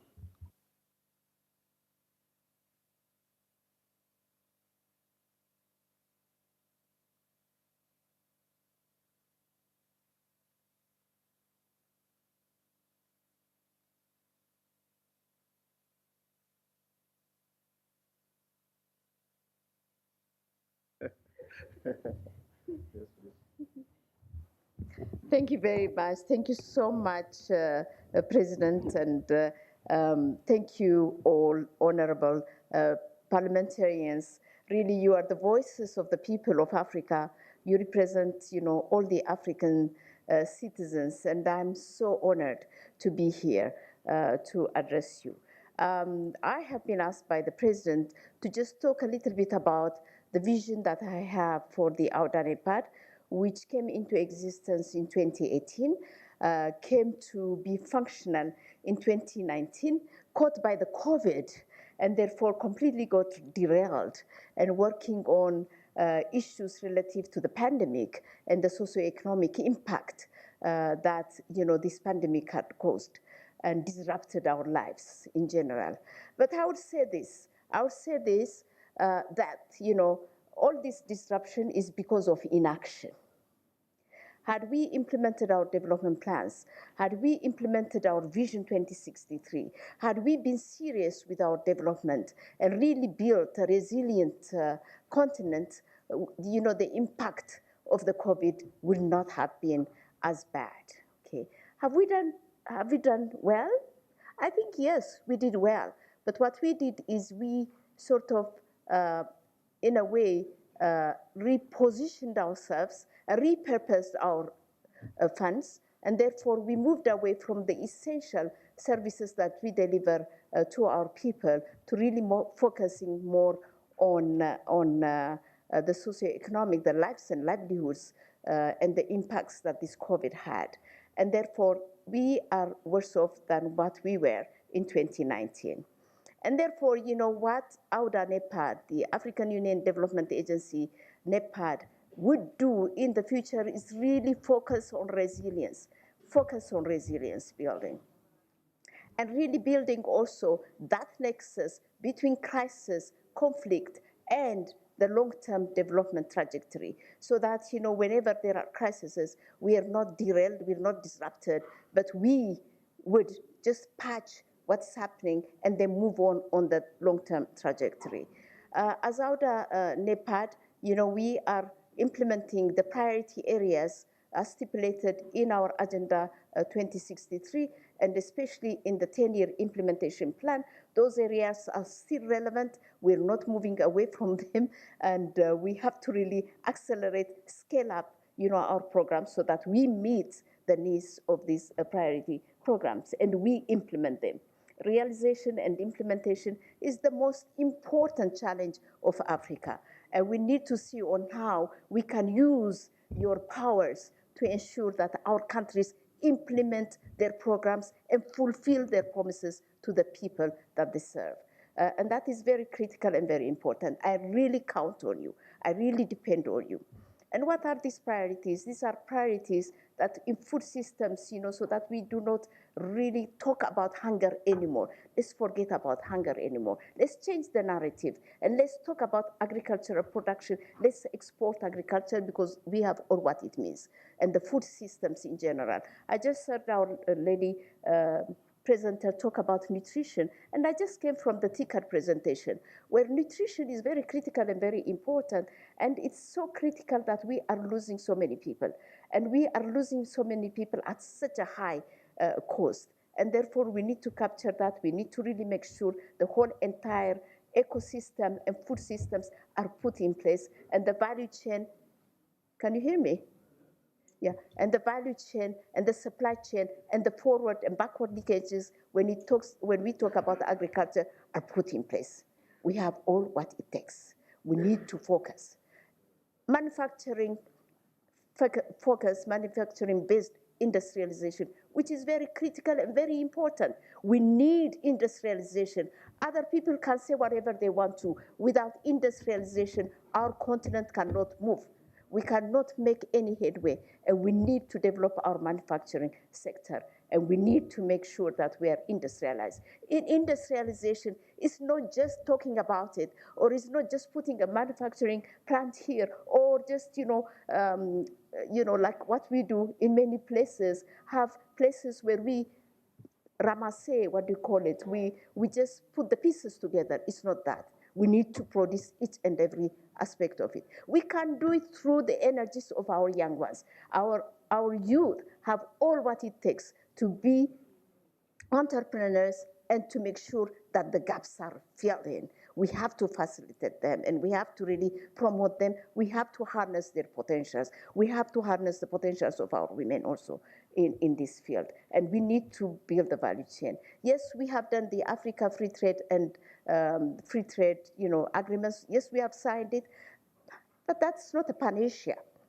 It's not a panacea. What is it that we're trading? What are the growth pillars for Africa? Do we know them? We have to map them out. Where is the comparative advantage? Where is the competitive edge for Africa? And how do we build the various value chains across the continent? It's very critical and very important. It's not a simple thing. If a country is asked to open the borders today, the impact will be high, especially in terms of revenues. There are countries that live on tariffs. You cannot just tell them, okay, you have signed the agreement, you go on, and that you allow free trade. It's not possible. So AUDA and EPAD would have to do these pieces, the pieces that are missing, so that what we promise, we fulfill them. Okay. And in terms of, the AFCFTA, what we plan to do is have an impact study in each and every country in Africa. And that impact strategy would inform the government the phased approach towards a free trade without really impacting the lives and livelihoods of their population and giving meaning to what we promise. So industrialization is very important. And without manufacturing and industrialization, without agriculture productivity, without making our mining to be effective and relevant to the socioeconomic transformation of our own continent, we cannot develop. We cannot have a free trade. Talk is really cheap.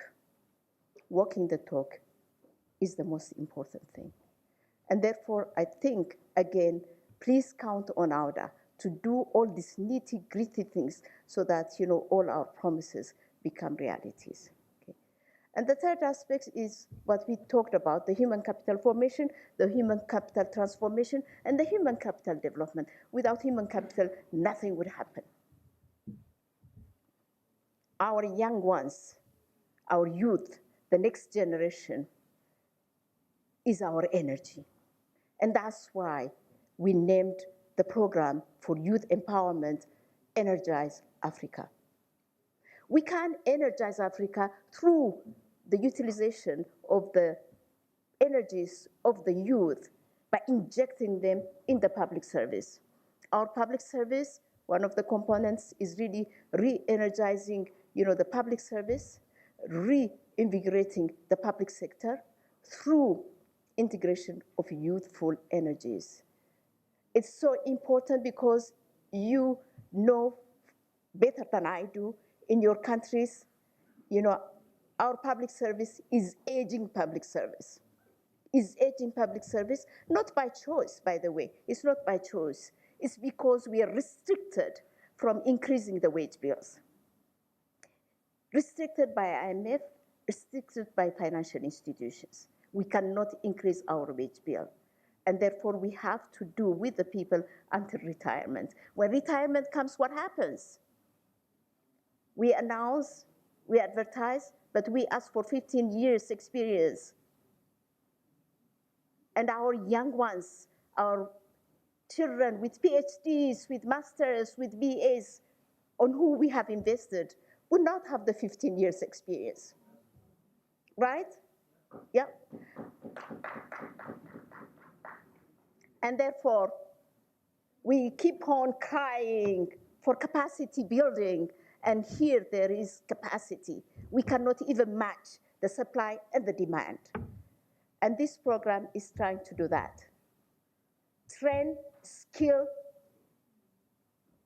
our children so that they have the facility to be integrated in the public sector, help our public sector to be efficient, effective, accountable, and respond to the development challenges of this continent. We can do it. And I need your help. I need your support. The other thing is that, our children, they are rewired differently. My granddaughter comes to me, and she's the one that helps me how to maneuver with my cell phone, with my mobile phone. It's incredible. God has granted them all what it takes to meet the challenges of today. But we need to facilitate that. We need to capture, we need to harness the innovation, the creative minds. We need to give them what it takes so that they can transform our continent. And to do so, we are creating innovation hubs in each and every country. And these innovation hubs will be strengthened. Where there are greater innovation hubs, like in Senegal, in In Rwanda, in Ethiopia, they've started one. In Egypt, in Morocco, we would strengthen them. We'll make them to be bigger. We would link them so that there is a networking, so that savoir-faire, connaissance, knowledge is upgraded. But in order to upgrade these innovations, these creative minds, what do we need? And to commercialize it, what do we need? We need two things that are very critical. We need to standardize, so we need to strengthen where it exists the Bureau of Standards, and we need to strengthen also and make sure that the property rights are secured. Our indigenous innovations and technologies are not commercialized. Why? Because we don't have the property rights put in place. They're taken now. They are taken away by others, and they come back in terms of finished goods at higher cost. We need really to capture and harness what we have. So innovation hubs is the second component. The last component is the startups, the MSMEs, all the middle and small enterprises and their graduation process need to be captured properly, need to be nurtured properly, but all these initiatives need to be coordinated properly. There are many entrepreneurships and skills development programs and initiatives here and there, 10,000, 50,000, 20,000, 100,000.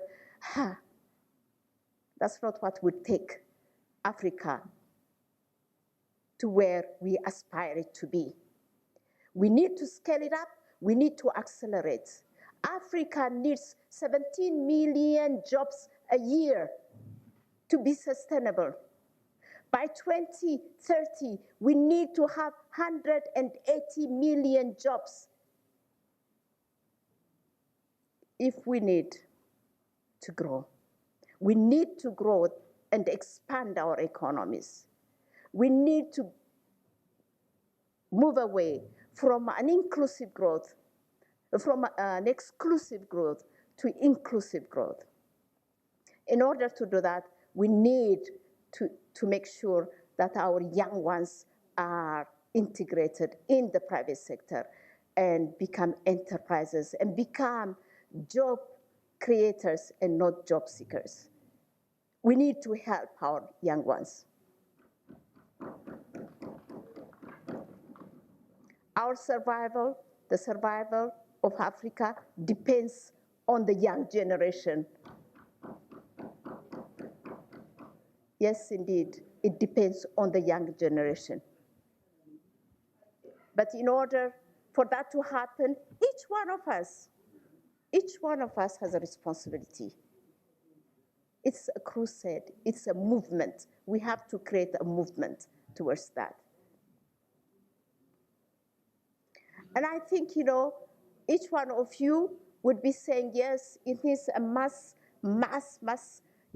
of resources that we require. Every time I just heard, the presenter talking about, the need for resource mobilization, the need to go to development partners, the need to go to this and that to look for money. The money is there. We just need to put our acts together, and I depend on you. Where does the money come? From our pension fund, from the sovereign fund that we have. We sit on it. It's used to capitalize others, other banks outside.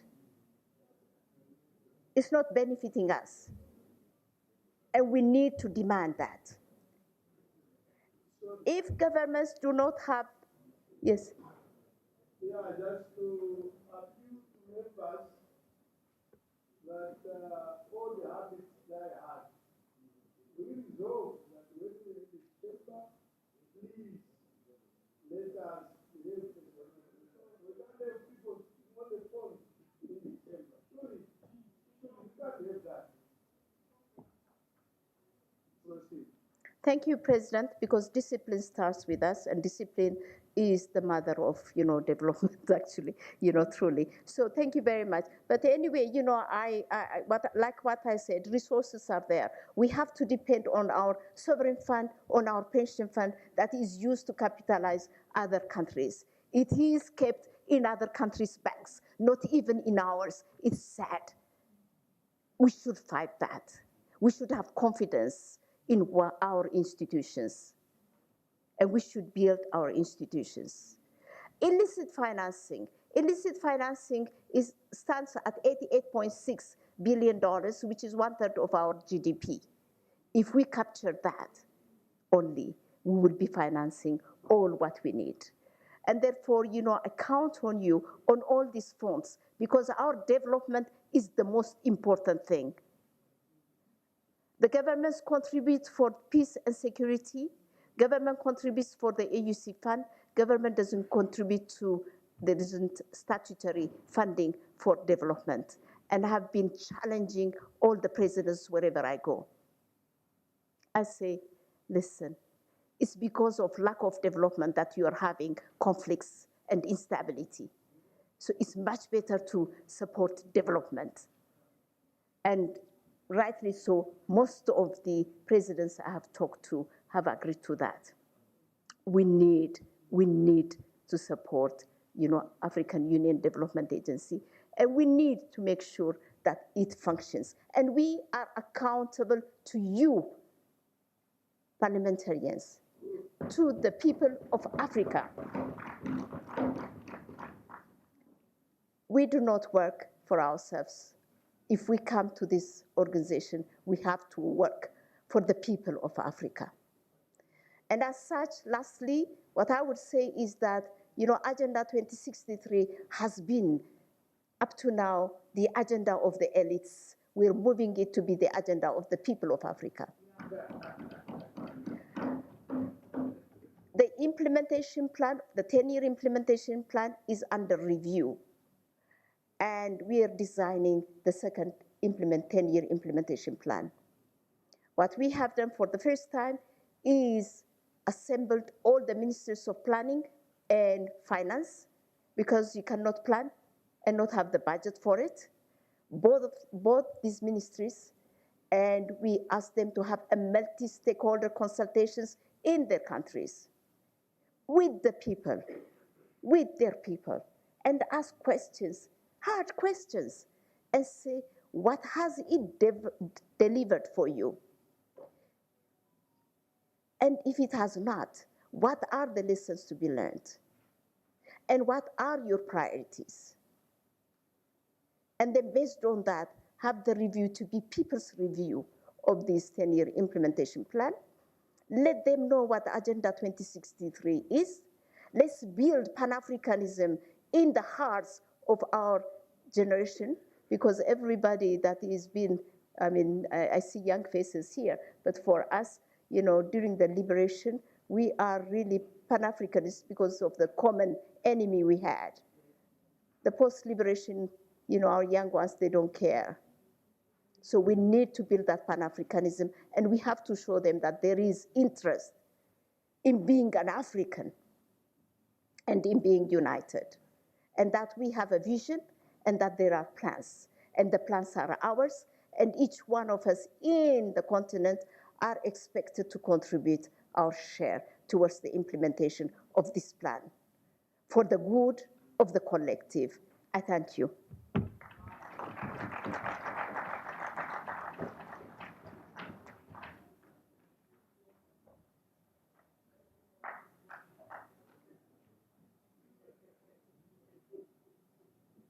S'il vous plaît.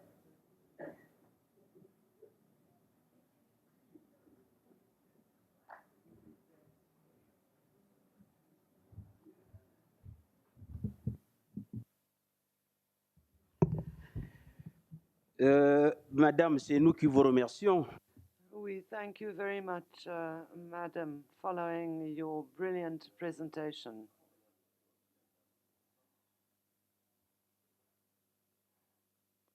Concerning NEPAD, that is a vast program for Africa on issues relating to the pandemic and its economic impact, about nutrition, because we shouldn't be talking about hunger in Africa. Forecasts on employment, formation of human capital, and for this, the PAP is called upon.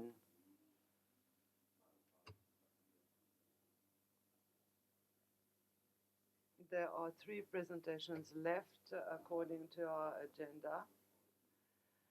This is why we should like to invite the person who will take the floor from the Department of Economic Development, Industry and Mining.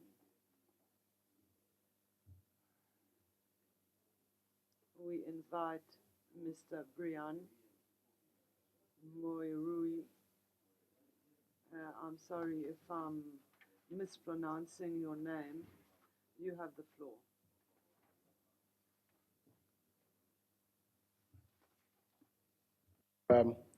Good afternoon, honorable members, and greetings. My name is Brian, advisor in the Department of Economic Development, Trade, Industry, and Minerals. I've been tasked to unpack how the Pan-African Parliament can work with the department in realizing the regional integration agenda of Africa, and also in ensuring socio-economic growth. The topic is quite broad, and as usual, it is often a challenge that when sharp minds have spoken and then you're asked to speak. However, I'll find a niche, honorable members, in which we can have an engaging discussion on this important aspect, because we as Africa, we are way, way behind the rest of the continents. One of the founding fathers said, when others are jogging, Africa should sprint. And the recent experiences in the past 2-3 years have given us a wake-up call as to what can happen. COVID has hit us at a time when 90% of our medical supplies come from elsewhere. We are in the middle of a conflict between 2 countries, and we are faced with rising food and fuel prices. So the only solution is to come home and start thinking. And it is upon yourself, honorable members, to support this process in moving this agenda forward. In order to ensure that I am not kicked off the podium, I'll give you the deliverables first from this presentation. That is what to expect. The key messages. Point number 1, operationalization of the African Continental Free Trade Area.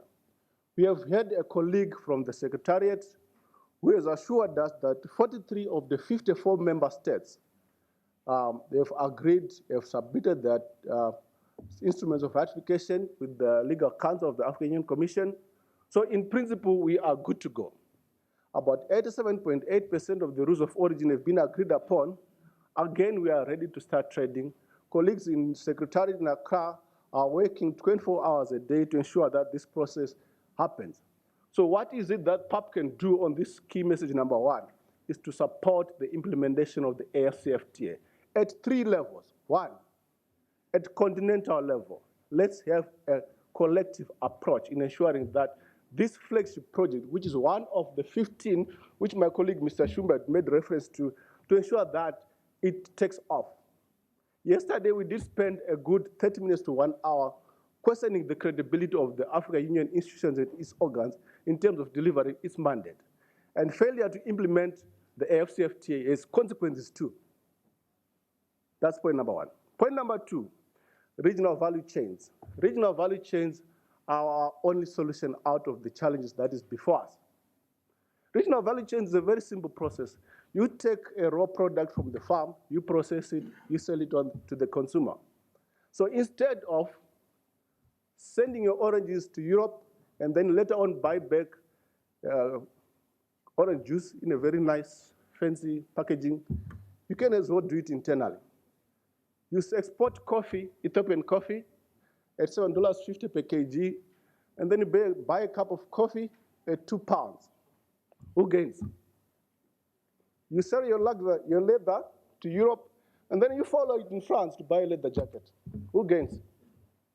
So at the end of the day, so honorable members, I appeal to you that you consider not exporting your jobs, not exporting your wealth, and not exporting the much needed resource for the future generations.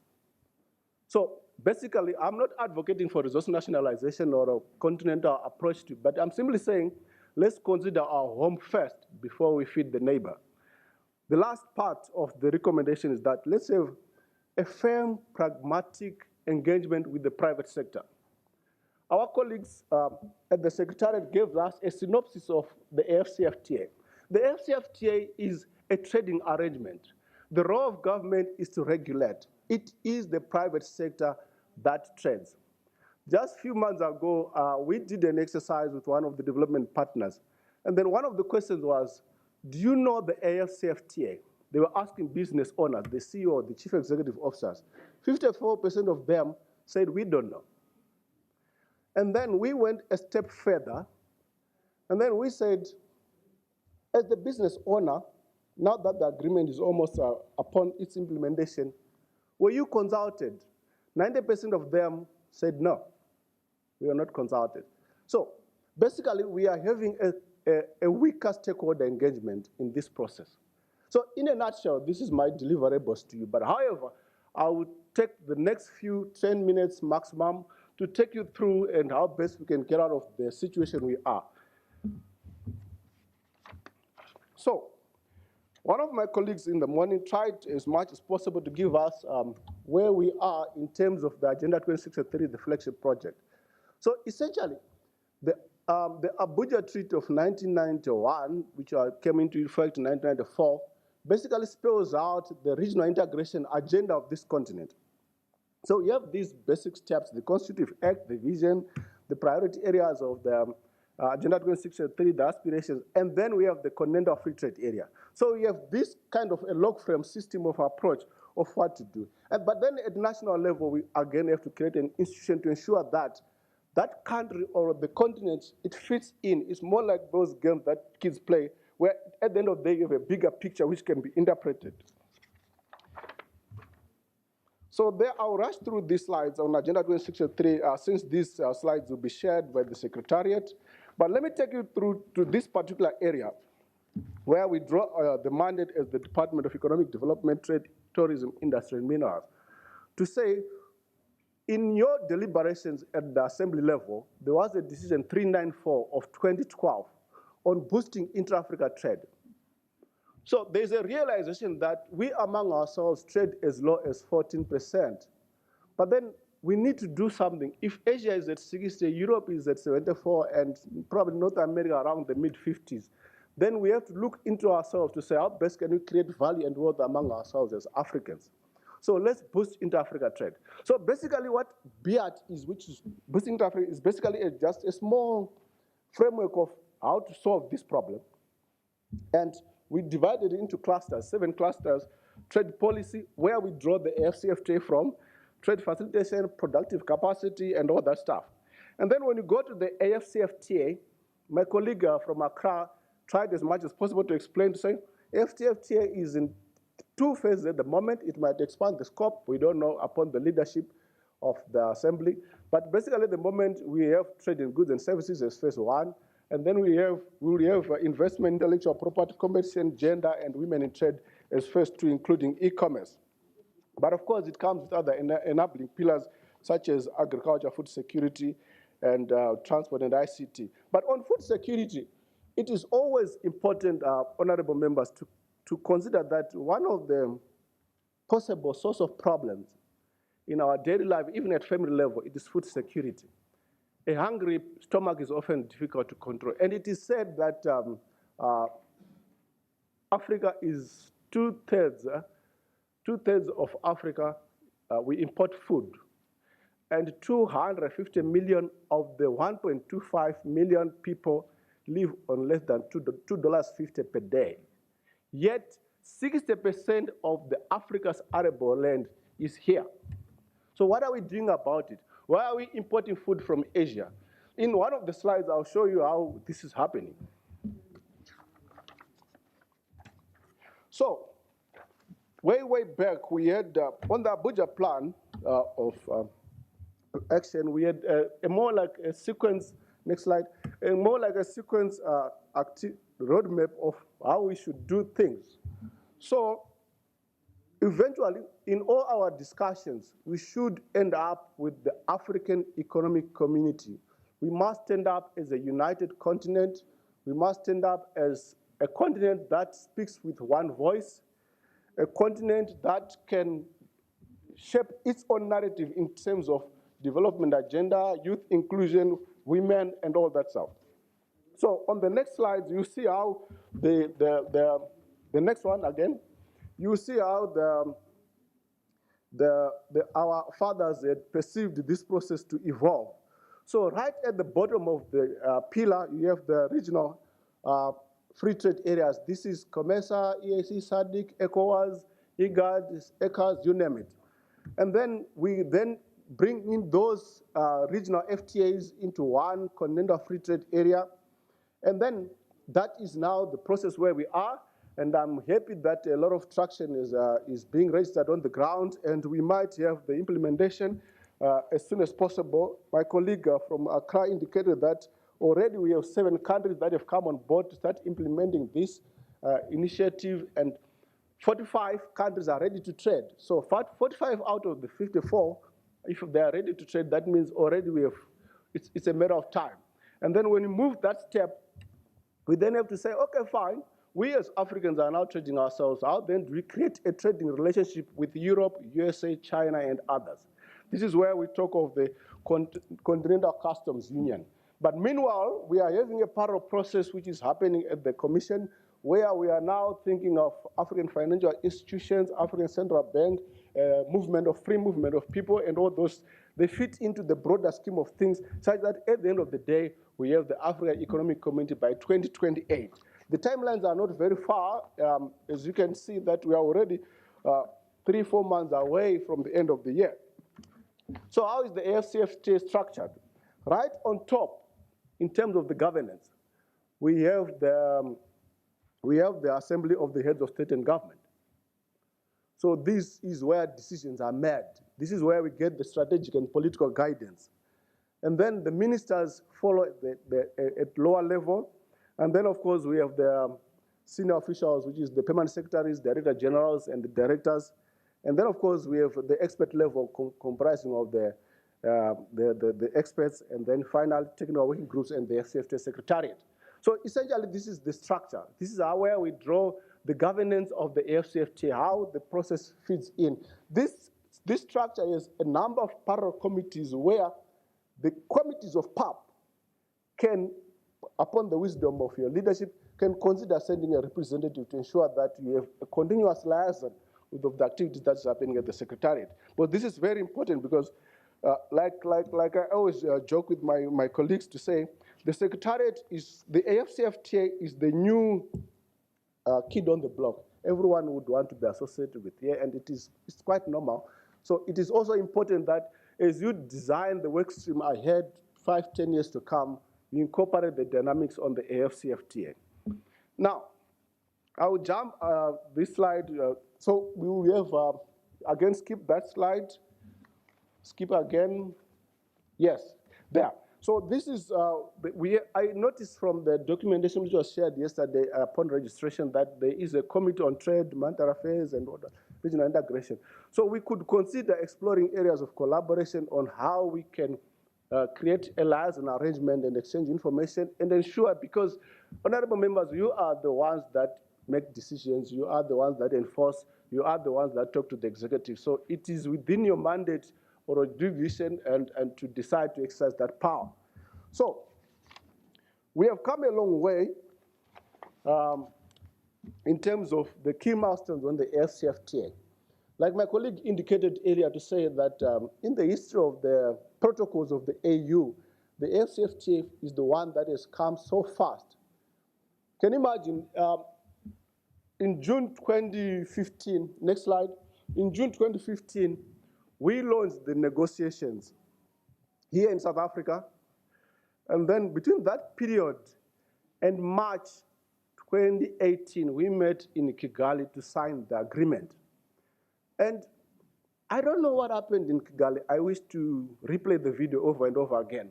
But we thought that countries would not sign the agreement because of reservations and all. But surprisingly, we got 44 signatures on day one.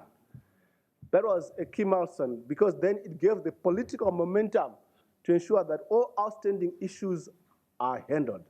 And on 30 May 2020, the agreement entered into force. And as we stand right now, we are at the verge of implementing what the political leadership have committed themselves to, including yourself as the members of parliament that ratified the agreement. Now, I have on that slide on the far right, there is a column, there is a bullet point marked in red. Ideally, we were supposed to have concluded phase 2 issues in terms of intellectual property competition and investment. But that period, honorable members, the COVID pandemic did hit us sideways, and we were off-road. So I marked it red because basically at that time, there is no key milestone that was achieved. Instead, emphasis was on saving lives of people. So by default, the program packed itself. And we were afraid because then there were travel restrictions and many countries closed their border posts, airlines were closed down and all that. So a lot of things have happened since the COVID. But somehow, by wisdom, yesterday when we discussed this aspect, we are of the impression that we are sort of getting out of the trough. Of course, the threat is still there, but it's mild, and thanks to God that we didn't die as anticipated by some of the press houses outside the continent.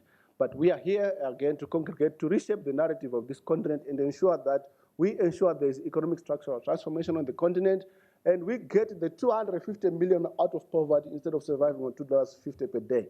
So this is basically the nutshell. If you move the next slide, it basically gives another one. It basically gives you a roadmap of what has happened between 2019 and 2022 insofar as phase 2 issues are concerned. So I will not spend a lot of time on those ones because colleagues in Accra can handle it better. But now, my colleague from Africa CDC yesterday tried as much as possible to explain the impact of COVID on lives. I am here to explain the impact of COVID, honorable members, to your economies, to your region, and to the continent at large. So I'll speak at a very abstract level, at Africa level, so that you get a bigger picture of the scheme of things, what is happening. So, next slide. So what has happened is Africa was registering significant economic growth. From 2020, there was a bit of action. So basically, we wove around 3% to 5.5. Yeah, we have outliers like Ethiopia, which registers double-digit economic growth without a mineral resource, partly because of the effective national development plan. But then in 2022, COVID hit us, and we were deep in the trough. And we are talking of less than 4.4 economic growth this year. And literature is indicating that we might take more than 5 years to recover to the pre-COVID growth rates, if possible. More than 5 years is required to do that. So it's going to take a bit of some time before we register the economic growth. So how best can we move this process? So I'll basically show you what has happened in terms of regional levels. As you can see, Southern Africa was hard hit, yeah, and followed by Central Africa. The rest of the continents, yes, you were hit, but the effects are marginal. But again, where the continent is not what it was supposed to be. It had not been faced by COVID. And now we are even having a bigger challenge that we are not sure how we are going to get out of it. The geopolitics of Ukraine and Russia, where two countries fight and then food prices go up the world over. You actually wonder what is happening. So, but we'll find a way certainly to ensure that we get out of this trough and we move forward. So there, I'll show, the next slide gives you basically where the contraction is coming from. So you could see that prior, the pre-COVID level, which is the orange one, we were quite steady, around 4.4, 4.8. But then we were hit and had to go register significant economic declines as far as 36%. And now we are trying to recover, but the process might take a bit of some time. We need countries to come up with their own national economic recovery post-peak COVID. Because in as much as we might be prescriptive at the African Union level, it is the sovereign nation that makes decisions through its executive arms of government.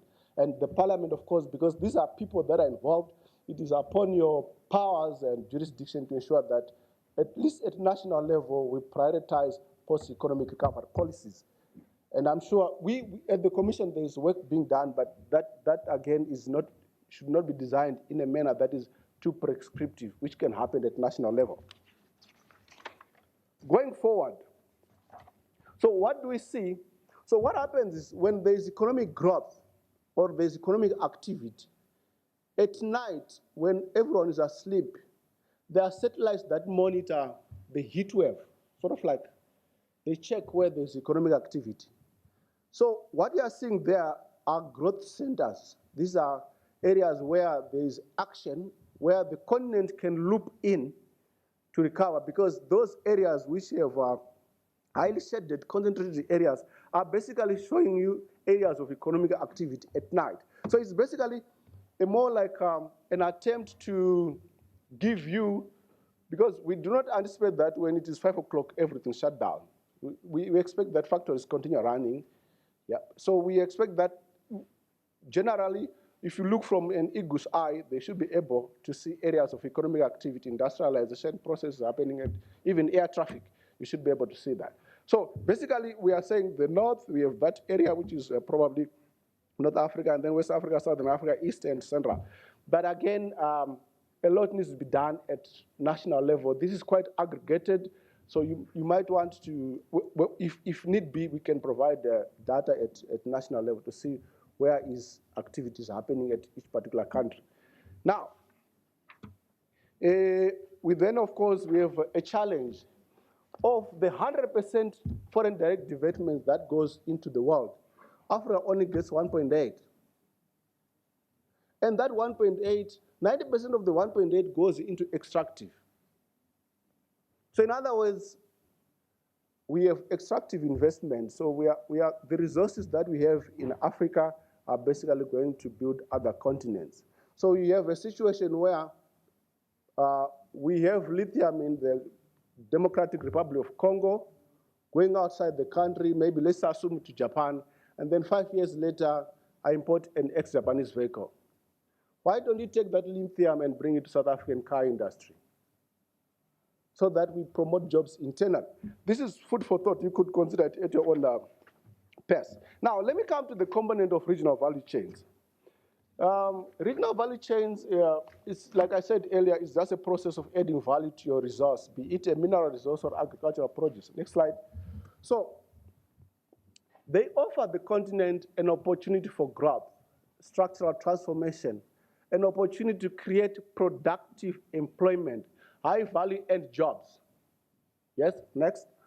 So what you have there is basically a pictograph of how Africa is doing on regional value chains.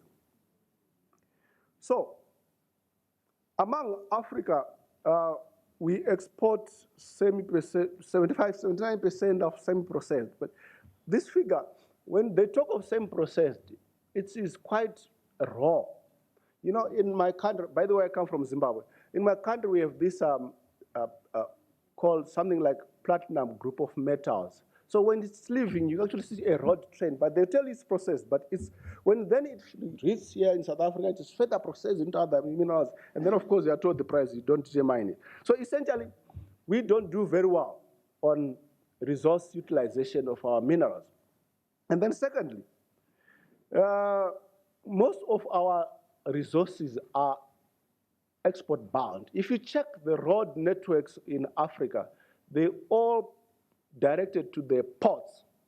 So in other words, the design, which we should reconsider at some point, the design of our road infrastructure and railway as well is outward bound. It's not designed to, so essentially everything will go out. And if you do not make a deliberate national decision at national level, it becomes a challenge.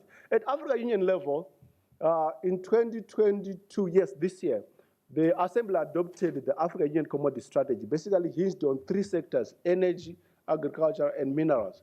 And it is an action plan, and it is publicly available on the website, so colleagues can Google it, and if it's not available, we'll send it through to honorable members through the relevant structures of the Secretariat.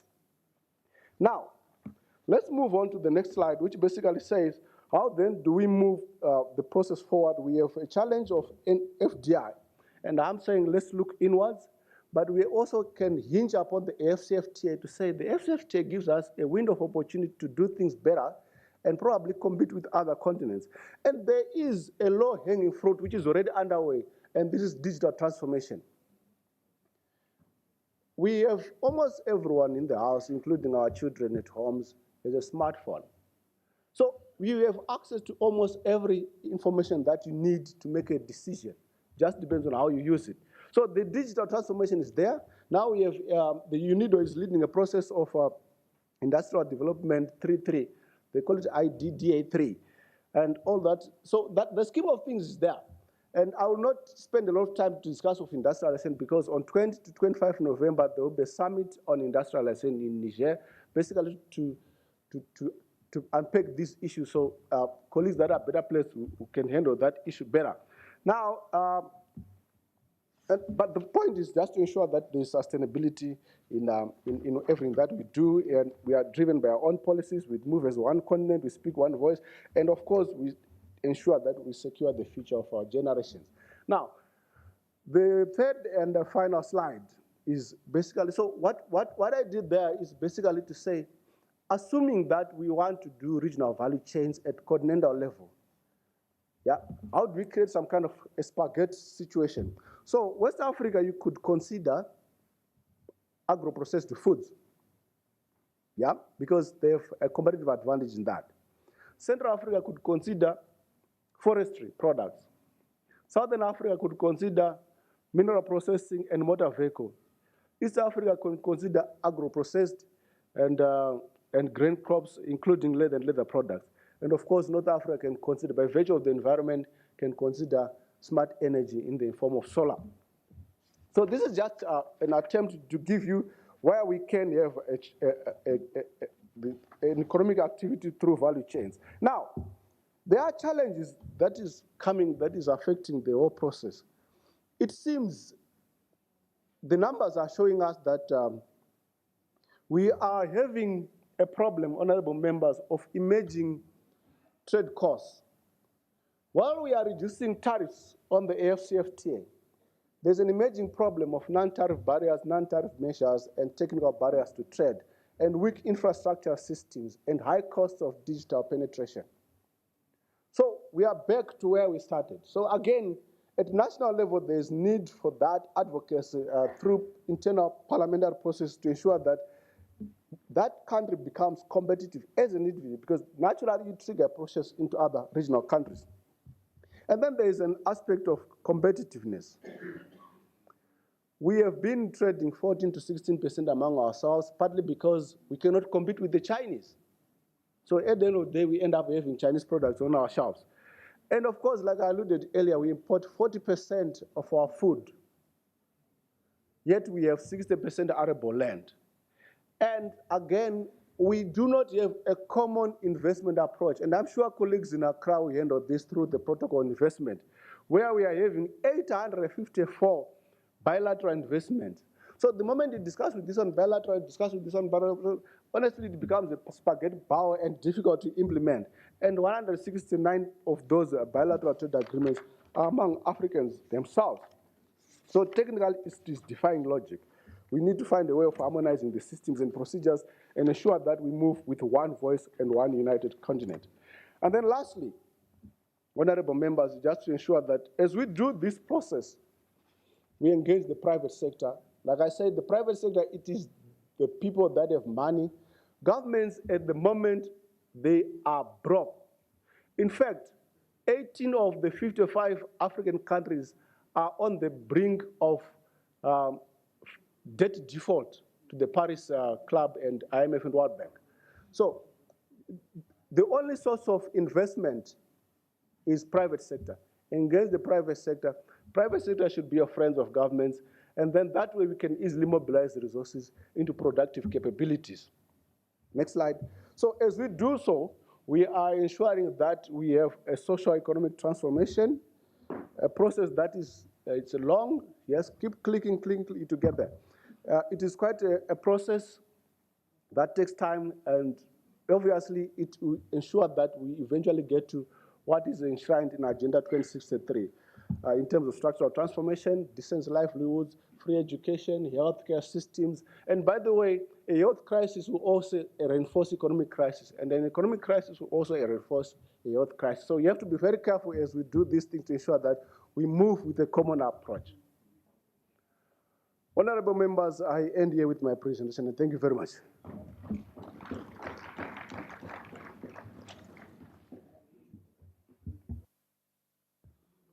Mais merci,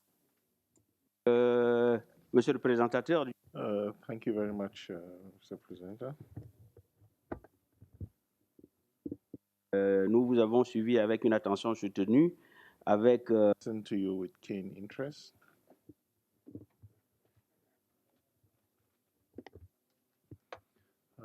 And also how to implement these solutions. And also we need to promote African transformation. We need to involve the private sector, and especially how the Pan-African Parliament can work with the organization to develop our continent. For the continuation of our activities, we are going to stop a bit with the presentations because there are two left, because we spoke to you about a heavy schedule. There is a presenter who has to catch a plane, and that is why we're going to exhort the honorable parliamentarians of the Pan-African Parliament to react to the presentation from NEPAD, only that one, just that one, so that the presenter can engage with us and then go and catch his plane. So I'm going to give the floor to the parliamentarians precisely on the presentation that that the NEPAD gave us.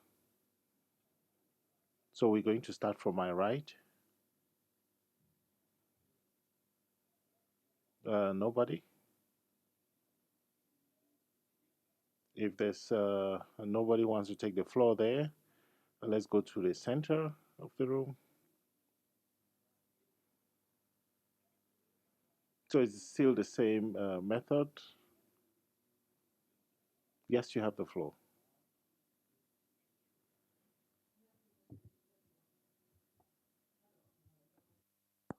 And you had earlier indicated that it's specific to the NEPAD presentation. Am I right? Okay, wonderful presentation, spot on. But I have a few questions.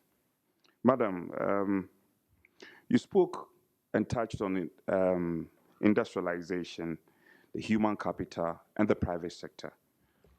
Expatiating on the relevance on these three thematic areas for the growth of the continent. On the human capital, this is my question. Our colonial masters have tuned us to a certain way of education. And if I compare that to what the Americans have now, what they call hands-on education, how can we liberate ourselves from this colonial mentality of training our intellectuals as we seek to build our human capital? How do we do it? And I'm not looking at selected countries. I'm looking at a common denominator which will run across the continent. That's the first question. Second one has to do with industrialization. What has changed in terms of the narrative that we were speaking to in the 1950s, before the dawn of independence and we getting ourselves from colonial masters? The 50s, in West Africa, Ghana set the tone. Other countries followed. If you look at what we were speaking to then, and now what we are speaking, all about industrialization. Yes, Africa lost out of the Industrial Revolution, But what is so current now when we are talking about industrialization? What do we talk, what do we mean? Which is different significantly from what we were talking about pre-colonial days and even immediate after colonial days. The last one has to do with the private sector. You know, the British have their own mentality. A bit of socialist antics and a bit of capitalist antics. And then you look at other colonial masters like the Portuguese, the Germans. All of them colonized with a certain impact on us. So now Africa, we have some African countries who believe in socialism, social policies.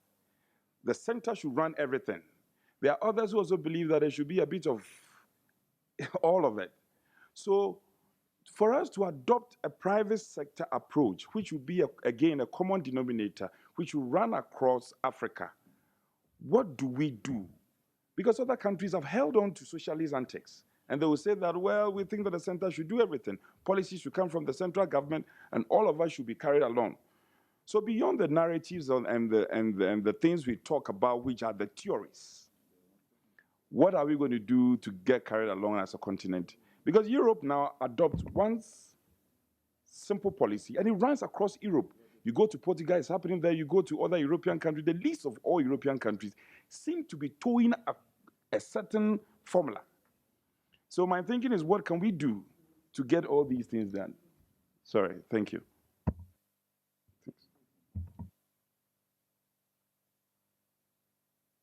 Oui, oui, vous, de l'Ouganda, le collègue de l'Ouganda. Yes, you, the colleague from Uganda. Very much, Mr. Chairperson.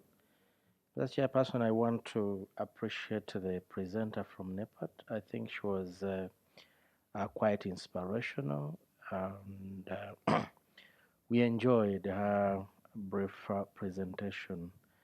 But my question is, after 10 years, where are we? At this point, we would be coming out with the key highlights on which key development plans, growth pillars we must be talking about after 10 years of implementation of the 2063 agenda. We must be at the level of cutting out clearly what is it for Africa. And there is a notion that we must take care about to think that we can have a one shoe fits all countries and we move at the same pace. I really don't know whether, given the nature of Africa and the history of Africa, that is permissible. So I really want to inquire from her in terms of the inclusivity. Where are we going to where are we now, given the political institutions that we have? Some countries are democratic, some are not. How are we going to achieve this inclusive nature that we inclusive development that we are talking about? I really felt that we needed to be having some key figures about where we are and where we are likely to go in the next 10 years. Thank you.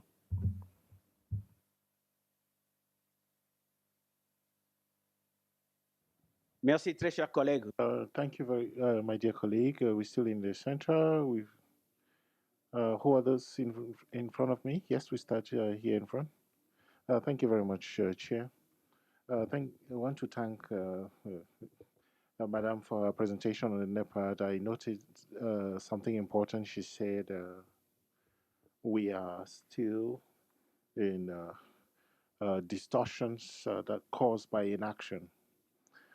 Africa is independent since the 60s. So from the 60s to date, in 2022, we've done at least 60 years of existence. And here, when I listened to her, and others said we need to imagine, we need to reposition, and that's also what she said. We need to strengthen the existence, so we are still in suppositions. So for the agenda 2063, we are left with about 40 years. So what we haven't been able to do in 60 years, are we going to be able to do it in 40 years? Because apparently all the tools and the parties here between since the Lagos Plan of Action, and so we are at the level of imagination, and I also agree with my previous partners. The Lagos Plan of Action, what has been done to roll it out, and why hasn't it been rolled out? Because we have beautiful theories, we have our responsibilities, because since we are here, we've not done anything. But the executive that really have to drive to catalyze this process.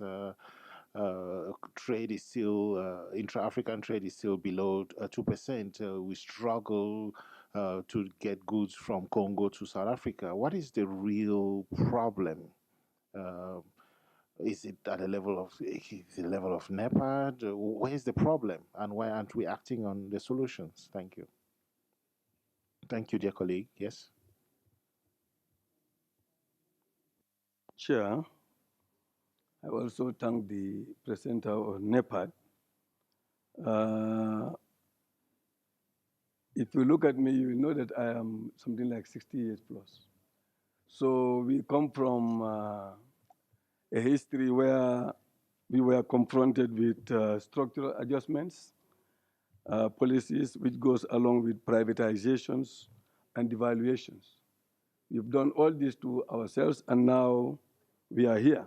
What baffles many of us, Chair, in Africa is that how can we disentangle ourselves from foreign debts? Because most of the African countries are so indebted and so addicted to loans. They don't have any faith that they can raise funds on their own to be able to invest in the productive sector to generate employment, et cetera, et cetera. So your speech made us very inspired. But what is the African Union doing to help these countries so that they will at least be able to have a way to do away, at least reduce foreign debt and be able to raise some funds to be able to do investment in the productive base. I think if we can do that, then I believe the AFCETA will take off. But if the countries are not producing any finished products, and you want them to trade, it will be very, very difficult for that trade to take place. So we'll end up continuously in a cycle, exporting to European countries and outside, and then importing heavily from those people, including food. So that is our problem. So how do we actually solve this problem? By entangling ourselves from foreign debt and make investment our priority. Thank you. Oui. Chairperson and Mr. President, it's good that we are grappling with the issue of visibility of PAP, because only then, can we begin to make impact as an organization. From our own Zambian parliament, we have now devised a system where when people go out on international trips, they'll come back and report. So which means that even what we are going to be doing here will be reported back at home.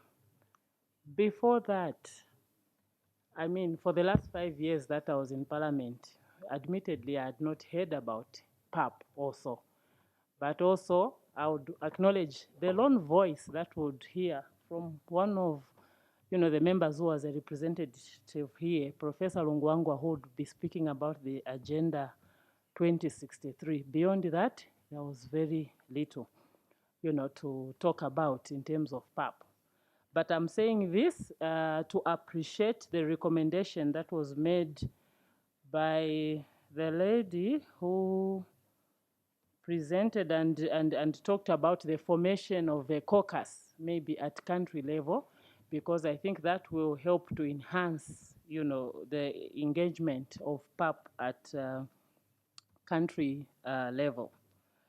My second comment or question actually relates to the AGA, the Africa Governmental Architecture, the African Governance Architecture. Before I picked, the fact that the APRM is actually a member of this platform, I was wondering, what the difference was in terms of what the APRM was doing, with this platform, on this platform. So, which puts in my mind the question of sometimes the duplication of, what we are trying to do as different, bodies. Perhaps we need, the synergy to come together and make the voice. But my question, really now on this platform, the governance architecture, is that what institutional arrangements are there at country level for the work to be operationalized, at that level? Because I'm aware that the APRM, uses, the country reporting system that is housed in Zambia, for instance, in the Ministry of Justice. But what about this other mother platform? How does it operate at country level so that we would also know how to engage, with it as a PAP? Thank you very much. Oui, dear colleague, sorry to interrupt you. I gave you the time imperative and especially the agenda or charge agenda of the person who has to answer these questions because she has to get to the airport really fast. That is why for the two people who are still going to ask questions, please be brief so that we give her the opportunity to answer those questions. Yes, dear colleague. الحقيقة كنت عايزة أشكر I would like to thank Dr. Nargis from the African Union Development Agency. I'm random staff from the Egyptian Parliament. I want to ask, since ladies, we have all the African Parliament ladies, and you said that support of women is very important in the SMS enterprises. So how the ladies or the women in Parliament Africa, and that we have to have cooperation with the African Union agency so as to support the women in micro projects and electronic or trade in Africa. Thank you. Merci beaucoup, très cher. Thank you very much, dear colleague. Yes, let's take the last question. بالمناسبة تحية احترام وتقدير. I'd like to thank because this is a very good start from the beginning, and specifically that we discuss these issues with regard to the African economic integration, Africa. So this is a very good start for us. So for the African Parliament has to hold this session so as to support the ratification of Malabo Protocol. So this is a very important session, a very important discussion, so as to support the industries and the value chain in Africa. And we have to state that we do first of all, the information with regard to the investment in Africa so as to encourage Africans to invest in Africa, and then to have the integration. We need awareness, and we need to campaign at the level of the local and officer, and you have to present certain recommendation in this regard to the African Union. And I think this is a very good start for us. And I would like to thank the new leadership of the African Parliament. And we have to make our discussion, and especially when we talk about the indicators of the African integrations and the representative of the African Agency for Development, we have to have indicators. And one of this, so also to have the indicators of the impressions of the members at the level of the local and national parliaments and the Pan-African, and about how we accept to work together with the African Union Development Agency. And I think our discussion is very thorough and very useful in this regard. Allons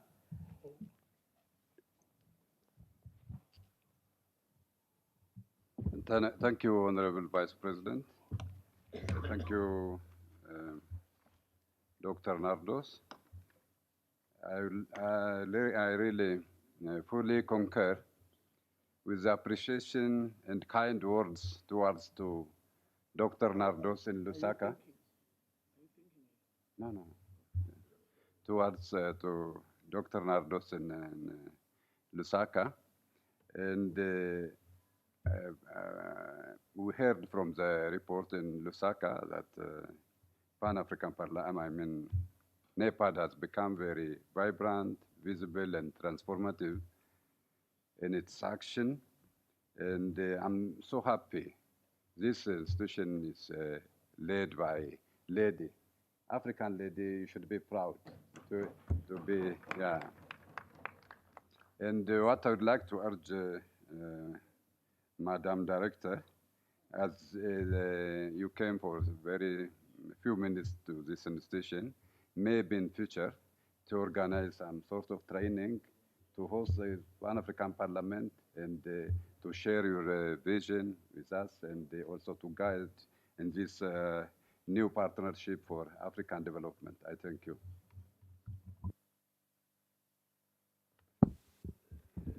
I won't take long.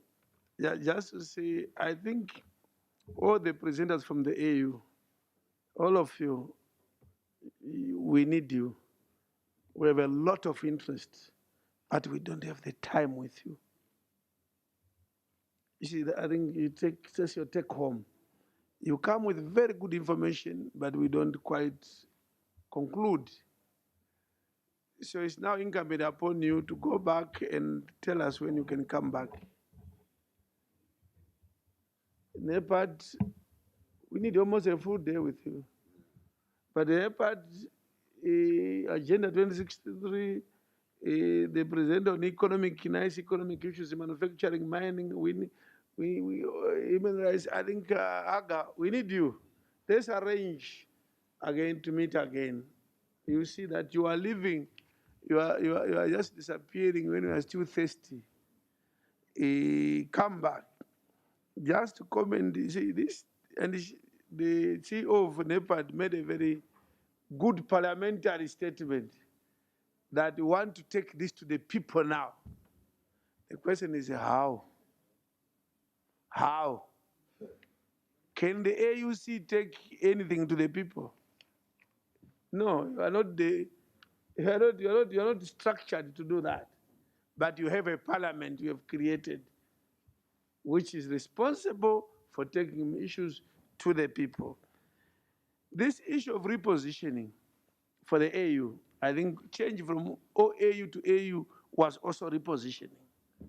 So Lagos plan, Abuja plan, AU, repositioning.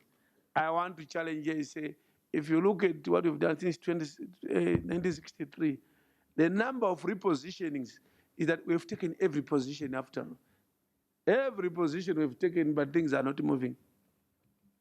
What is it? Come, we interrogate issues. What is it that the AU is missing out?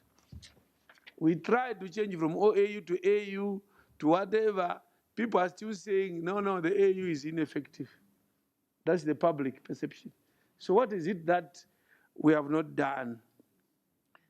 And let me conclude and say, I think to get solutions, I'm not blowing our trumpet as a parliament. But if you look at the way MPs debate here, I think in some cases a rude awakening for yourselves. They are not like your meetings in Addis where you have bosses and say, if I say this, they will mark me, they will not give me this benefit. The MPs really have no, they don't drive any benefit, even if they talk nice. So they tell you the truth. And I think all of you should, if you want to develop Africa, you should say, I want to go to Papua at least 4 times a year. Yes, so that I get the real interrogation, real. Thank you very much, Chair.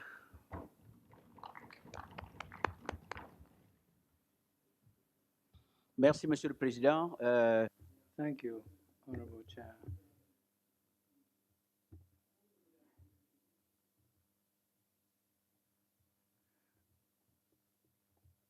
Thank you. Well, I've been appointed a doctor without any foundation. I just took this doctor, everybody calls me doctor when I'm not really, when I haven't achieved my doctorate. I just did part of the studies and that's it. So, you know, I would really like to have a disclosure to that. But anyway, having said that, I would come to the questions that were asked to me, and I would really like to answer to them in a truthful way. Have we achieved what we targeted? I would say no. And there are many, many reasons why we haven't done so, okay? And you know, one of the things is that, like I said, we keep on committing ourselves, promising ourselves, and not fulfilling them, and not making sure that the continental frameworks, the continental promises are mainstreamed within our development plans. You know, it's very interesting to see that, you know, you have got your Agenda 2063. The SDGs are much more mainstreamed in the development agenda of the countries than the Agenda 2063 itself. And therefore, we need to correct that.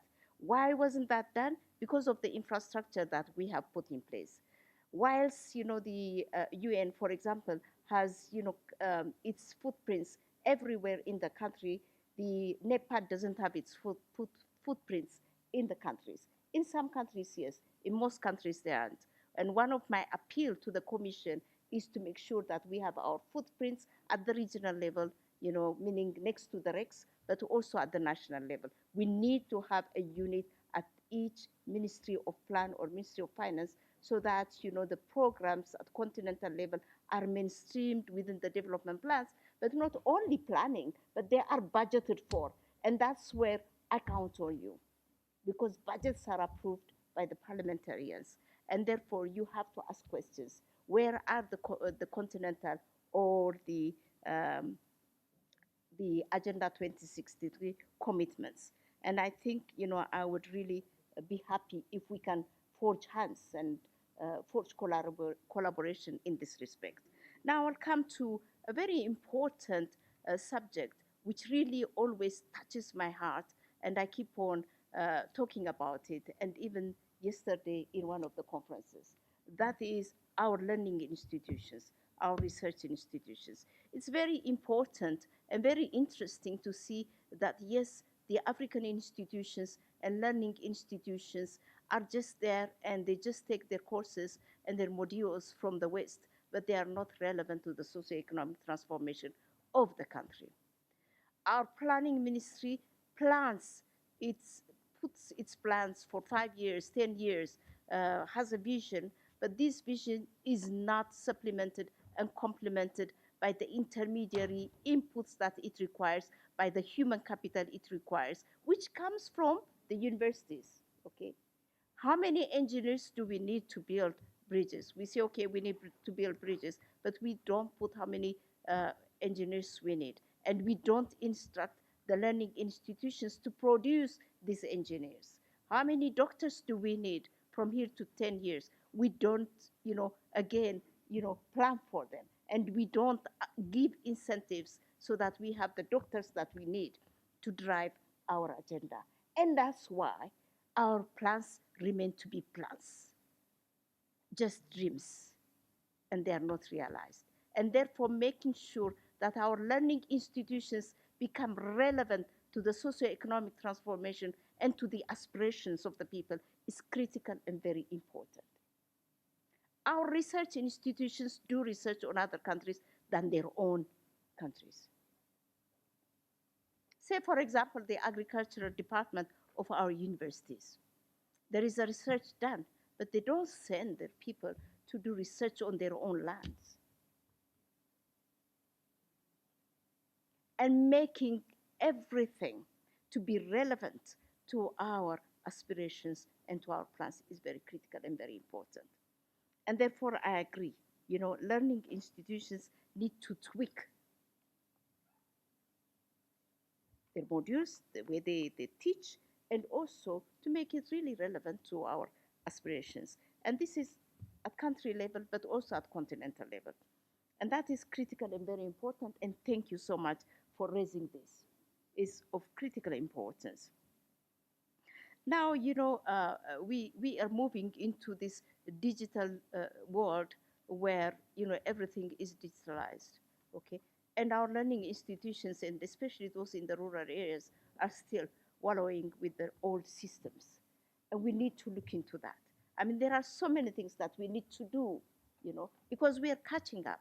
And someone was asking me, why haven't we made, most of you have been asking me, why we haven't made a dent, why isn't there an impact? You know why? In my opinion, I think we plan for today. Today's problem is what defines our plans for next year and the coming 5 years.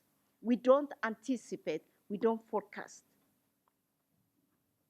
And foresighted strategic planning is critical and very important. Scenario building is very critical and important. And planning for today, meeting the challenges of today, but also preparing for, to mitigate the challenges of tomorrow is very important. I tell you, the population is growing. And we're still talking about, the unemployment. We haven't even met the unemployment of yesterday and today. And yet there is so much ahead of us. So, whatever we do should be accelerated at a pace that is higher and scaled up. These piecemeal activities, disconnected activities are not helping us. And when I talk about that, President, I also talk about the discoordinated efforts of our commission, the AU itself. We need to come together and forge our efforts together. I made a presentation, AFCFTA is there and whatever, but where are the synergies? How can we sit together and plan so that we make an impactful intervention? Each one of us knowing where our roles are, where the pieces are to be put. So, it's very important. And I plan to have all the AU entities coming to here, like we agreed, President, and having a discussion on creation of synergies among ourselves. And I promise that will be done in November. And we have budgeted that for, So in November, we would meet and we will talk about things. Truly, it's critical and very important for us. In the same vein, I'm going to different countries and I see that there are NEPAD offices in the various countries. We don't speak to each other. I didn't even know that they existed. And this is a chronic disease of Africa. We do not coordinate. And therefore, coordination is of critical importance. Coordination is one of the important mandate that we have, and we need to really start, really coordinating our activities and making sure that we are impactful, we are efficient, we're effective, and we're responsive to the needs of the people of Africa. We serve Africa. There is a very important question that was asked about industrialization. I think, from where I stand, because I used to be a private sector policy advisor, and I tell you, where we are today, we have made, progress in terms of our thinking, in the mindset of the people. Yes, we have moved from, being, most countries leaping towards, capitalism, but, using our own endogenous methods and ways of moving into capitalism. We are really far from what we were before. And I guess when we're talking about industrialization, and I'm glad that, I was preceded by the presentation of my colleague there, it's very important that we understand that industrialization is, like I said, is not assembling parts. It's no more that. Africa has moved from that. Africa is moving in towards, value chain building values and really making sure that at each chain of the value, all the ingredients, the judicious mix of ingredients are there, are put in place. Have we reached there? No. In some instances, yes. In some instances, we haven't. For example, if you look at the textile industries, the textile industries have the value chain in each country. And I tell you, in Ethiopia, we have developed that value chain. In Kenya, we have tried to do that. Leather and leather products, the same thing. So this value chain is working. And if I give you an example, in Ethiopia, when we first started in the 1990s, and that was when we came out with the strategic management for industrial development, and we were putting the cluster, the various support institutions together. And in Ethiopia, the question was, why is our skin earning us less than the skin that other countries sent to Europe, to Italy in that case? When we studied that and we went to Europe, it's because, the way they were slaughtering the animal was not the right way. There were holes. And therefore, what we did was we brought Italian experts to come and teach. That was UNIDO. I was a UNIDO expert, to teach on how to slaughter. And then the price of the skin, just the primary product, increased by 100%. And that's where the whole cluster of, really from bringing all the support institutions and studying at each value chain, what are the problems and how do we address the technical deficiencies of the chain, looked at. And today, Ethiopia produces shoes, Ethiopia produces, bags and all the finished products of the skin. So in that way, many things have been done. In the various cotton and whatever, we have built the value chain and we are perfecting it. So there are some progress that is made, but it's not enough. And I agree, it's not enough, and we have to do better. And I think, that's where we have to put our heads together, draw lessons from the past, and say we are going to accelerate, we're going to scale up, we need to implement. Implementation is critical. We have enough frameworks, we have enough policies, we have enough strategies. I think we are inundated with them, but we need to implement all these. And we need to show impact. We need to align our continental frameworks with the development plans of countries, and all this requires a concerted effort. And let's be hopeful. Yes, the glass is half full, but we shouldn't always see it as half empty. And I think, it's very important that we come to you. We have got progress reports. I mean, it's just decorating our shelves. We'll share with you, and we will also make sure that we are in touch, because you are our core partner in the implementation of our programs. I think, there are many questions that have been asked, but, in a way, it's very important that we give time to ourselves, looking at, for example, progress reports. Just the PIDA program 1 is a good example that NEPAD has done something. Okay, from the program that was put in place, the PIDA, It's only 30% that was not attained. 70% of the planned targeted programs were all attained. I mean, if you see the optic fiber in our continent, you know, that is part of the program of NEPAD.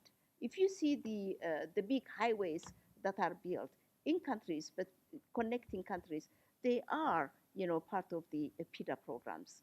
The water, the dams, you know, there are so many things that have been done, and certainly many more need to be done. I went to Equatorial Guinea. I tell you, it took me 3 nights to go from here to Equatorial Guinea.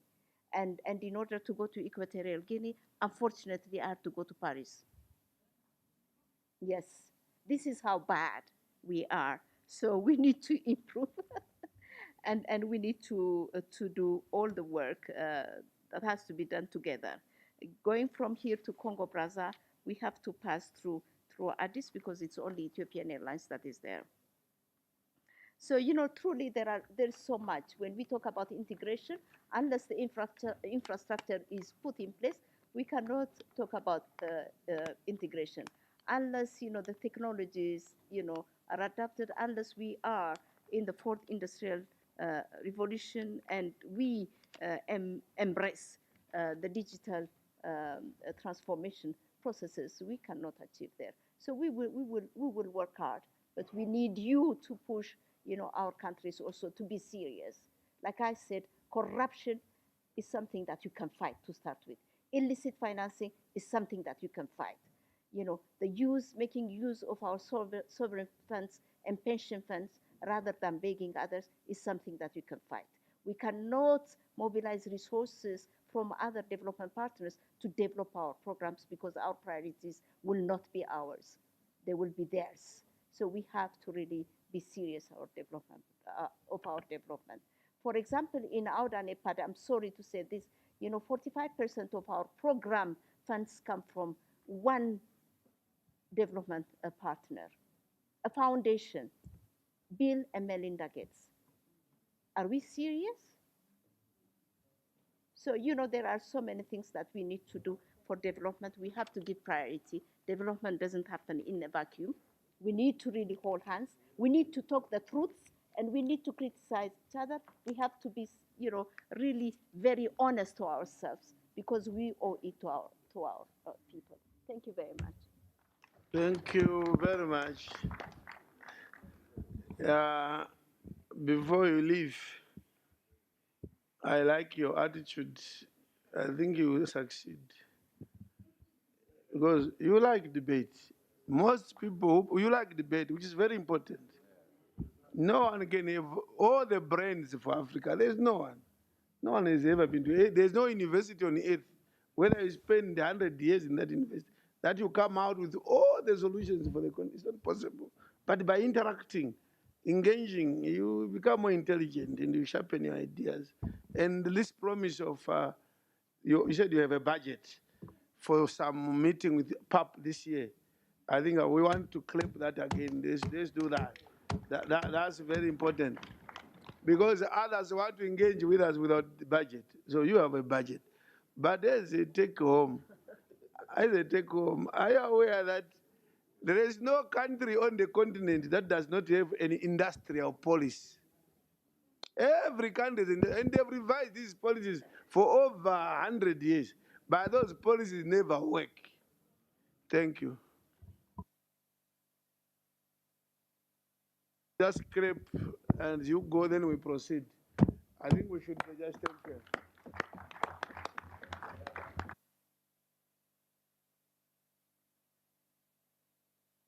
Next presentation. Merci beaucoup. Thank you very much. We have 2 presentations to go. Without further ado, let me invite the Department of Infrastructure through its director, also in charge of energy, Godfrey Biwa. If he's here, you have the floor.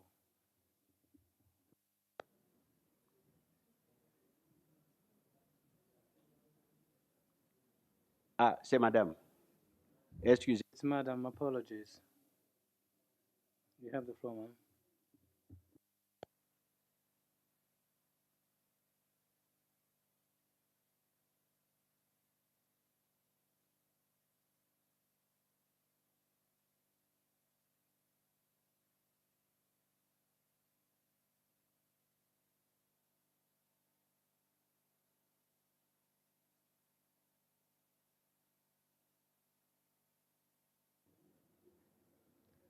Thank you very much, Honorable President of the Pan-African Parliament, Honorable Vice President of the Pan-African Parliament, Honorable Member of Parliament.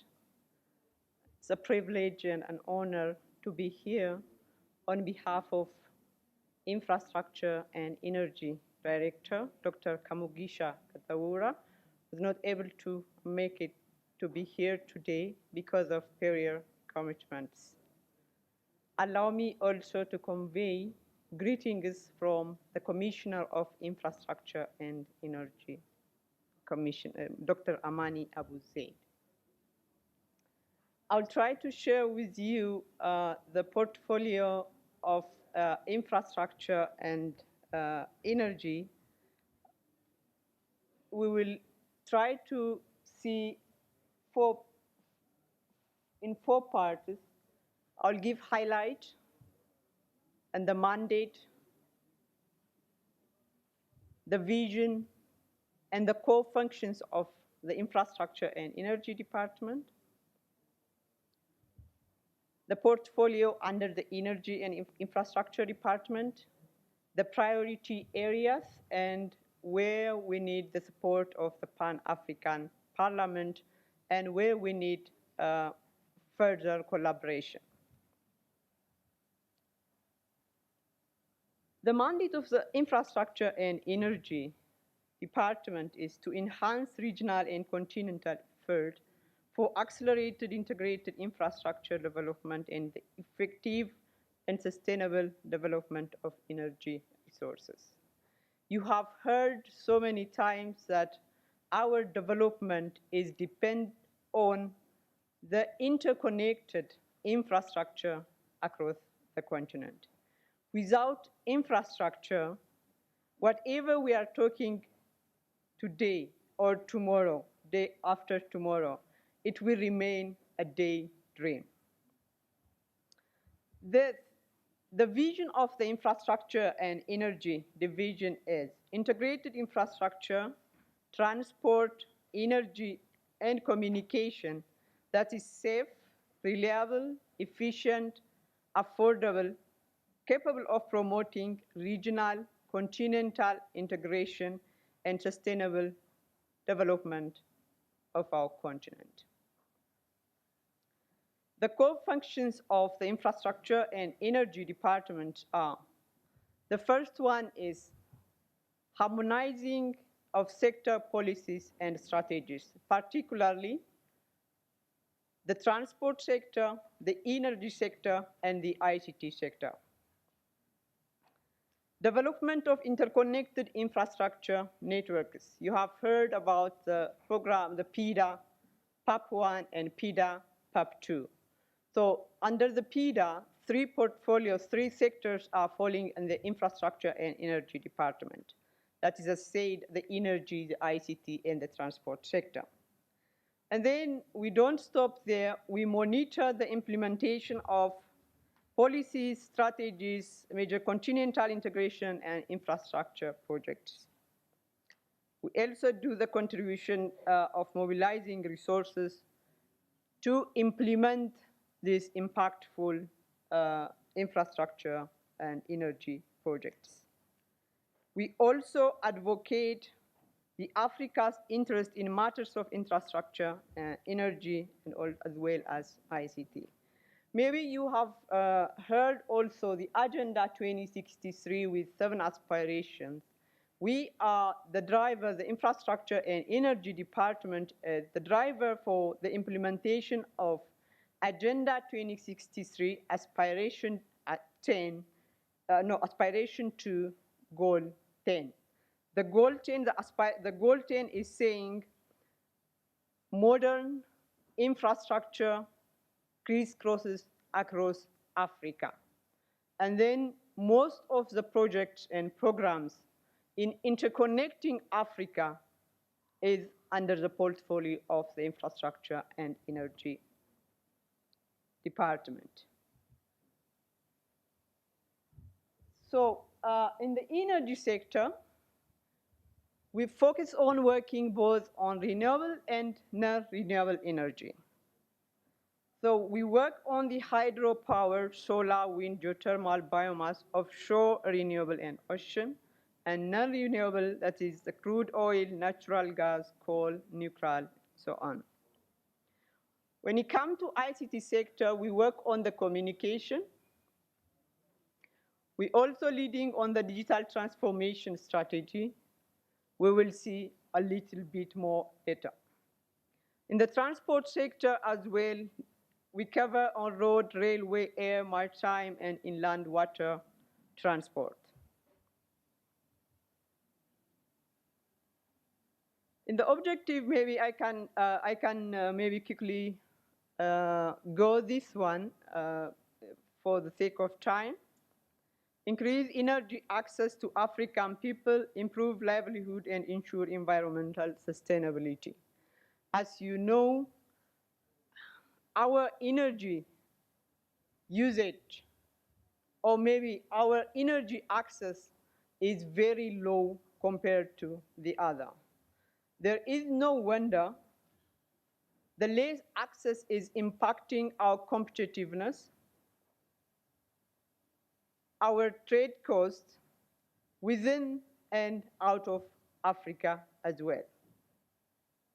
Hence, to increase the energy access, we collaborate very closely with the AUDA and NEPAD and implement the PIDA PAP2 energy projects.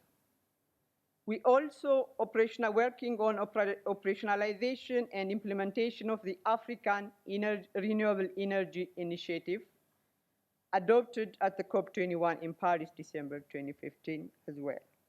We will also talk about the common position that we would like to have in the upcoming COP27 in Egypt. Facilitation of sustainable energy for all initiative implementation adopted by the Conference of Energy Ministers, also the other areas that we are dealing with.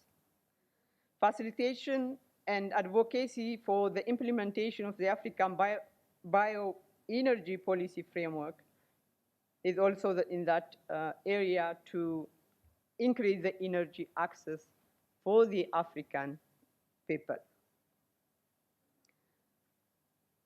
Elaboration of continental harmonization regulatory framework for the energy sector, implementation of the regional geothermal program, and the implementation of the hydropower 2020 initiative are other areas that we are working to increase the access of energy for our African people.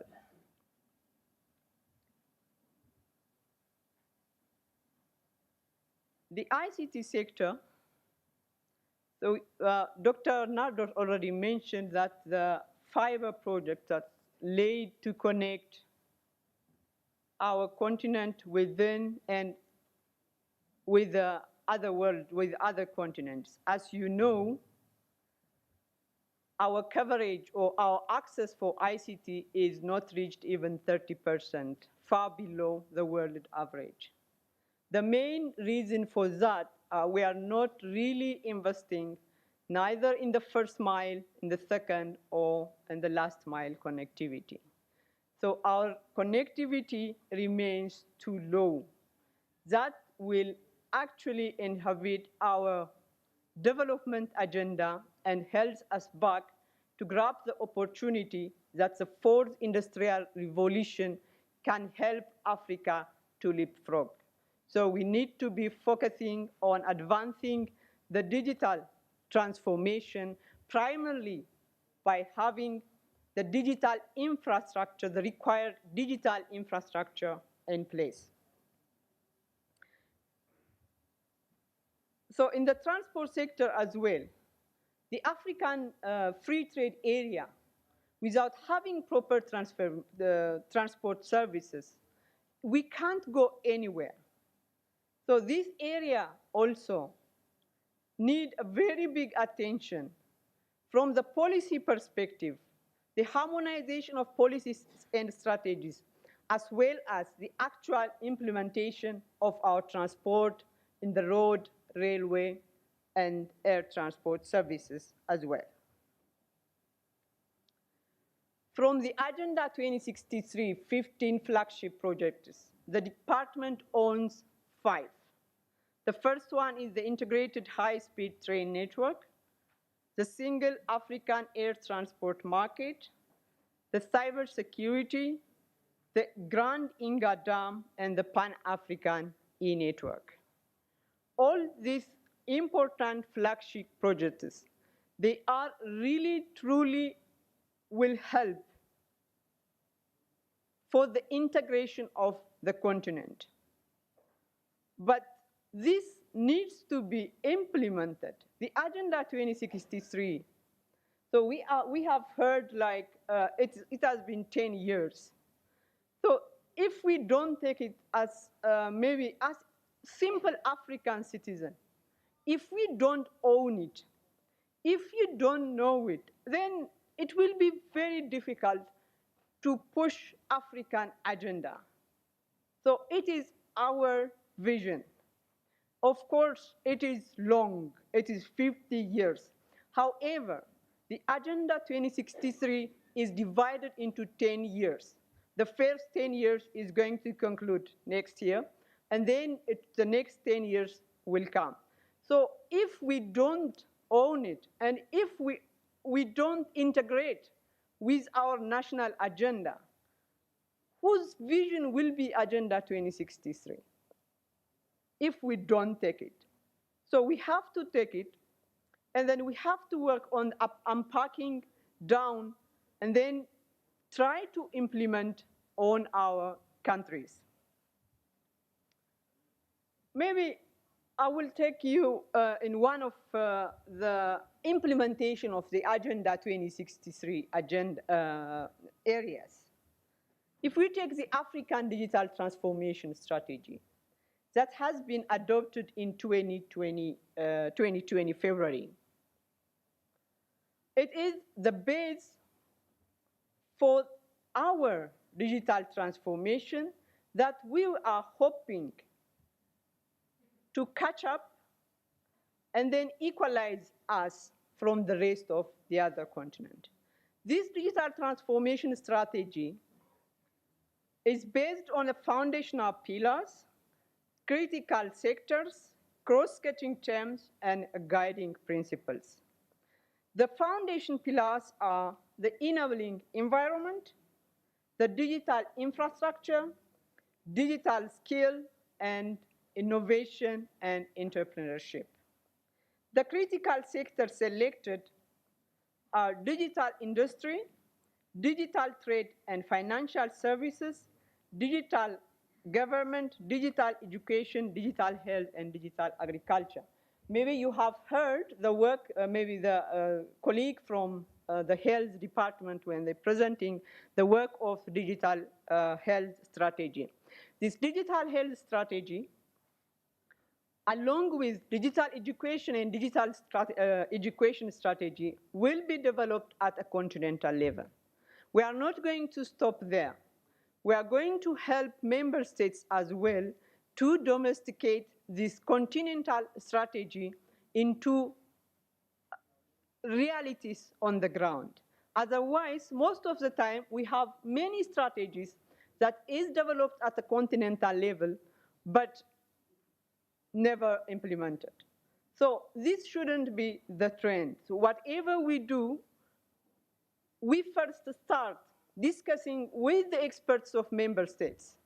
We develop a paper, we discuss with the member states, it will go to the validation, and then it goes to the STCs, the technical committees of respective, and then it goes to the executive council. Then it will come back to member states for the implementation. Then the process, normally we are together, starting from the validation. then we have to be together towards the implementation as well. In the critical sectors, we have also the e-commerce strategy that has been developed. This also can be shared with you. Cross-cutting terms, we have, whenever we talk digital transformation, it's nothing without content and applications. It's nothing without digital ID. It's nothing without cybersecurity.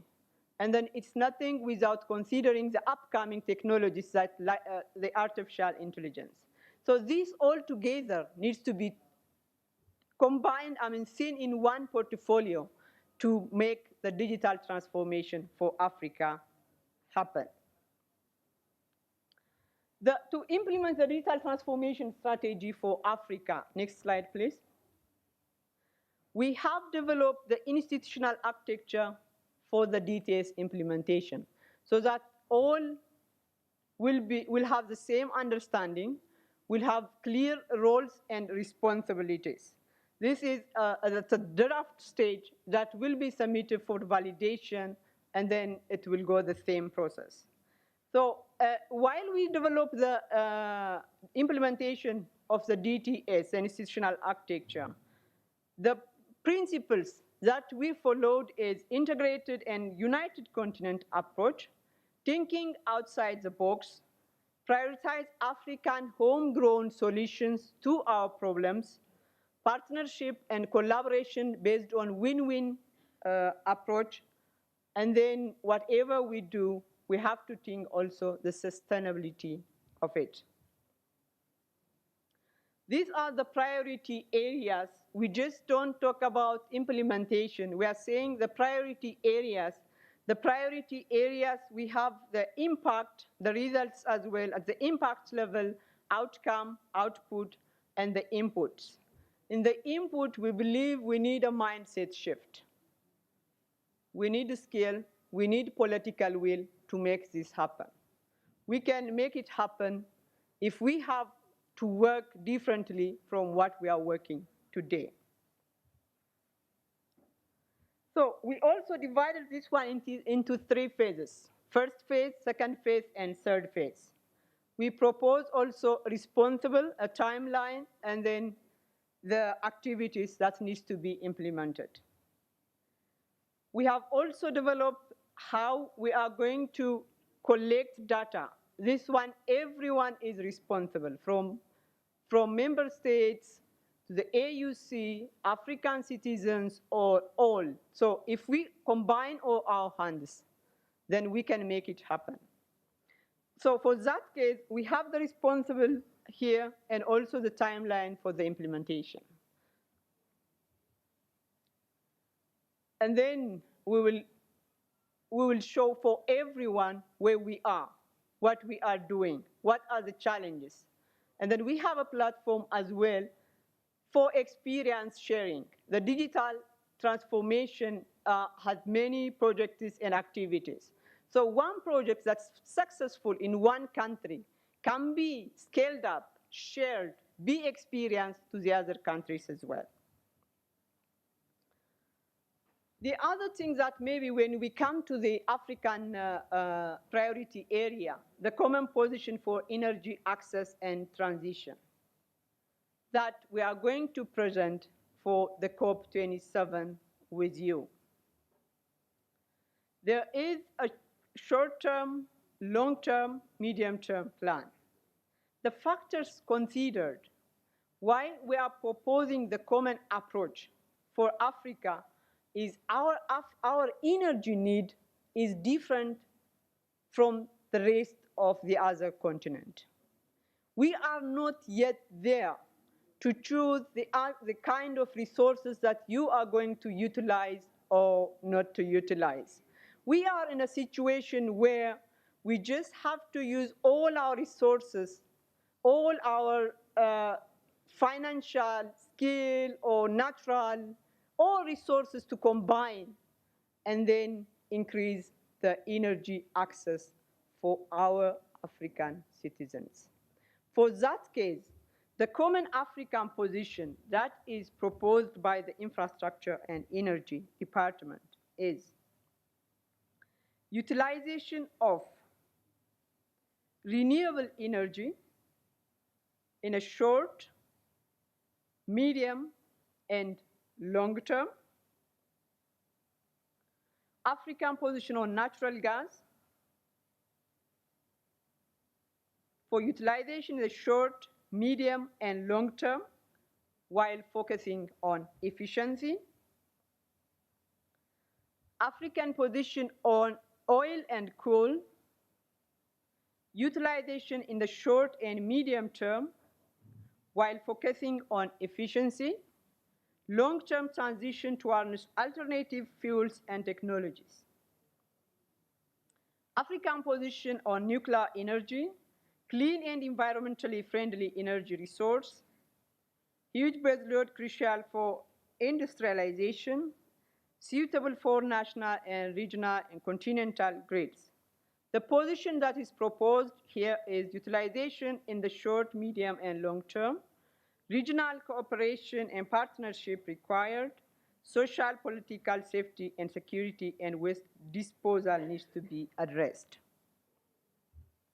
African proposed position on green hydrogen, alternative fuel for the long-term imperative for low-carbon energy system, versatility in replacing fossil fuels, energy storage and export revenues, position utilization in the medium and long term.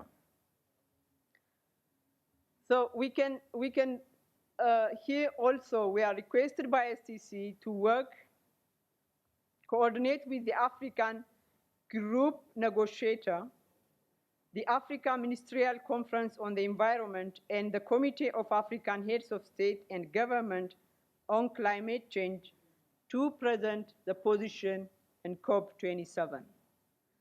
Develop national energy transition master plans and resource mobilization strategies for member states and RECs. You can, okay. The last slide, please. So the last is our collaboration, or where we require your support.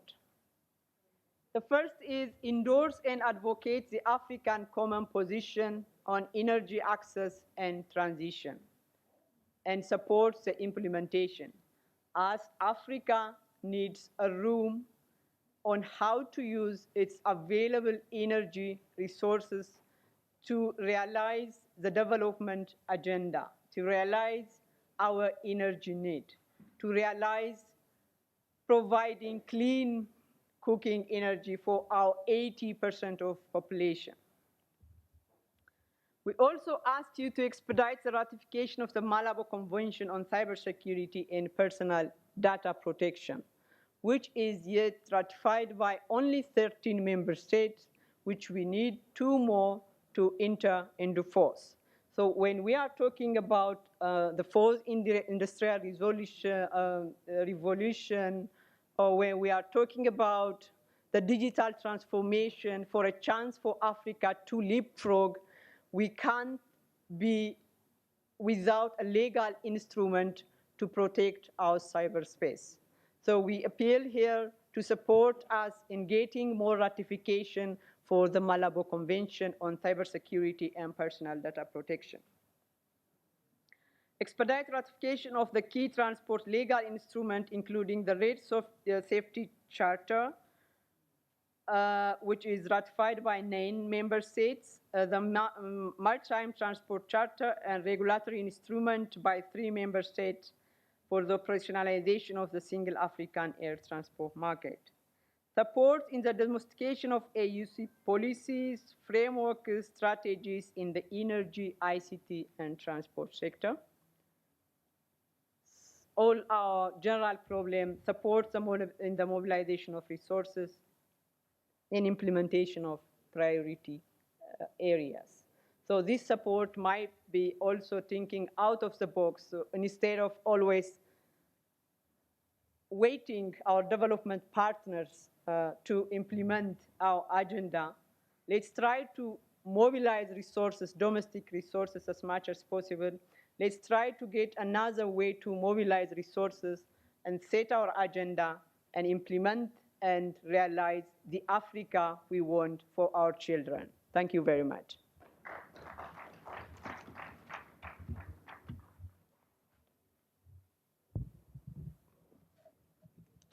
Merci, Madame.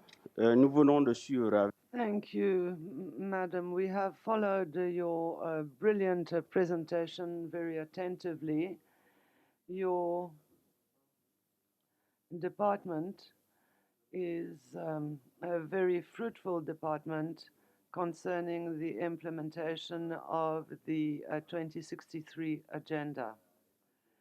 It is you in the energy sector that leads this field.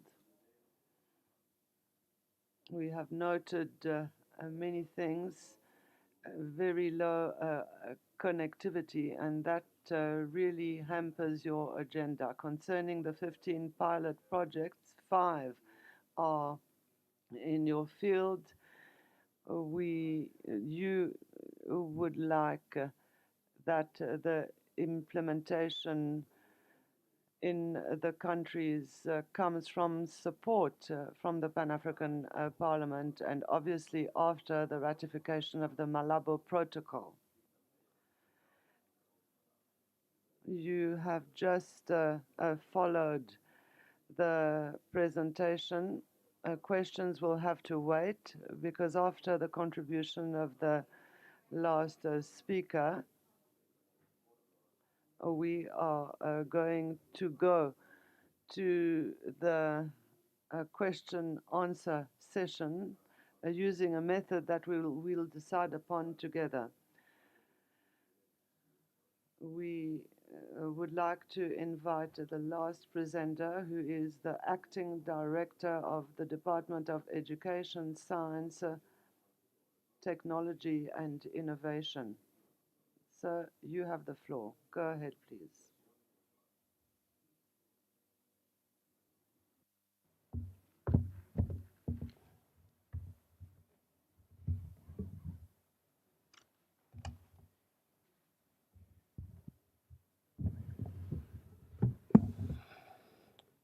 Merci, Monsieur le Président. Thank you, Chairman. Your Excellency,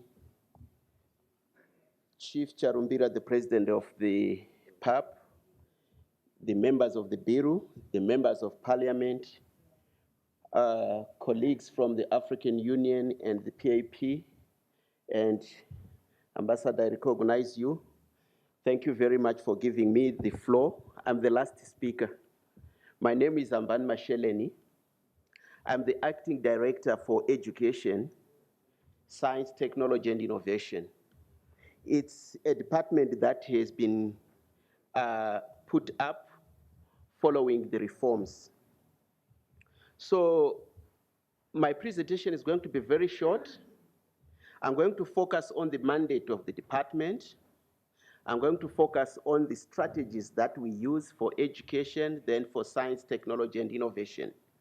Then I'll suggest some few areas of how we can collaborate with the PAP going forward in the area of education, in the area of science, technology, and innovation.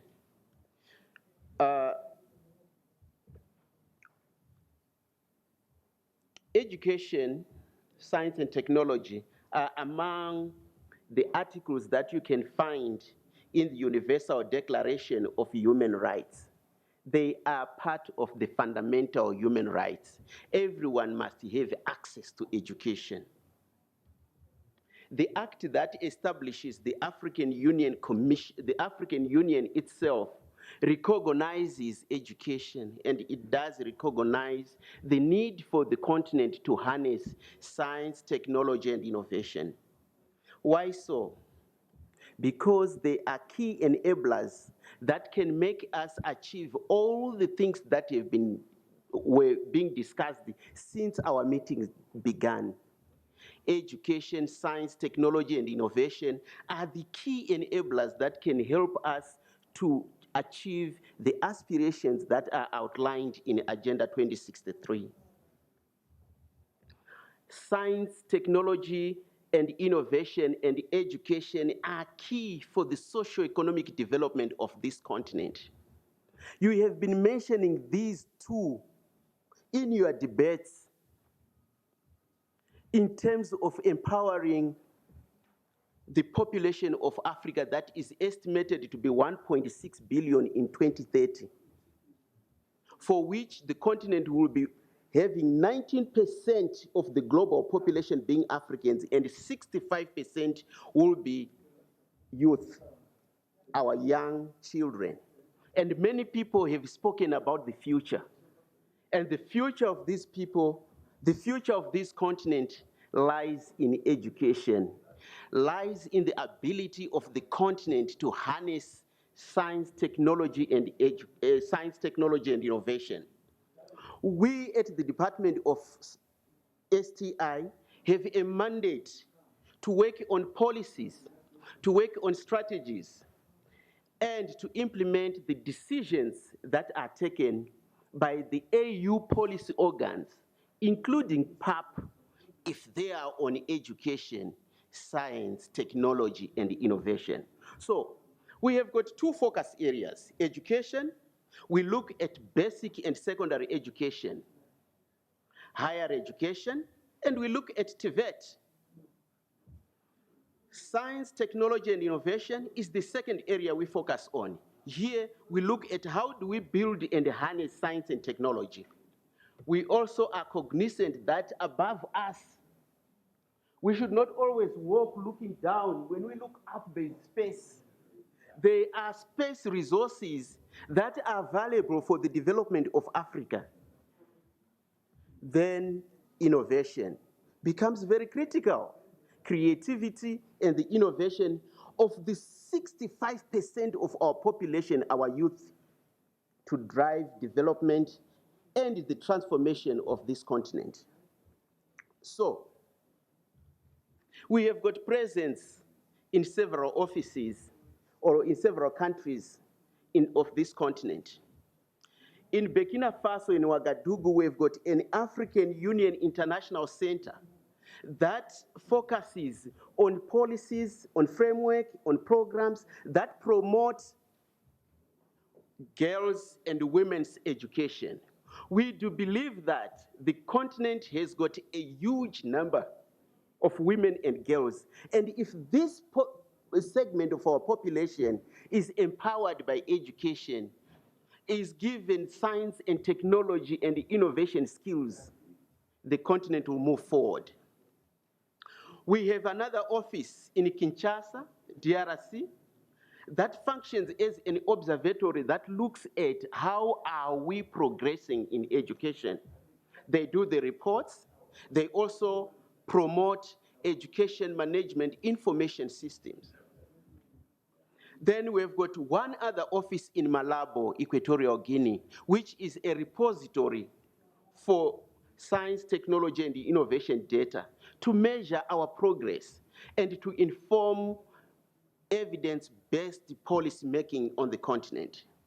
Then we've got one other office in Abuja, Nigeria, which is there to promote research and networks of scientists. We also established a continental university, and the big question is, why a continental university? The continental university is not established from scratch. This university is a university that is established in the 5 geographical areas of the continent. Why? Because it is designed to come up with unique courses that address the Agenda 2063 challenges. We have a university in Cameroon, which looks at governance, humanities, and social sciences, including politics and elections. We have a university in North Africa at Clemson, which looks at water, energy, including climate change. Then we've got a university in East Africa, in Kenya, at Jomo Kenyatta, that is looking at science, technology, and innovation. Then we've got a university in Ibadan, which looks at life and earth sciences. These universities or institutes of Pan-African University are universities that are grafted in existing universities. The idea is to connect African universities, to give a model of connection of how African universities can work together and allow the mobility of teachers, the mobility of students, and to allow the integration of Africa, but most importantly, address the Agenda 2063 aspirations. This university was established by the heads of state and government. Its rectorate is in Yaoundé. One of the flagship programs called Pan-African Virtual and E-University, PAVEU, is part of the Pan-African University. Now, from 2012 to 2022, we have admitted 3,029 students. All the students are Africans. They are studying on scholarships. Let's mobilize scholarships to ensure that African brilliant minds have access to education. 1,016 of these were females. And we delivered courses, master's and PhD in the fields, like I've said, outlined in Agenda 2063. How does the department work? We have a specialized technical committee on education, science, technology, and innovation, made up of ministries in charge of these sectors. Today, the current bureau is made up of Uganda, Central African Republic, Namibia, Libya, and Senegal. These are the countries that sit in the bureau that manages science, education, science, technology, and innovation on the continent. We are also a little bit privileged that we have got a committee of 10 heads of state and government that are responsible for championing education, science, technology, and innovation in the continent. And the current chair is Senegal, and the other members are Sierra Leone, Chad, Gabon, Kenya, Mauritius, Malawi, Namibia, Egypt, and Tunisia, 2 per region. We also report to the Executive Council. And the heads of state and government, they always take decisions on education, science, technology, and innovation. We have got a kind of 2 main strategies. One is a strategy for education called the CESA 16 to 2025, and the other one is STISA 2024.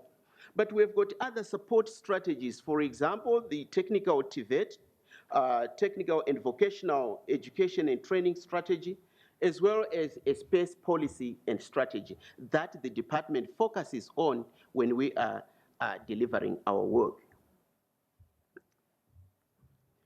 The continental education strategy is to reorient Africa's education and training. And I think there was one question that was raised to the chief executive of NEPAD regarding how our institutions are faring in terms of delivery.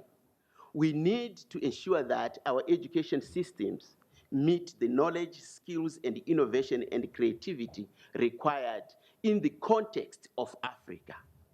Most of our educational plans have not been domesticated, decolonized to meet the demand of a new Africa, the Africa we want.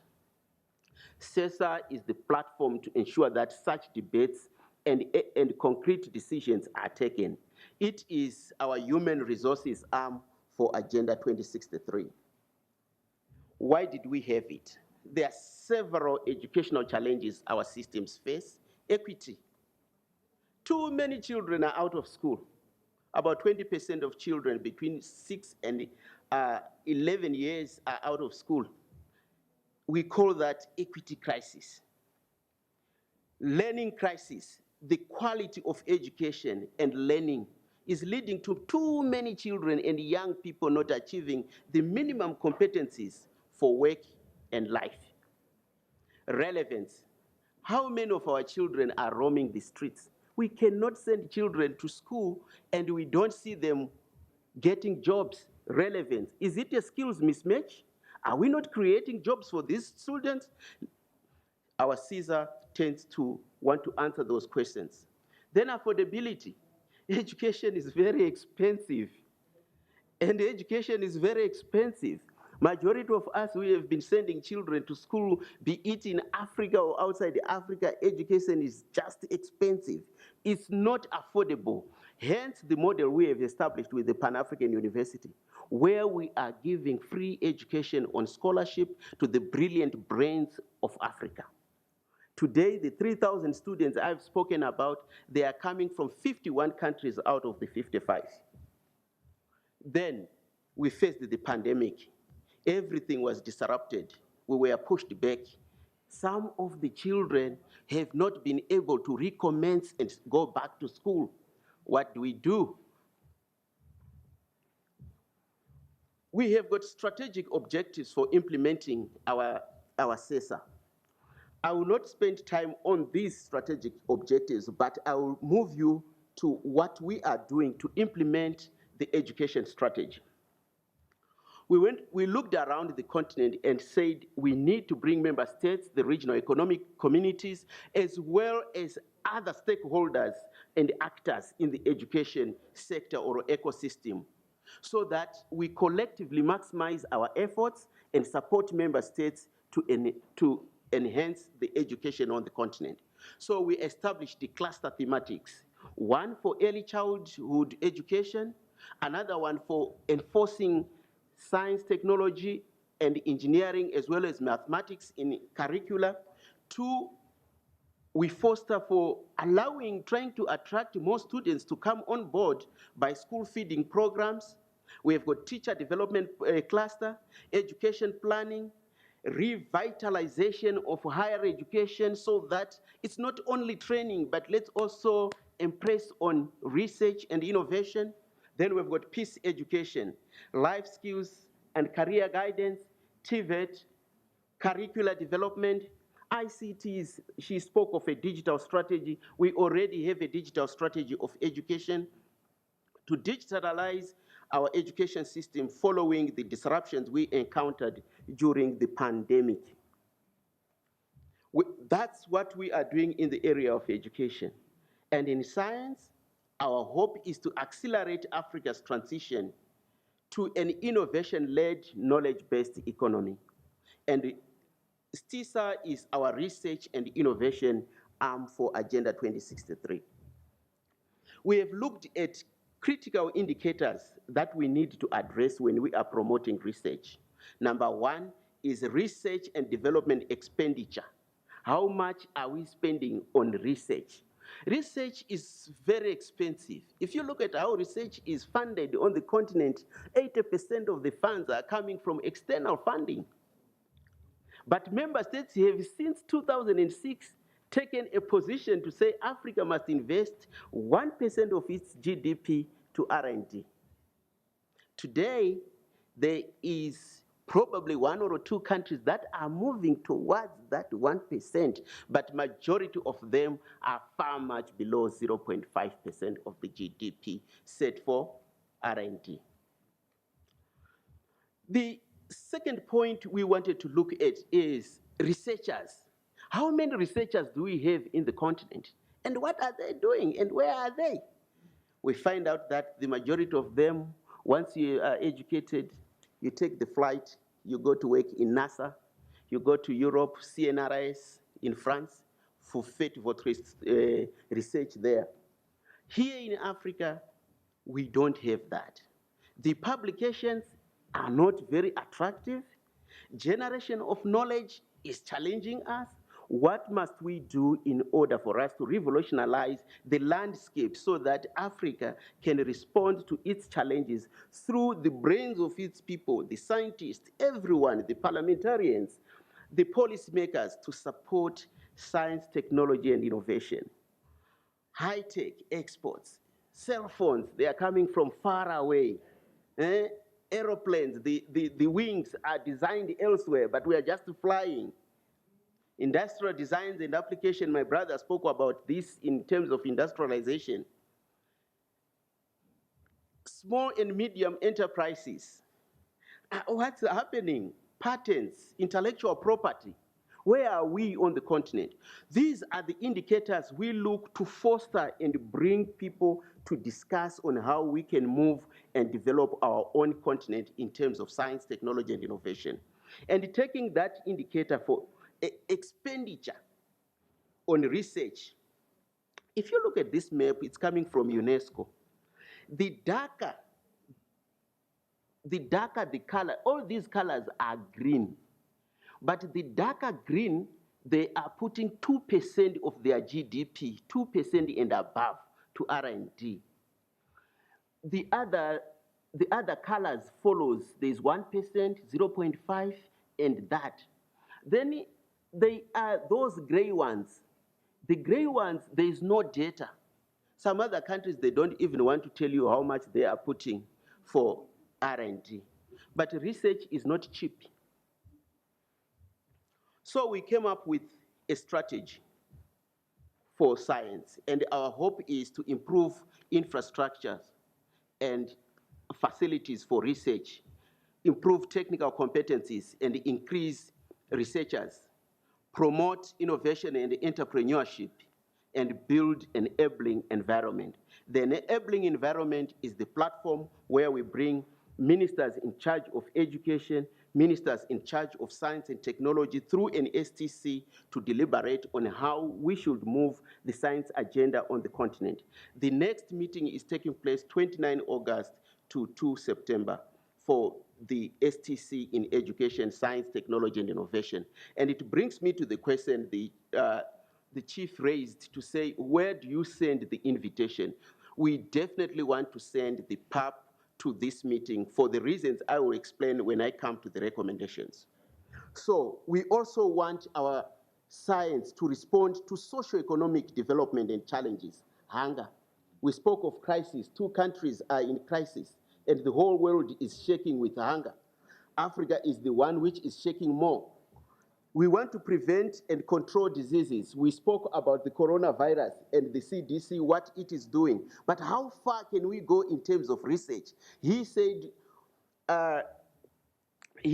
we are importing our vaccines, our masks, everything we imported. Are we not able to do research on vaccines and develop our own vaccines? And then we move to the next step to manufacture? I think this is noble for us. We did not play, and the coronavirus nearly threatened to wipe the whole continent because we were waiting for the world to respond. What did we do to respond to that in terms of our own science, technology, and innovation? We need to do space as well as build our own wealth through science.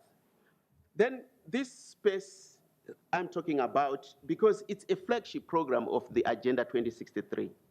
We want to build our Earth observation capabilities. We hear that there are drones that are even attacking people elsewhere. They are moving in space.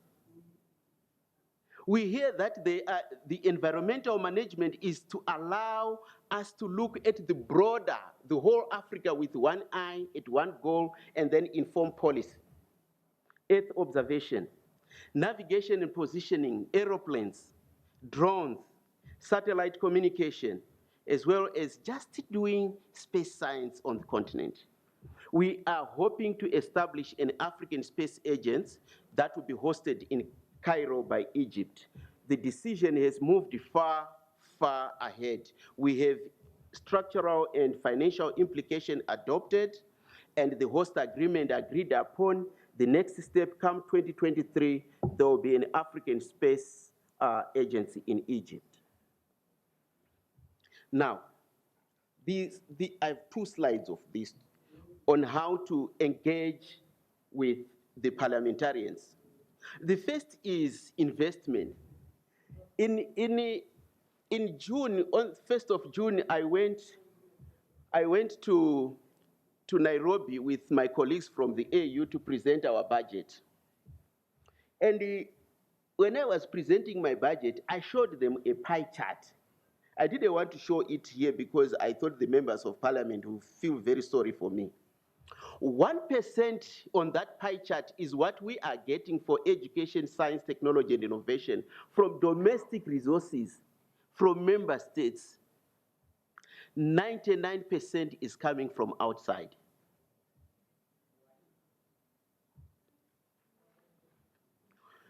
The investment in education are less than 20% of the recommended by UNESCO, the 4 to 6 of the GDP.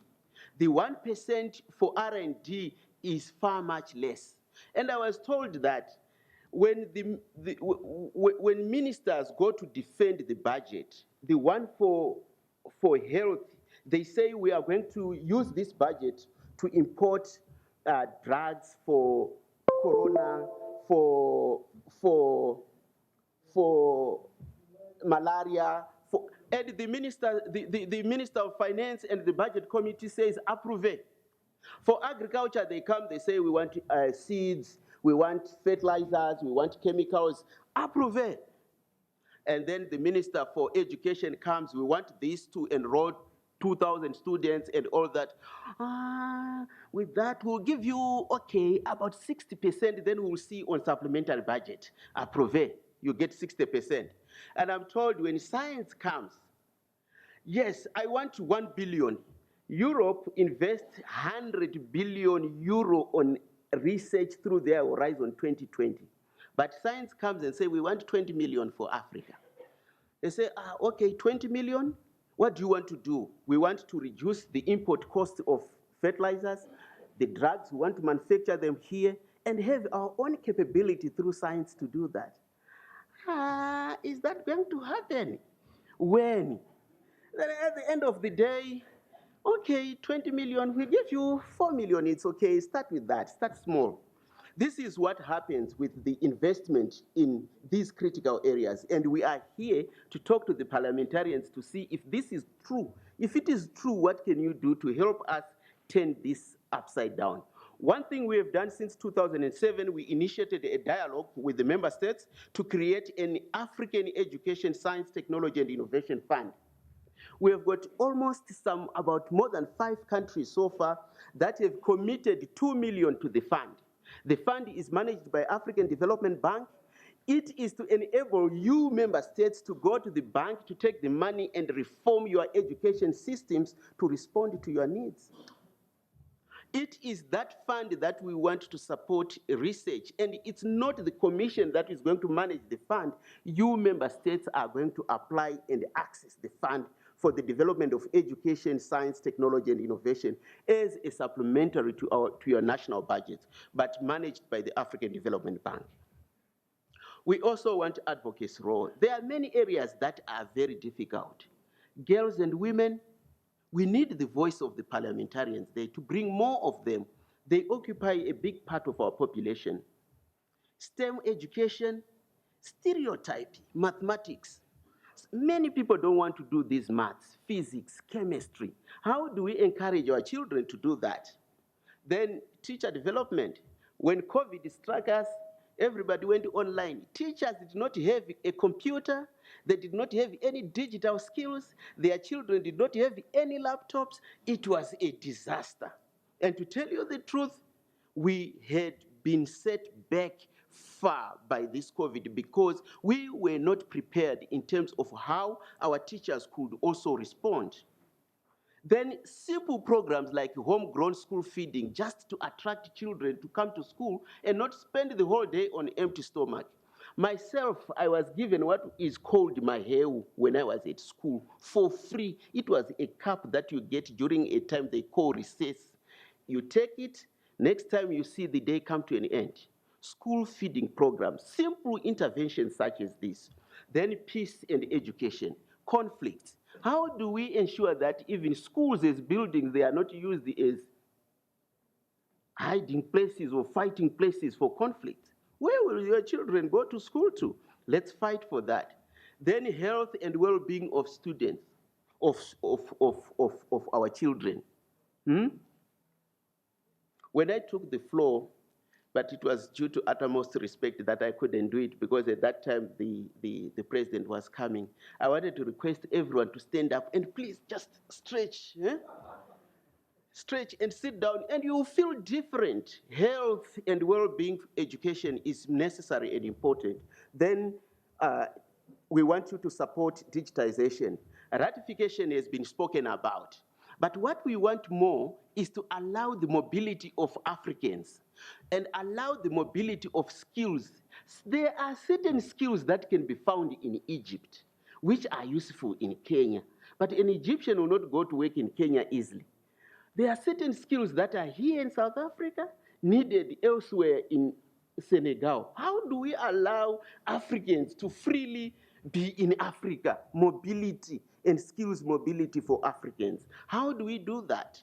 Number two, intra-Africa collaboration. If I were to show you a slide here of how researchers collaborate, 80% of our researchers are collaborating with external countries, US, Australia, UK, Finland, and so on and so forth. Africa to Africa collaboration is very minimal. Senegal to Botswana, Botswana to Malawi. This kind of collaboration in Africa doesn't exist. How do we work together to boost intra-Africa, not trade, but collaboration in research?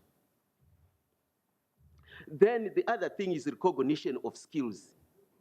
Certificates. You have got your degree in physics. South Africa has got very good institutes that are even observatories to go to space. They are here.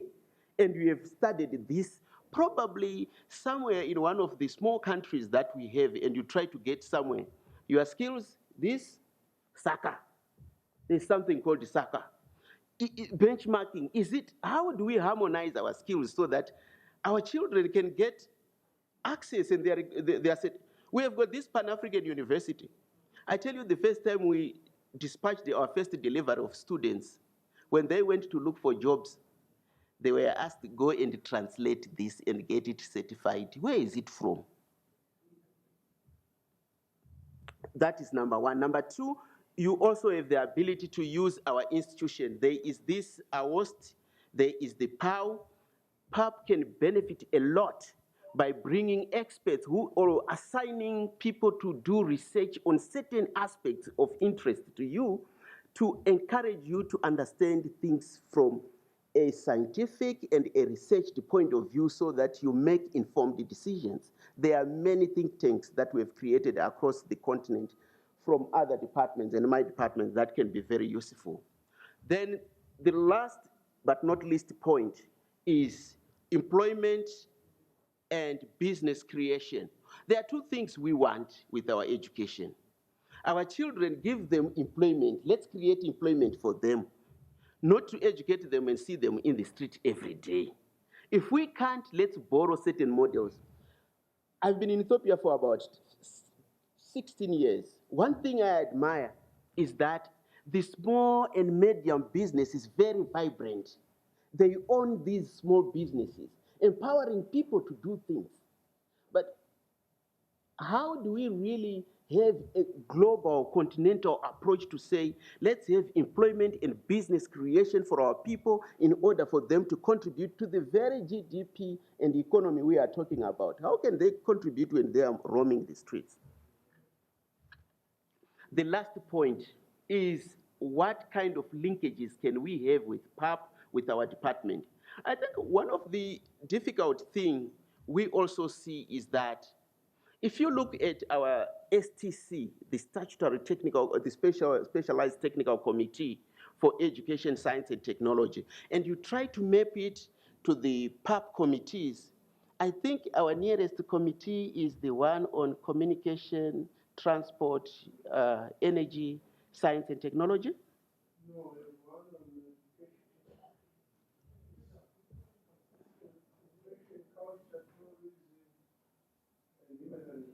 Yes, education, culture, tourism, and human resources, science and technologies with transport, and something like that. And then when you look at how we are configured at the African Union, it means when we have to come to one of your committees, you must have someone from energy department, someone from probably social affairs, the health, and then the other one from education. So that mapping alone is also creates some bit of confusion. How do we enhance the linkages? That is number one.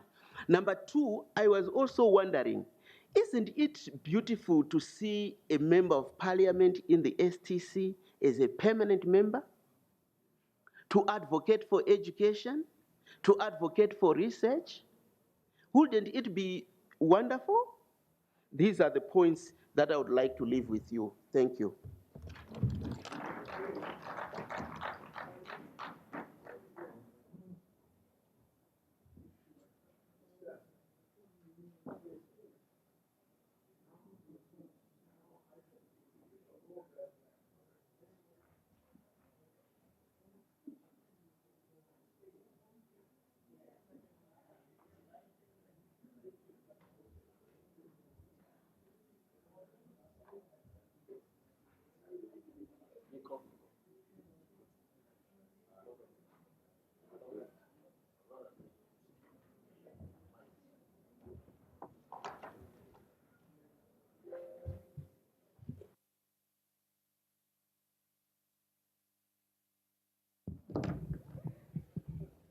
Merci beaucoup.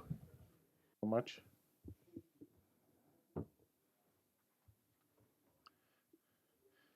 I may not necessarily be the last person to speak. I mentioned that earlier. We've just listened to the other presenter make a presentation on behalf of the education, science, technology, and innovation.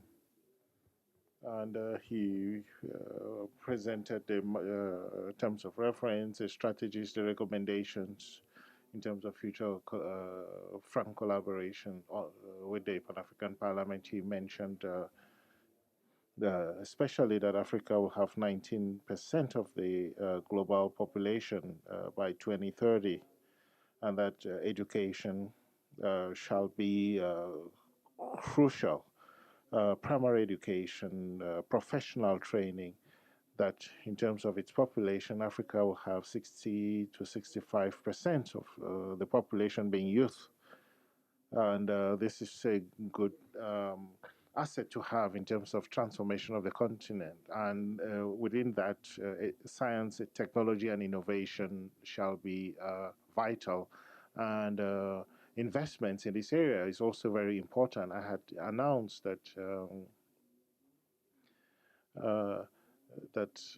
there is a last person who is going to speak, but then he's not going to be the last.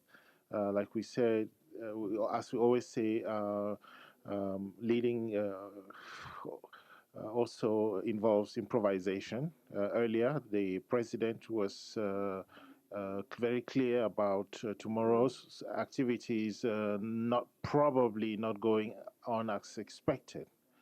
For that reason, today we did cover the work that we were supposed to do tomorrow.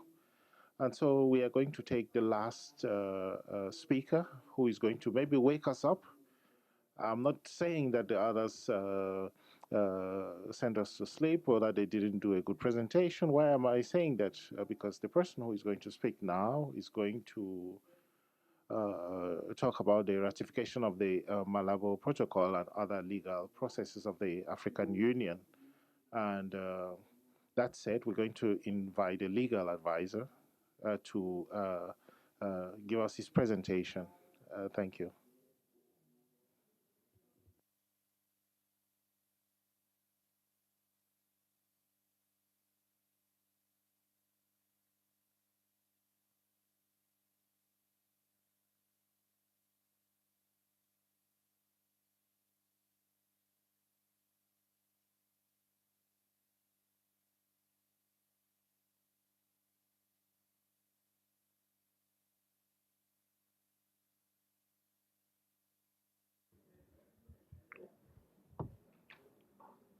Thank you so much, Mr. Moderator. Honorable Mr. President, honorable members of the Pan-African Bureau, and honorable parliamentarian, colleagues from AU Commission, colleagues from PAP Secretariat, ladies and gentlemen. Allow me to express my singular honor to be here with you today to deliver a presentation titled Status of Ratification of the Malabo Protocol. I'm making this presentation on behalf of the Legal Counsel, Dr. Guy Flory. Honorable members, my presentation has three layers. Number one, we discuss about the current state of play with regard to the currently operational protocol of the Pan-African Parliament. And then we discuss about the revised Malabo Protocol, what are its benefits, what are new and major changes brought into by this protocol. And then finally, I would make a presentation with regard to the role of PAP members in expediting the PAP protocol in terms of its operationalization. So, Excellencies, in terms of the current state of play, the currently operational protocol of PAP, which is adopted in Sirte, Libya on 2nd March 2001 and entered into force on 14 December 2003. In terms of its ratification status, the protocol has been ratified so far by 51 African Union member states. That is almost a universal ratification.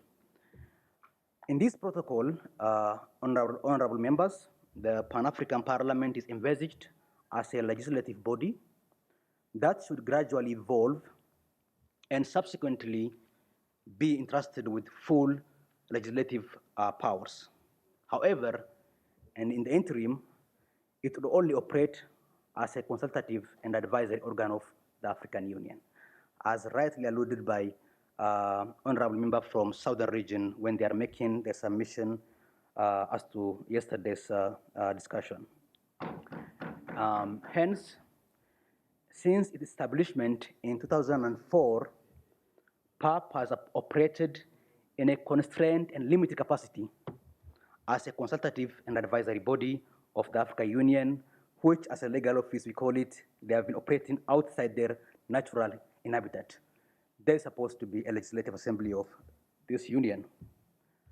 Again, the same protocol, while it aspires to elect members of the Pan-African Parliament by universal suffrage exercised by all African people, but for now, members will be elected or designated from national parliaments or any other deliberative organ from across all member states of the African Union. As I said, the protocol aspires a gradual evolvement of Pan-African Parliament into a full-fledged legislative assembly. So this Sirte protocol, in its quest to grant PAP a lawmaking powers, Article 5 of the Sirte protocol has put a 5 and 10 years intervals period where state parties review the operation and effectiveness of the protocol, as well as system of representation in the PAP to realize the vision underlying the Sirte protocol. That vision is, of course, a vision to make Pan-African Parliament a full legislative assembly representing the voice of African people, both within and outside of Africa. And as well as that revision is to meet the ever-evolving needs of African continent.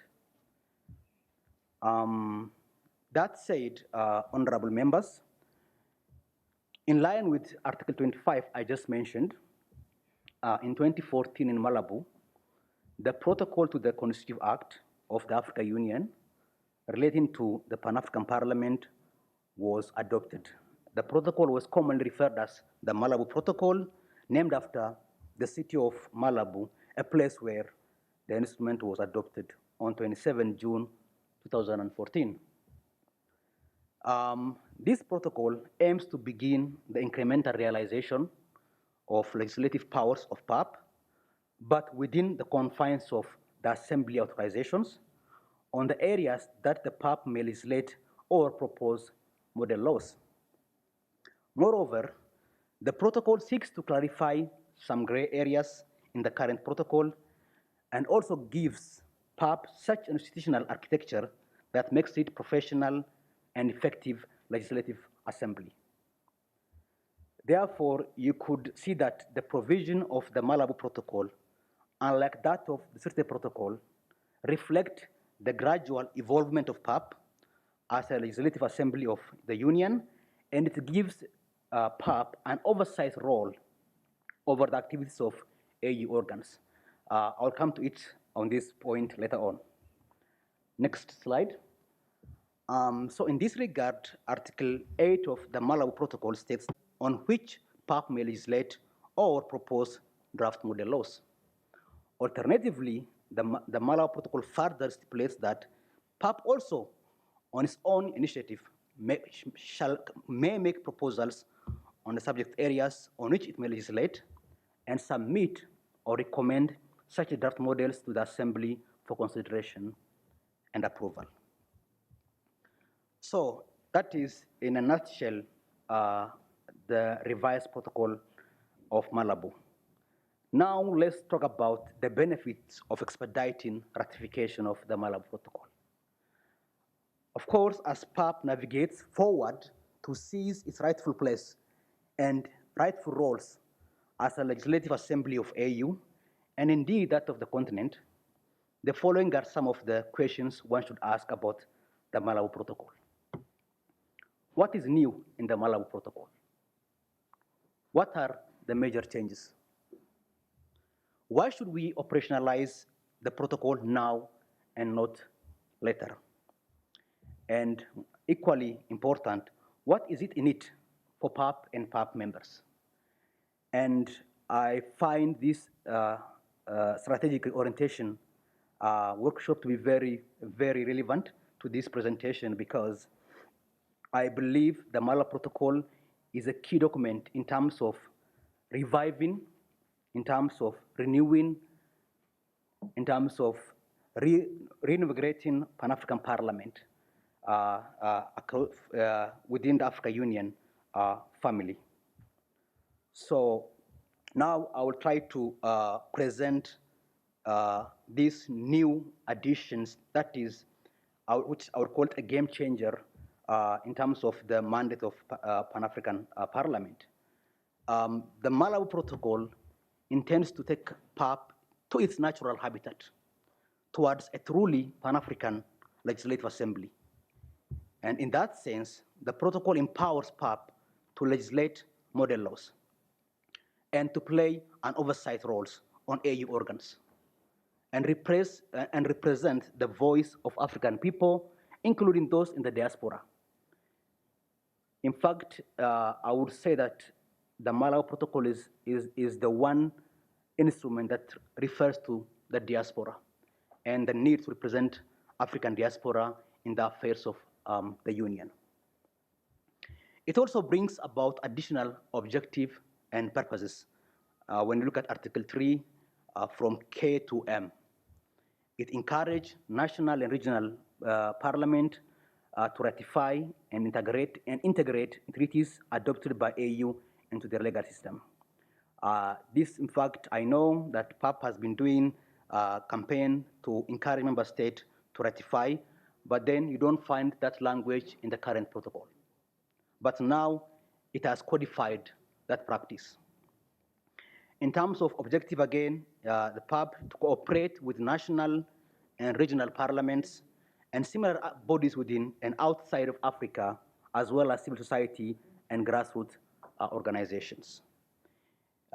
Also PAP to encourage participation of African diaspora and representation of their interest in the affairs of the Union. The other major changes that is brought about by the Malabo Protocol is issue of election, representation, membership, and term of office. The Malabo Protocol has a new representation formula, and it aspires for full-time PAP membership, which means that a national parliament and other deliberative body to elect members of parliament from outside its membership. That means if a member of national parliament, if elected as a member of PAP, he or she will have to resign from their national parliament and other deliberative body before taking up his or her membership into PAP. Some would ask, is it a good thing? As a legal office, we believe this is a good thing. I think this is one of the evolvement of Pan-African Parliament to have a full-time PAP member.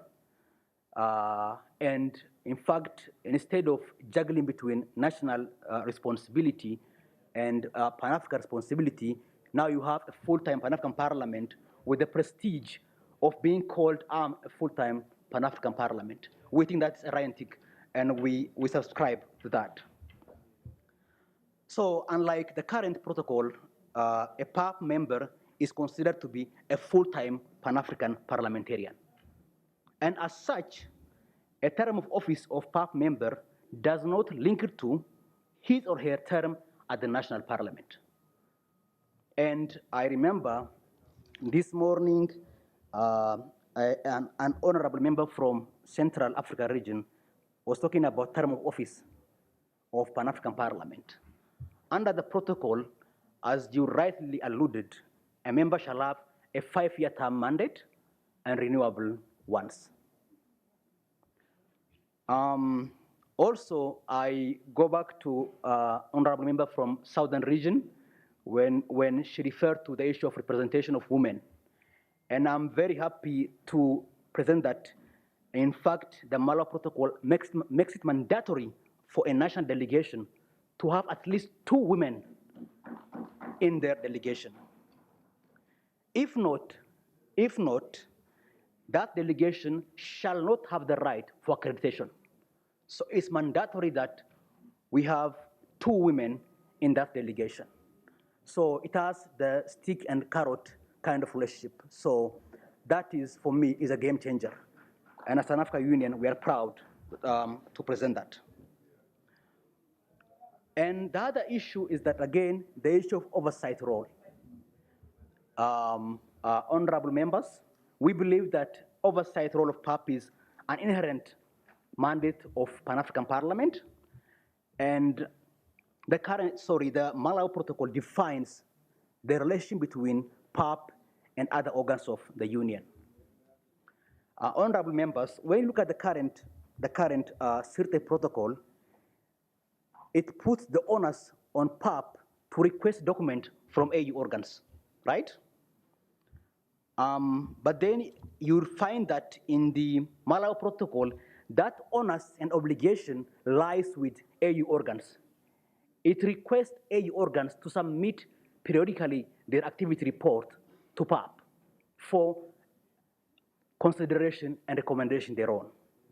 That's why in this regard, there are 4 oversight mandates of Pan-African Parliament over the AU organs' activities and projects. Number 1, PAP shall receive and consider reports of other organs of African Union, as may be referred to it by the Council and the Assembly, including audits and other reports, and make recommendations thereon. It requires the chair of the Assembly, or in other words, chair of the Union, to deliver a speech on the State of the Union at each inaugural session of the new term of Pan-African Parliament. It is another form of accountability for the chair of the Union to come here and brief the Assembly the current state of the Union of African Union. That is very, very important. The other oversight role is the obligation lies with the chairperson of the commission, whom required to at least once during the term of each parliament to present an activity report of the commission to Pan-African Parliament. And lastly, other organs of the union, except the Assembly, the Council, and the Court, the Malawi Protocol requires them to submit their activity report annually to the Pan-African Parliament by the third month of each succeeding years. This is another oversight role, and it's another way of ensuring accountability of AU organs toward African people. So we find this to be a game changer as well. It also, honorable members, codified some of the practices of PAP. In fact, this morning again, I will allude to a member from Southern Region when she referred about when members of parliament attend observer mission, there's always a challenge. Now it's clearly provided for in the protocol. That means now you have that statutory right to observe, and no one can question that right of Pan-African Parliament. It's another way of talking about oversight and accountability. So we find this as well a game changer. The other issue is an issue that created a lot of problem in Pan-African Parliament: the need to comply with AU rules and regulations. This protocol clarifies the application of principle of rotation emphatically. So that means now, going forward, that protocol should give us that solution once and for all. It also requires PAP to ensure compliance with AU rules and regulations when developing its rules of procedure, as well as policies for the management and administration of the affairs of the Pan-African Parliament. As you know, there have been a number of audit investigation, but now this provision will require that PAP to comply with AU rules and regulations. That being said, honorable members, now I proceed to the status of ratification of the protocol. As of 20th August 2022, 22 African Union member states have signed the protocol. Out of that, 14 member states have submitted instruments of ratification. As you know, the protocol will require at least 28 instruments of ratification, which is a simple majority of AU member states, deposited before the AU chairperson for the protocol to enter into force. And now I'm not naming or shaming any member state, but then I'll give you who has signed and ratified the treaty. I find this to be very, very important. I think it's not visible, but then let me go through it so that you know. Algeria has signed the protocol but not ratified. Benin have signed and ratified. Cameroon, they have signed and ratified. Central African Republic, they have signed but not ratified. Chad, they've signed and ratified as well. Comoros, they have signed. Congo, they have signed. Djibouti, they have signed but not ratified. Equatorial Guinea, they have ratified. Gambia, they have ratified. Ghana, they have ratified. Guinea-Bissau, they have only signed. The same for Guinea, they have only signed. Madagascar, they have signed and ratified. Mali, the same, signed and ratified. Morocco, they have ratified. Mauritania, they have only signed. Niger, ratified. South Africa, signed but not ratified. Sahrawi Arab Democratic Republic, signed and ratified. Senegal, only Sierra Leone signed and ratified. Somalia, they have ratified. Sao Tome and Principe, they have signed but not ratified. The same for Sudan, signed only, but not ratified. Togo signed and ratified, and Zimbabwe signed but yet to ratify. So in total, we have 22 signatures and 14 ratifications of instrument. So we are halfway. We need another 28 ratification for the protocol to come into force. With that, honorable members, having seen the benefits and comparative advantage of the Malabo Protocol, members of Pan-African Parliament are indeed the beneficiary and key players in the effort to expedite the ratification of the Malabo Protocol. So what are the roles of PAP and its members in operationalizing the revised Malabo Protocol? To give you an idea in terms of how long it took for this treaty, for this protocol to come into force, look at the one of Sirte Protocol. It took that protocol less than 3 years to come into force. However, it is now approaching a decade since the Malabo Protocol was adopted in 2014. I have to admit, honorable members, a challenge of ratification is not peculiar to the Malabo Protocol. It's a long-standing issue we have across the Union affecting most of our treaties. However, as a legal office, we firmly believe that treaties remain the primary source of international laws, and the OLC underscores that the uniqueness of OAU treaties in addressing specific issues of concern to the continent and the promotion of African integrations. Therefore, OLC reiterates its concern on the number of treaties that have not been ratified properly, including the Malabo Protocol. So we have within the Africa Union a ministerial committee in charge of challenges of ratification of OAU treaties. And in that ministerial committee has identified a number of challenges in terms of causing this slow pace of ratification of OAU treaties.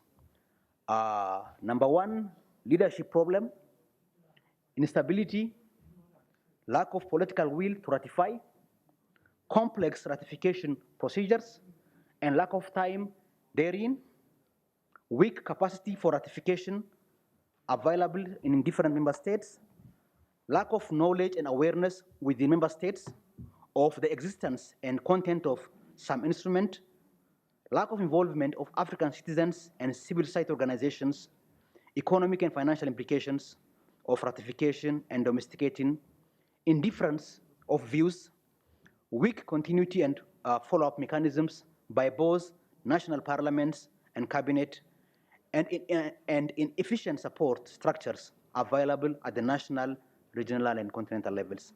These are some of the problems identified by the ministerial committee in charge of addressing challenges of slow ratification within the African Union. So what should we do, at least to expedite operationalization of the Malabo Protocol? As a legal office, we have a number of proposals to make for consideration of this August Assembly. Number one is establishment of National Sectoral Committee. This committee and this establishment is an outcome of a policy organ decisions that is made back in 2014 to facilitate at the national levels to create an intersectoral committee to facilitate ratification of AU treaties. In this regard, as a legal office, we think that each member state to operationalize this cross-sectoral committee on challenge of ratifying and implementing AU and OAU treaties. The committee is expected to assist operationalization of the Malo Protocol. In this regard, as a legal office, we are of the view that members of the parliament are key stakeholders in this process, and they should be members of that committee. And as such, they should play a more proactive roles. In terms of the purpose of National Sectoral Committee, the committee intends to bring together various relevant ministries, departments, and institutions at the national level to facilitate the implementation of national policies and AU decisions relating to ratification of AU treaties. The committee is tasked to advocate for adoption of necessary legislative and administrative measures to implement OAU AU treaties, where necessary to also initiate national dialogue with political leaders, parliamentarians, NGOs, CSO organizations, and other stakeholders with the view to sensitize them the importance of ratifying and implementing AU or AU treaties. Accordingly, honorable members of PAB should champion the effort of African Union to establish national sectoral committees and ensure its effectiveness, and not only to speed up the operationalization of Malawi Protocol, but all other AU treaties. And as a legal office, we believe we are a reliable partner for PAB. We would like to cooperate and collaborate with you in order to fast-track establishment of these committees. Also, PAB should adopt a comprehensive strategy on ratification, including targeted campaign on selected member states on the basis of clearly defined comparative advantage. For example, you may wish to consider focusing on those member states who signed the protocol to ratify the same. It is also recommended that a comprehensive cost-benefit analysis of ratifying the Malawi Protocol be carried out as part of continental campaign to encourage member states to ratify the instruments. PAB should also consider identifying and appointing regional champions, preferably at the level of heads of state and government in each region of the Union. That would elevate the advocacy effort at the highest political office and is also considered to be a cost-effective mechanism, considering the austerity season we are in. Finally, honorable members, PAB is also encouraged to continue to work with the AU Commission, specifically with the Office of Legal Counsel. We are the custodian of all AU treaties. We would like to collaborate with PAB in their various initiatives to fast-track operationalization of the Malawi Protocol. We also encourage PAB to work with other AU organs with a mandate to sensitize and advocate ratification of AU treaties. With that, honorable members, I conclude my presentation. I thank you for your kind attention. Thank you.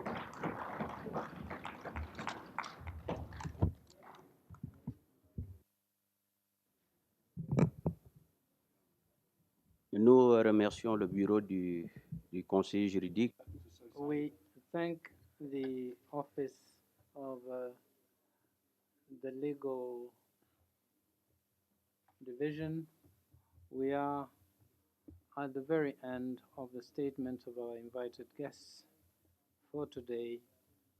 You have just listened with keen interest, I trust, to the last statement.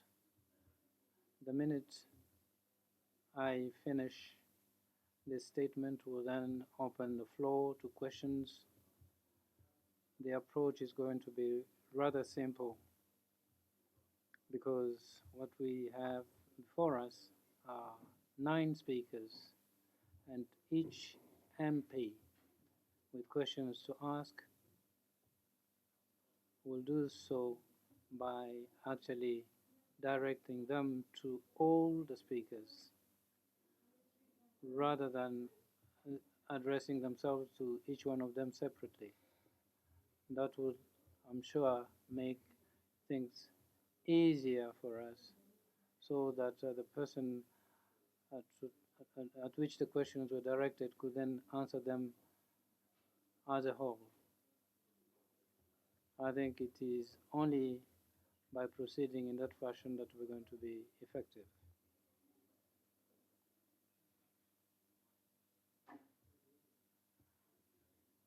Do you have a different view with regard to what I've just stated, which would make our work more manageable and effective? Is that right? You have the floor, sir or ma'am. And also to welcome a very good presentation by the legal person from AU. Given the time factor and exhaustion, the body and the mind of a human being can absorb up to a particular level. We need more time to engage on this matter. This is a very critical matter. We cannot even attempt to start it now. We need whole day, but it must be processed accordingly. There is a rules committee that is supposed to look at that.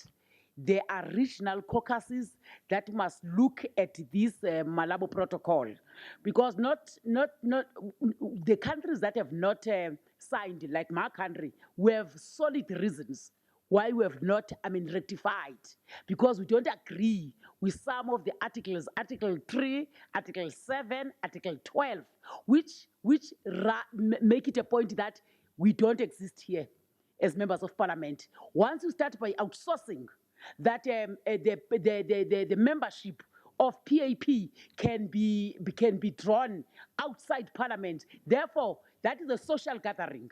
It can never be Pan-African Parliament again. So those are very serious issues that want to interact on them. But it is late now. We're exhausted. Members are not here. If we could package it for another day. Thank you.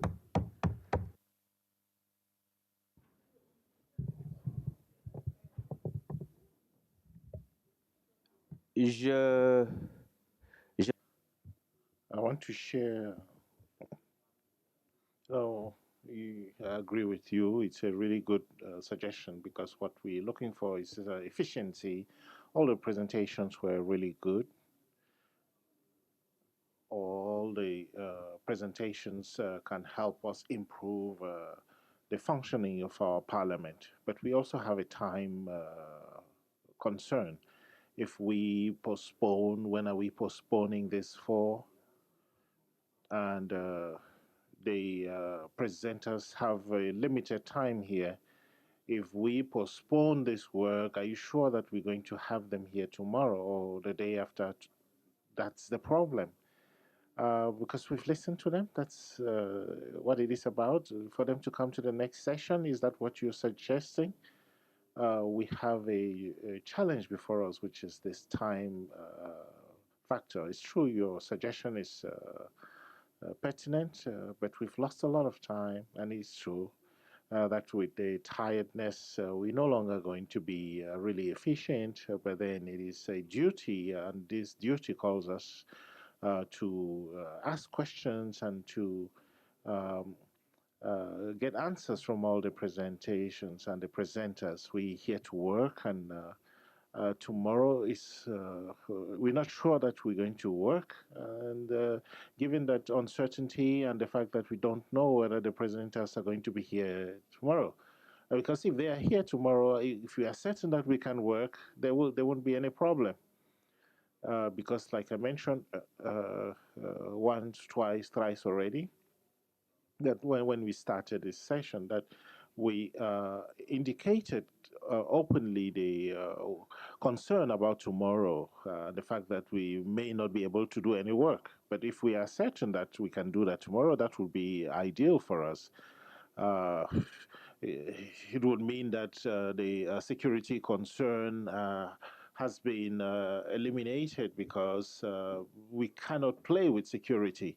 If it is clear that that security concern has been resolved, then we can be here tomorrow. The other aspect would be the availability of the presenters. If they are not available, what can we do with this problem that we have? So I didn't really want to start a debate. Yes, dear colleague, I'm going to take the last question or input.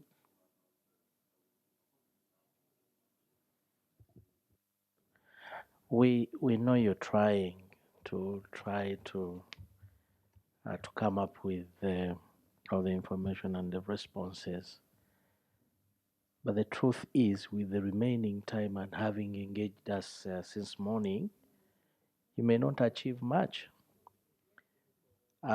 You're right because of the challenges that there is, but I would like to propose that we send, this is a committee session, we send all the presentations to the respective committees, and the respective committees may interact virtually with the presenter, and the committees can deliberate in detail about these discussions and presentations.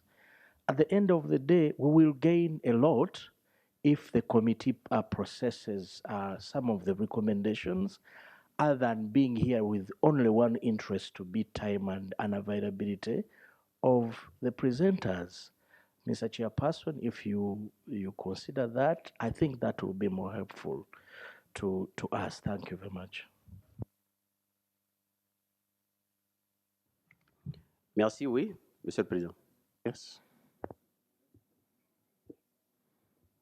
Sorry, let me make this appeal, Mr. Chair. Indeed, those that are here now, their feeling is, can this thing end? Who want to go? So those who want to speak, I think be very strict.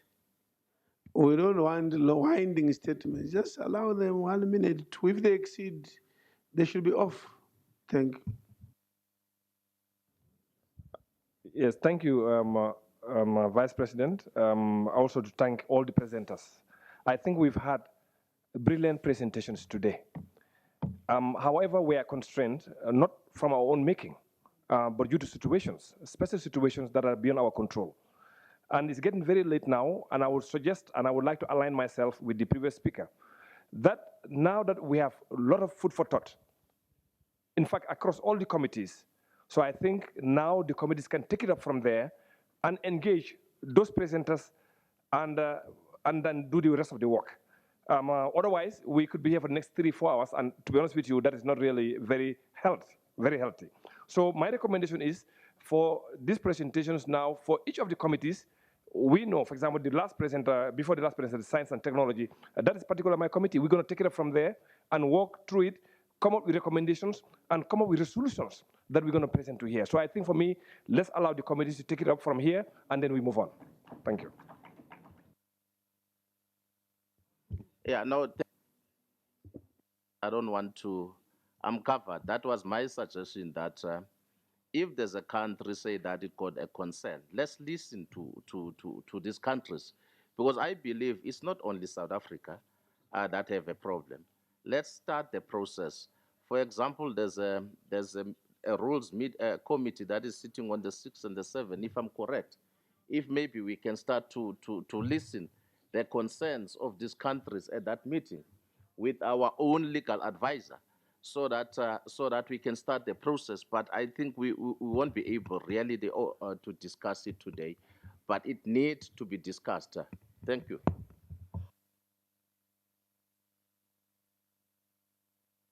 Mr. Honorable members, sorry. This Malabo protocol was always contentional. I was in Bureau where we were divided. I fully agree with Honorable Majuddina. Now, they want to bring people who are not elected by African people. They want to bring members, so-called members, to Pan-African Parliament. I was totally opposed that proposal from Bureau. And it should be even today amended before its ratification. With all due respect, my friend, from African Union, it doesn't say members of national parliament will resign if they will be elected. No, it doesn't say. It says national parliament will elect out of parliament members. No, totally, this is no, Africa cannot afford that. Africa cannot afford that, honorable members. So this, we were divided during that approval at the bureau level and even at the admin level. I was in minority. It was not accepted. My proposal was not accepted. And this time, Your Excellency, we don't have reason to rush. Let's send this protocol, Malabo protocol, to Rules Committee. Let's Rule Committee come up with proposal and do it accordingly and properly. Honorable members, I urge you to do that way. Thank you. Merci, Monsieur le Président. Thank you very much, Mr. Vice President. I think that we have a few suggestions on the floor. I'm going to take the last input and then we are going to make a decision. Yes, the two of you, and after that we're going to take a decision. Yes, thank you very much, Session Chair. My concern is very simple. Over and above all the suggestions that we have made, are we certain that all the inputs from those who are going to leave us shortly, are we certain that we are going to have them in all the languages of the African Union? This morning, someone asked a question about that. All the presenters gave presentations in English, and English is not the only language of the African Union to help us do our work properly. For that to happen, all the presentations that were given today should be forwarded to us so that we really take a deep dive into them in the language that we understand the most, and obviously official languages of the African Union. I thank you.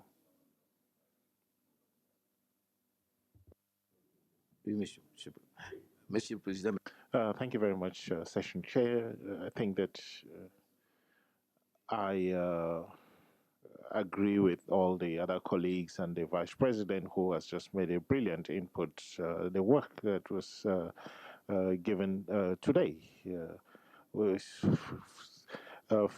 for our interests. The friends from the African Union came to help us in this reorientation workshop so that we strengthen the work of our parliament. They've given us a certain number of documents and presentations, and we should also receive the presentations. And now, after that, the main work is going to be ours.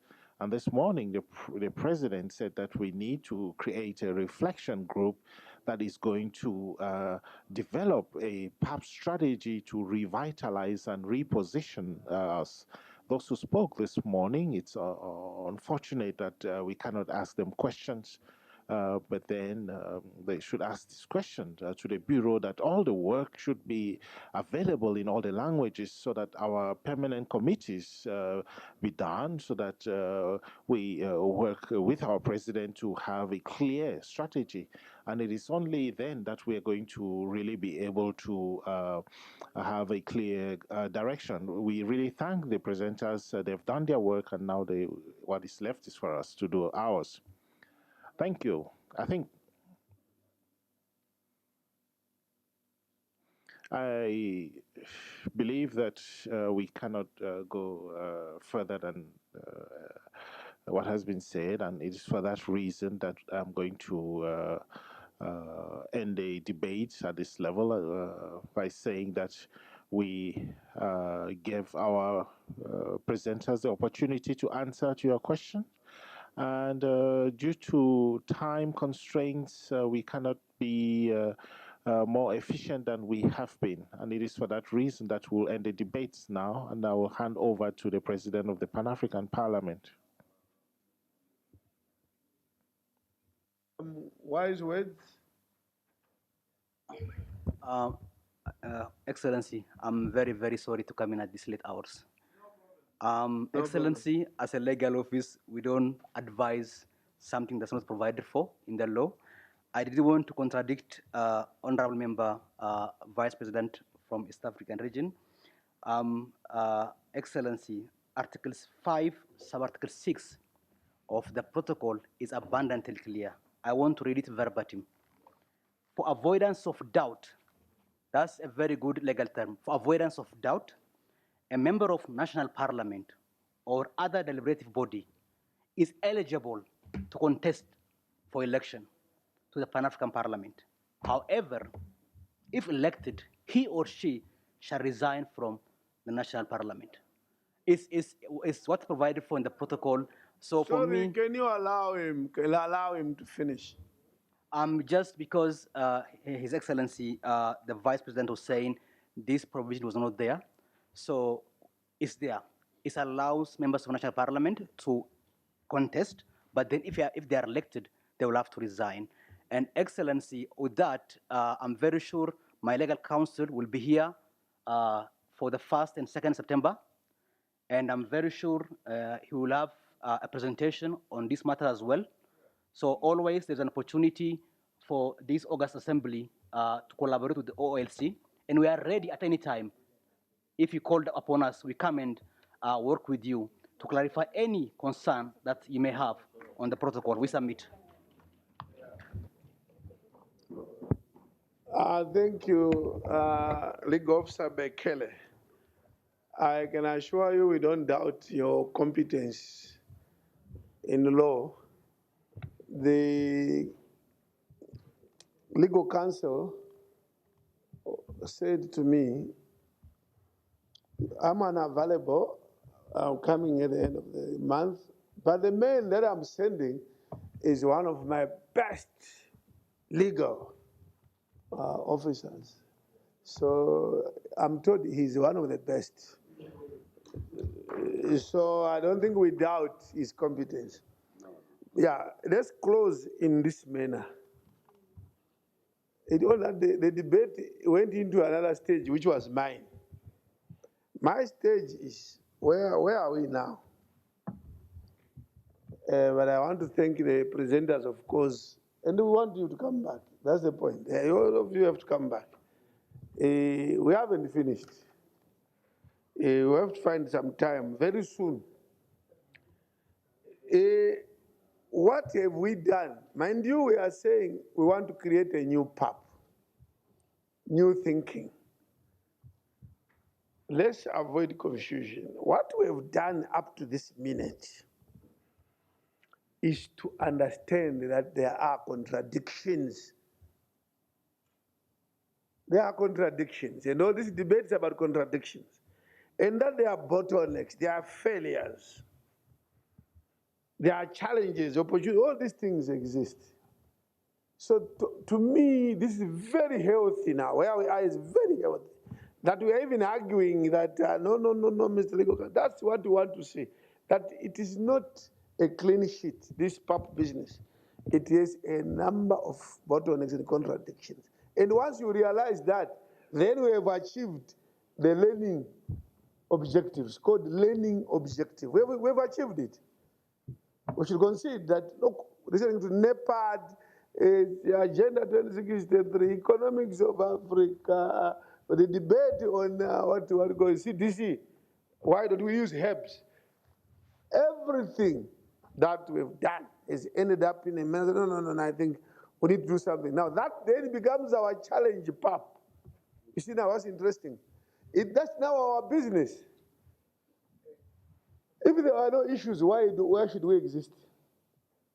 We exist because there are challenges. So this was simply to understand as MPs that, look, this whole issue of PAP, AU, has so many challenges, contradictions. And that is where you come in now. That's your agenda. Now they've given you business as MPs. There is business with respect to the 2063 agenda, to everything. So we are okay. We have achieved the objective. Next step. and some of you mentioned it. We have forced business of tomorrow. There was an understanding that there is a strike, it will disrupt things. So we rushed in now, finishing so late, trying to cover even presentations from tomorrow. And we've done everything today, and we have given the answer. Our next stage, there are two critical stages now. Committees, you were listening to these things. So those who said, this now go to committees are very right. They are very right. That's the next stage. Because to resolve these contradictions, human rights, we have to go to committees. That is, as we all say, the engine room now. We have to go to our operations room and solve this. So each committee should take something from what has transpired.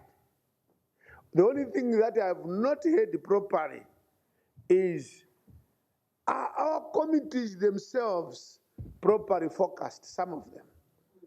That's another issue that should have come up. You touched on it, but not quite. Look at transport. Because in a committee, you want focus and results.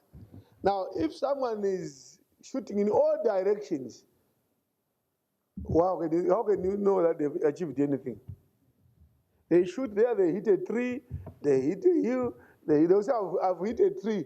Yet what we want is that you shoot a leopard or an antelope. But they will say, because I shot a tree, I shot.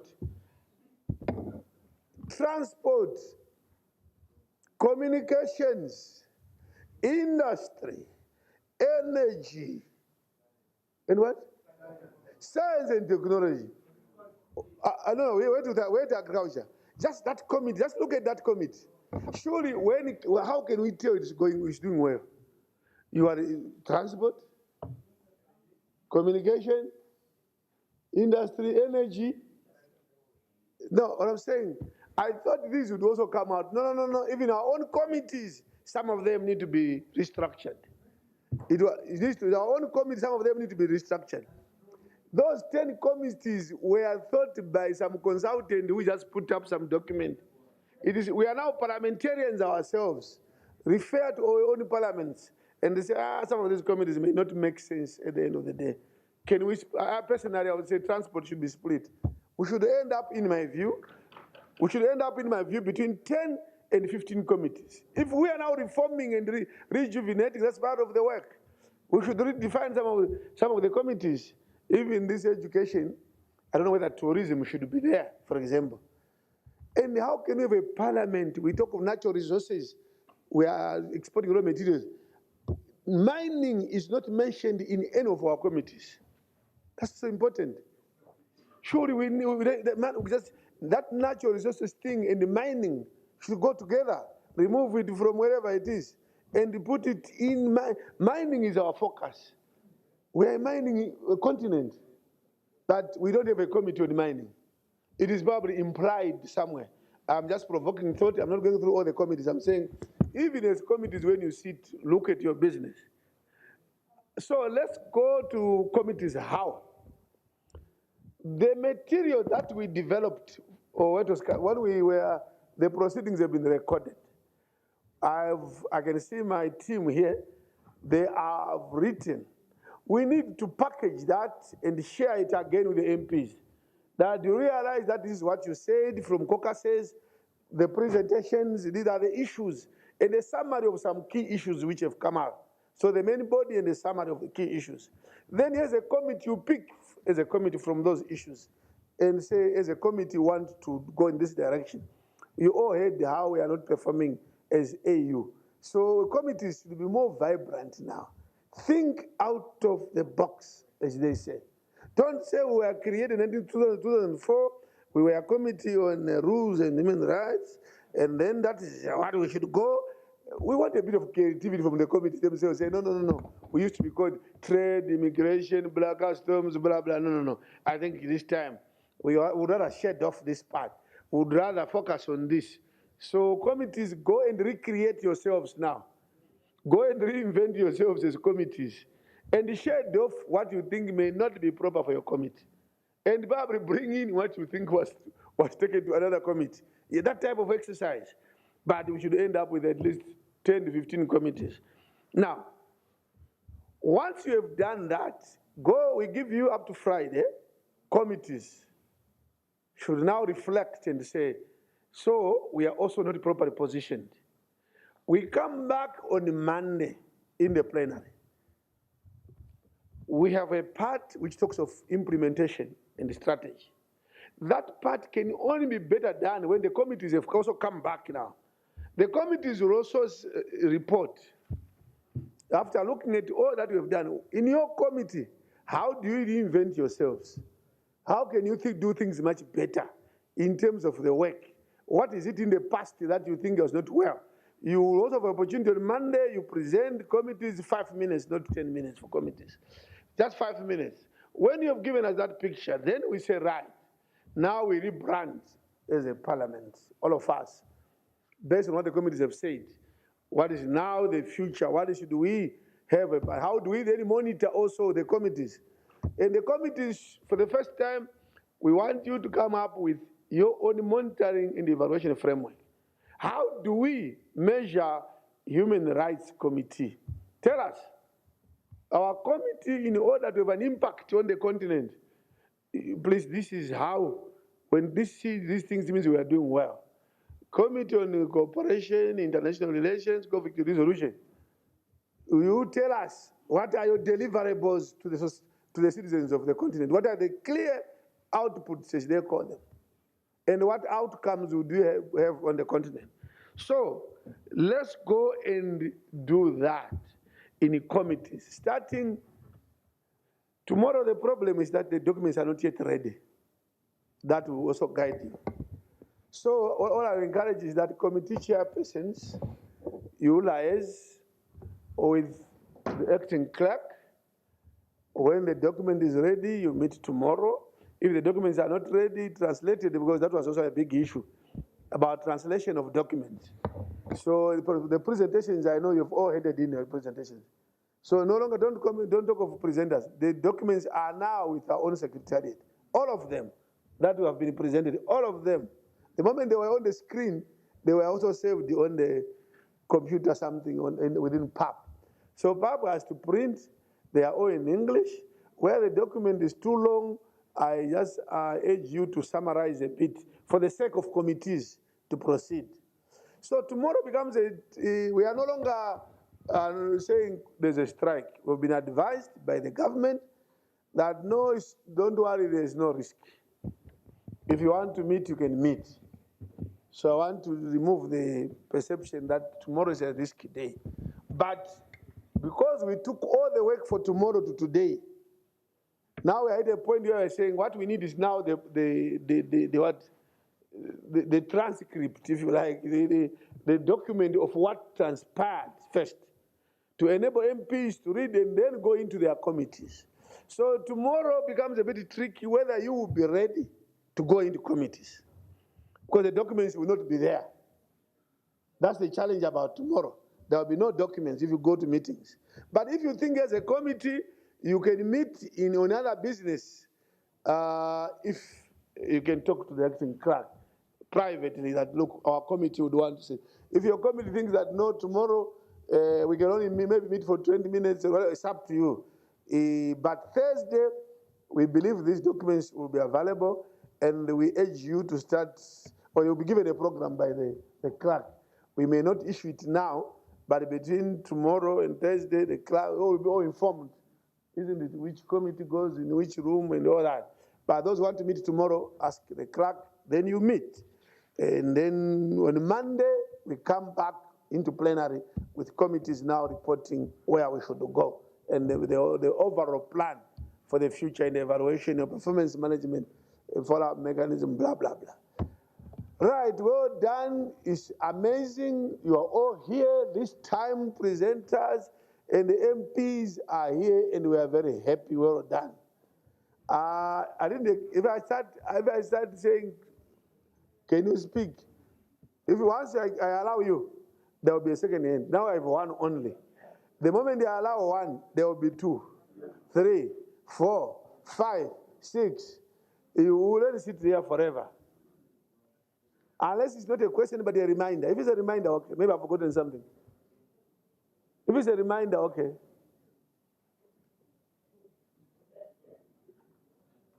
Yeah, it means time is gone.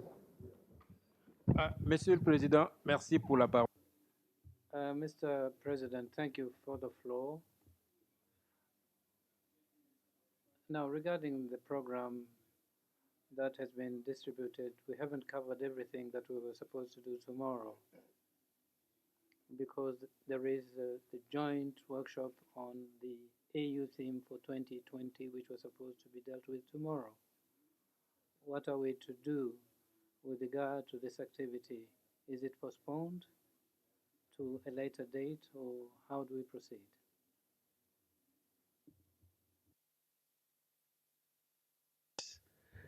We didn't exhaust the program because it is not even exhausted. It will be exhausted, and that's why Monday we have a full day, is to exhaust the program. But there is a step in between that we want, that the committees, and you said, the committees now need to get involved first.